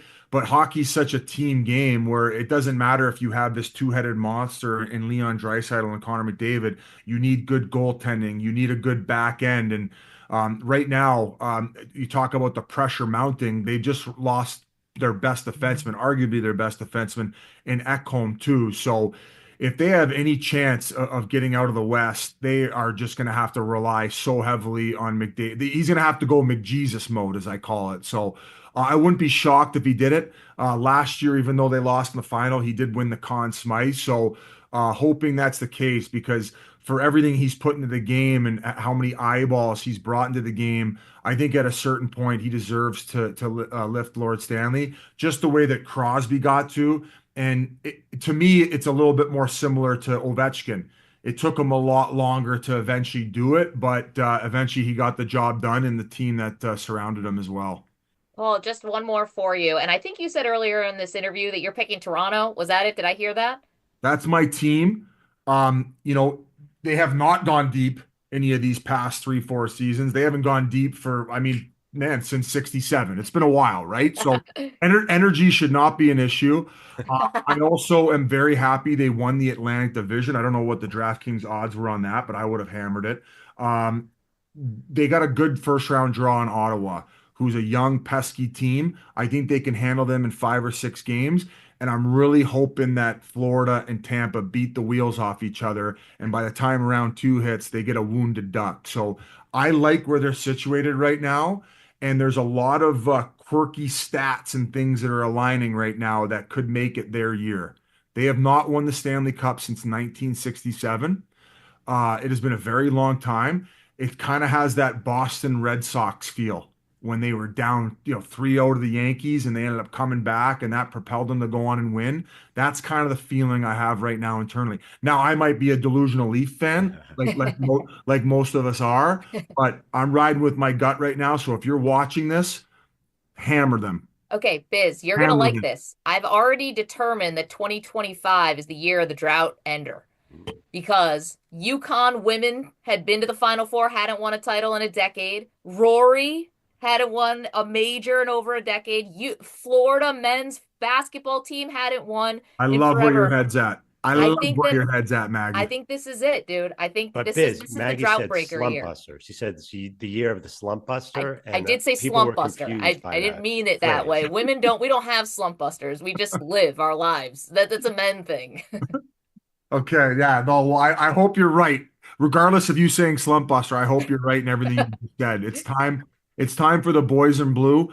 They have a great coach. They got great players. They have a better roster and a better D than they've had in probably 20 years. So if there's any time to get it done, the time is now. How's the party in Toronto if this does happen? When it does happen? I would say 3-4 million people there for the parade. It would be the craziest thing you've ever seen, I would imagine. New customers can bet $5 on DraftKings. You'll receive $200 in bonus bets instantly when you sign up for DraftKings Sportsbook. Biz, thanks so much for the time today. Love the pod, by the way. Love you on TNT. Big fan, and good luck to your Leafs. Appreciate you. And there's a new RG Center on the app. If you download it and visit it, you could track where all your betting's going. So, you know, if you're winning big or maybe things haven't going well, let's not go too crazy. You could track all that, and it's got it on the app. And once again, thank you to DraftKings Sportsbook. The crown is yours. Thanks, Biz. Appreciate you. Thank you, guys. I have a question for you that I know is going to sound a little bit silly, but what would end up being the bigger story? I think the Leafs winning the title, first time since 67, obviously, and it would be my year of the drought buster, slump buster, whatever would continue.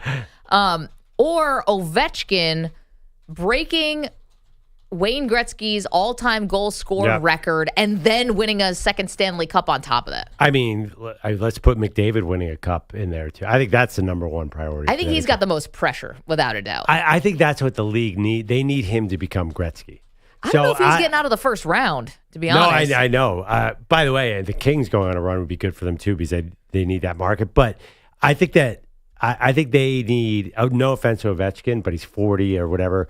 He's getting old. They need McDavid to step up and be that singular star. So I would say the Leafs would be cool, though. And by the way, you should trademark that now. Slump buster? Not slump buster. Do not trademark that. Might be taken. Let's call it drought buster. Drought busters. Bill Belichick's trademarking everything. Why can't Maggie Gray trademark something? 2025, the year of the drought buster, Maggie's version. Let's go to one like LegalZoom. Let's do it. Bogusch, while you do give the update, I will be searching the internet. All right, and despite all this news this morning, let me begin with something a little close to home. Final game of the season for the Rangers last night means the final game of the 40-year career of Rangers TV voice Sam Rosen. Final game of this glorious broadcasting career. It's a shutout for Igor Shesterkin and the New York Rangers. 6th shutout of the season for Igor, his 21st career shutout. Second against the Lightning, and a great way to go out. A 4-0 Rangers win. Joe, nice job. Thank you. Great call. Thank you for everything. Thank you for everything. What a great night. Sam and his longtime partner Joe Micheletti on MSG TV last night. Somewhat oddly, the Rangers, they win this game 4-0 as his 40-year career ends. Stuff that makes a grown man cry. I know. I know this is a little bit New York-centric because Sam Rosen's been the voice of the Rangers for such a long time. I think that his call of the 94 Stanley Cup, though, this one will last a lifetime, I think is pretty well known even throughout the country. I kid you not. I know we all have this in our own markets. I feel like I'm part of Sam Rosen's family, and we met once. Isn't that weird? Yep. I feel like he's part of my family. I kind of feel that way about the Mets broadcasters, too. They feel like friends. Sam Rosen, I'm like, are you a distant uncle that I never knew about? That's how I feel about Clyde Frazier, too. Yeah. Same thing. Met him once, and I feel like he's my grandfather. He kind of acts like him, too. It's funny. And I think that's kind of, to me, that's always been the best thing you can accomplish in that job. Like, it's one thing to be Buck and be at 18 Super Bowls, but, like, when your voice becomes the voice of a team, a school, a city, like that, that's a lot. That's a heavy accomplishment. A lot of people come up to me and say, yeah, you're like my annoying cousin. You're like McLovin's uncle.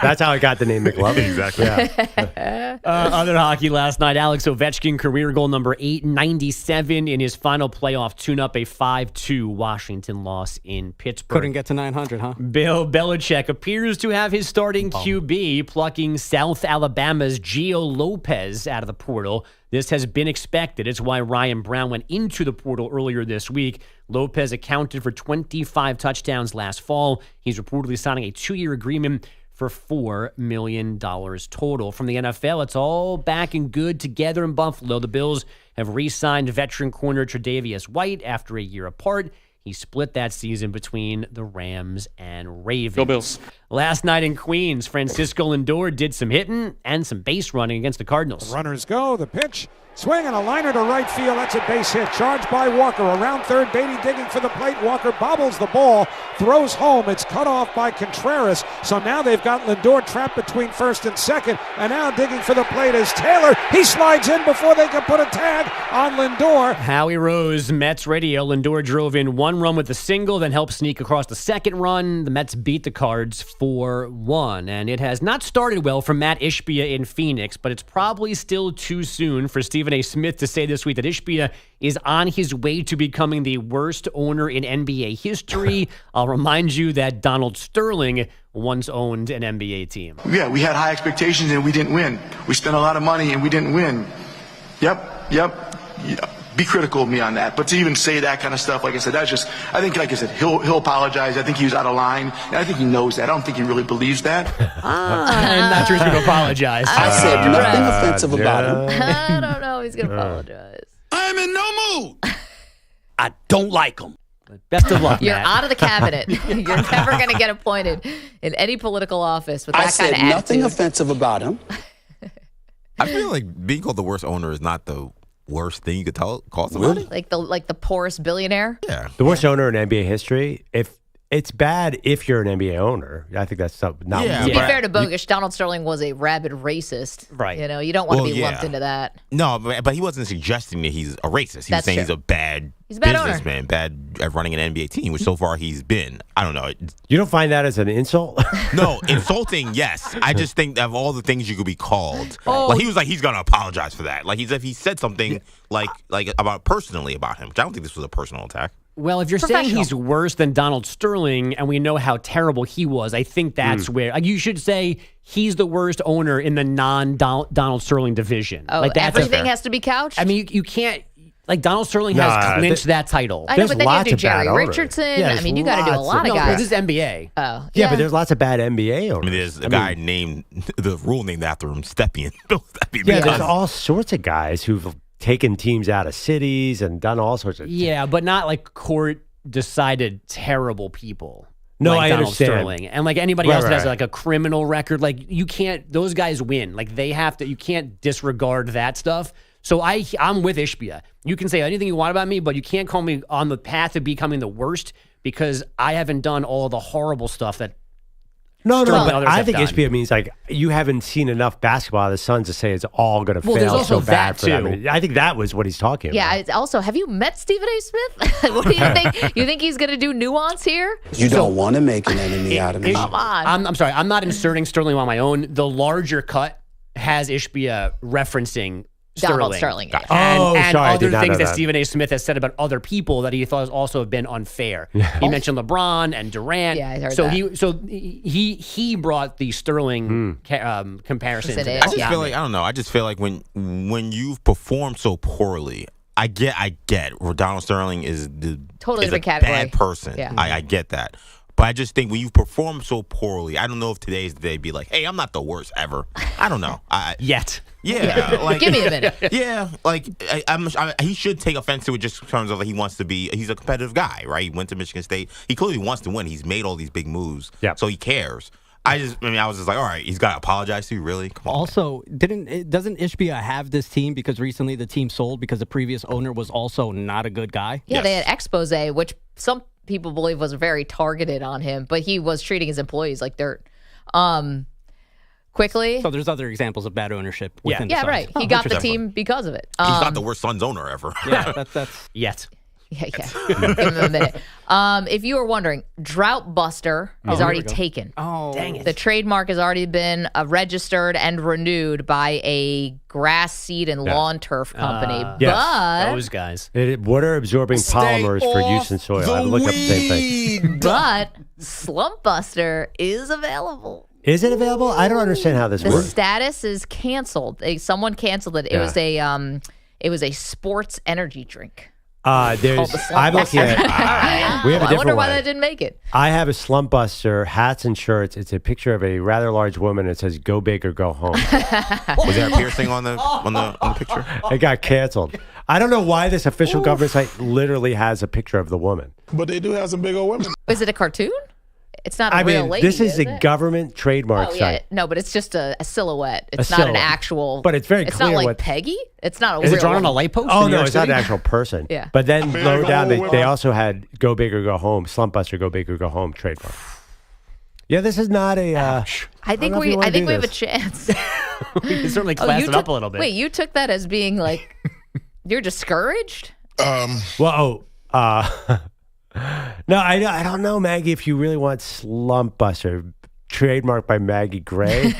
Branding-wise, I'm not sure. I'm not sure where we're going with that one. You're saying it doesn't fit my motif? Paul Bissonnette, yeah. He could trademark Slump Buster. That would make sense. Let's make an LLC, like M&P Inc. Yeah, this is in the Barstool Sports area, not the Maggie and Perloff show area. Listen, we are versatile. 888-710-4ISN. Apparently, your friends are very versatile. We learned earlier. Yeah, by the way, I just took a glance at my phone, and my mom's now guessing which one of my friends' husband it is. I knew this was a bad idea. You told us the name. Don't say it. I know, I can't. I get to just it's in my head say now. it. I'm gonna have to quit the show. Cut your own mic. Also, Maggie says we won't be able to tell. I guarantee all four of us would know exactly. If you showed up live, I positive about this fact. I now realizing I made the grave error of saying to you guys that I found out like 8 years into my friend's marriage that her husband has a piercing in a very private place. Yeah. And we are basically glazed over everything. Shocked. I don't know where you keep coming up with these drops, Annie. We were all very shocked, and I said you would never guess who it is, and you said you would, and so I said I'll get all their photos off of Facebook, and I will give you a lineup. Right. I'd love to see that. You're not going to guess. The guy that looks like Tommy Chong. I'm going to guess it's him. 888-710-4ISN. We got a lot to do.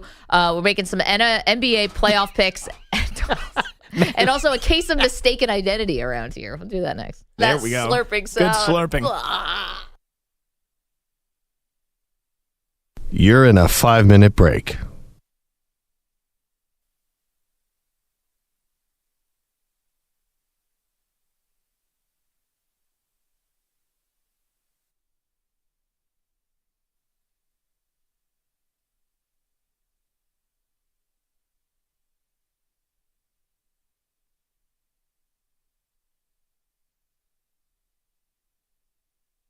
Four minutes, 30 seconds remaining.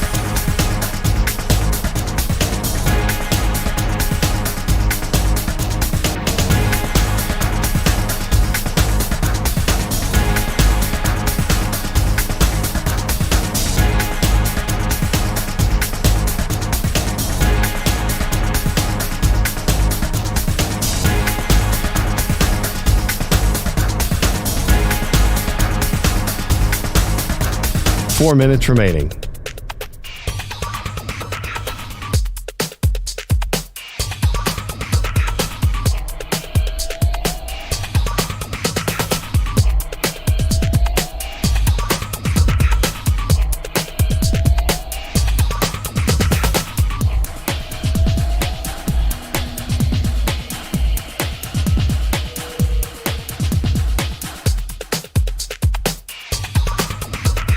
Three minutes, 30 seconds remaining.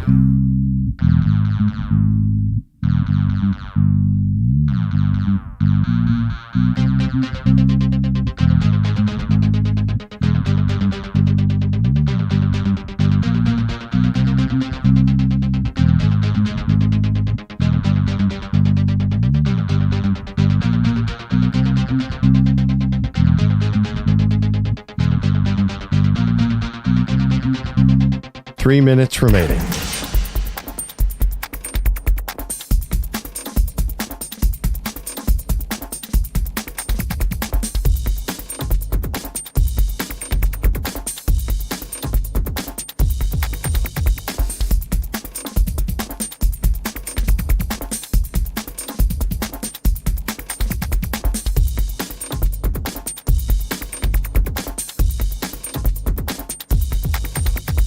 Two minutes, 30 seconds remaining.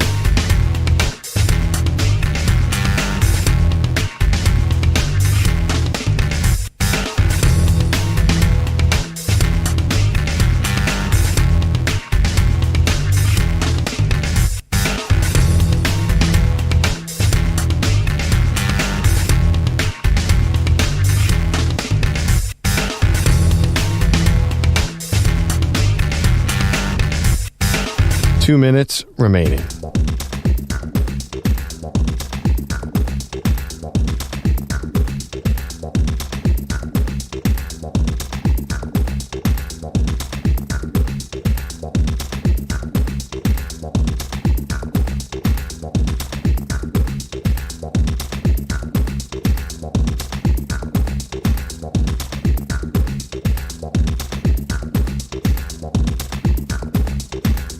One minute, 30 seconds remaining.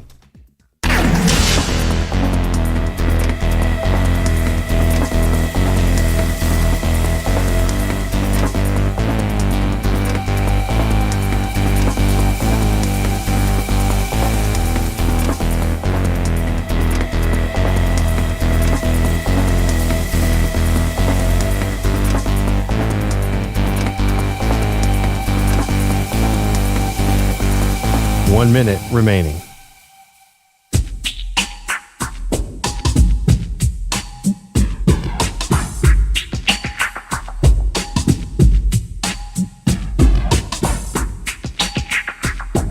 $45 seconds remaining.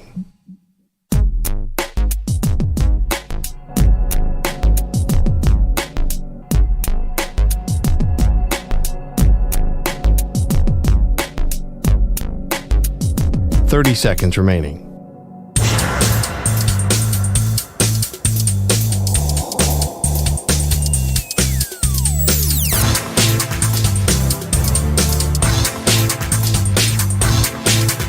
$15 seconds.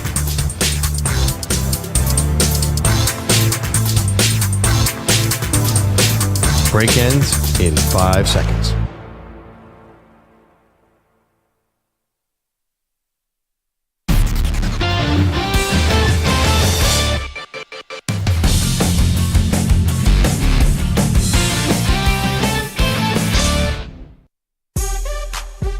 This guy's got a big-ass safe just sitting in the basement, just chilling. Of course, Ernesto comes to me because he knows I got mad thieving skills. Of course, I ask him, did Emily tell Carlos to tell you to get to me what kind of safe it was? And he says, nah, dog.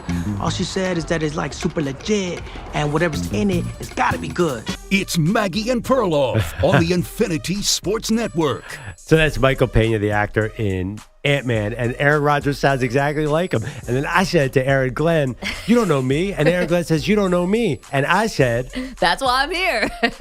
No, exactly. Such a good retelling of Aaron Rodgers telling this very actually awkward and contentious meeting that he had with new Jets quarterback, new Jets coach Aaron Glenn. Make it sound like it was the halls of a high school. And make it sound like he's the one who got the last word. Yeah. I said, you don't know me. That's the and he most important said, part. You don't know me.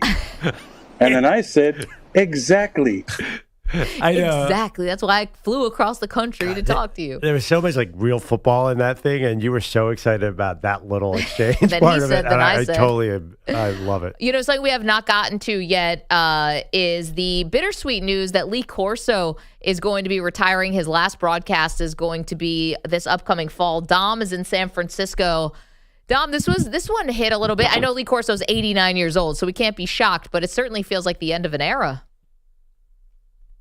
Yeah, it's pretty cool. I was wondering, since you guys were insiders, if you knew anything about the tradition of wearing the mascot head, who he thought was going to win, and if that tradition's going to be carried on, and who's going to do it out of the announcers there. Oh, my gosh, Dom, $1 billion question, right? Now, we do not have intel on the inner workings of ESPN on this one, but it's a great question. What would you do if you were the executive running GameDay, Prof? Would you keep the mascot heads going, or would you retire it with Corso?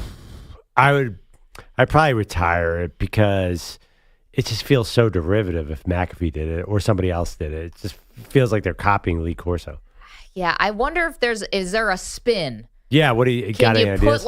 Can McAfee put his own kind of unique thing and to have a way to keep the mascot thing alive? Yeah, he does the kick, which is awesome. That where a student can win, what is it, $20,000 or something? Yeah, it's like tens of thousands of dollars. I forgot that exact number, but. So he's got his thing there. Yeah. I don't want the mascot thing to go away. I do get that it is Corso's thing, but maybe you could do something else with the mascot. Maybe I don't know. To keep the show fresh, I would come up with a new tradition. Just try to get, you have McAfee there.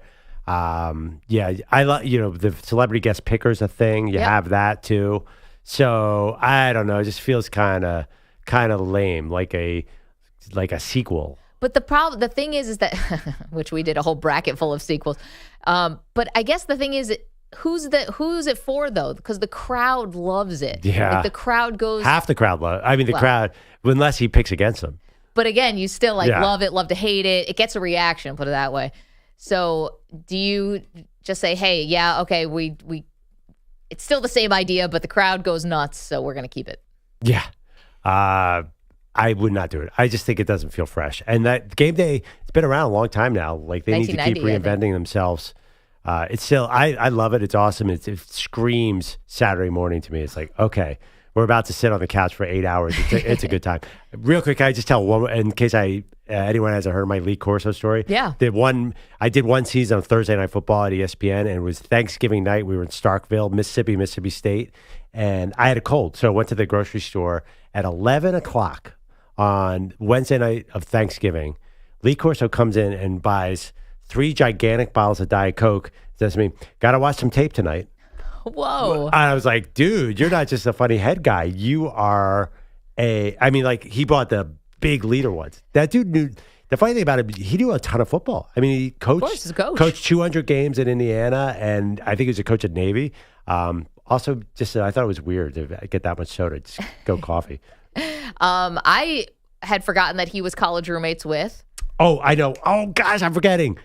Not Tommy Lee Jones. Burt Reynolds. Burt Reynolds at Florida State. That was, and they remained friends for the rest of Burt Reynolds' life. So that is really cool. Okay, quickly, do you want to give your NBA playoff finals? Yeah, pick? as I promised, chalk of all chalk. I'm going.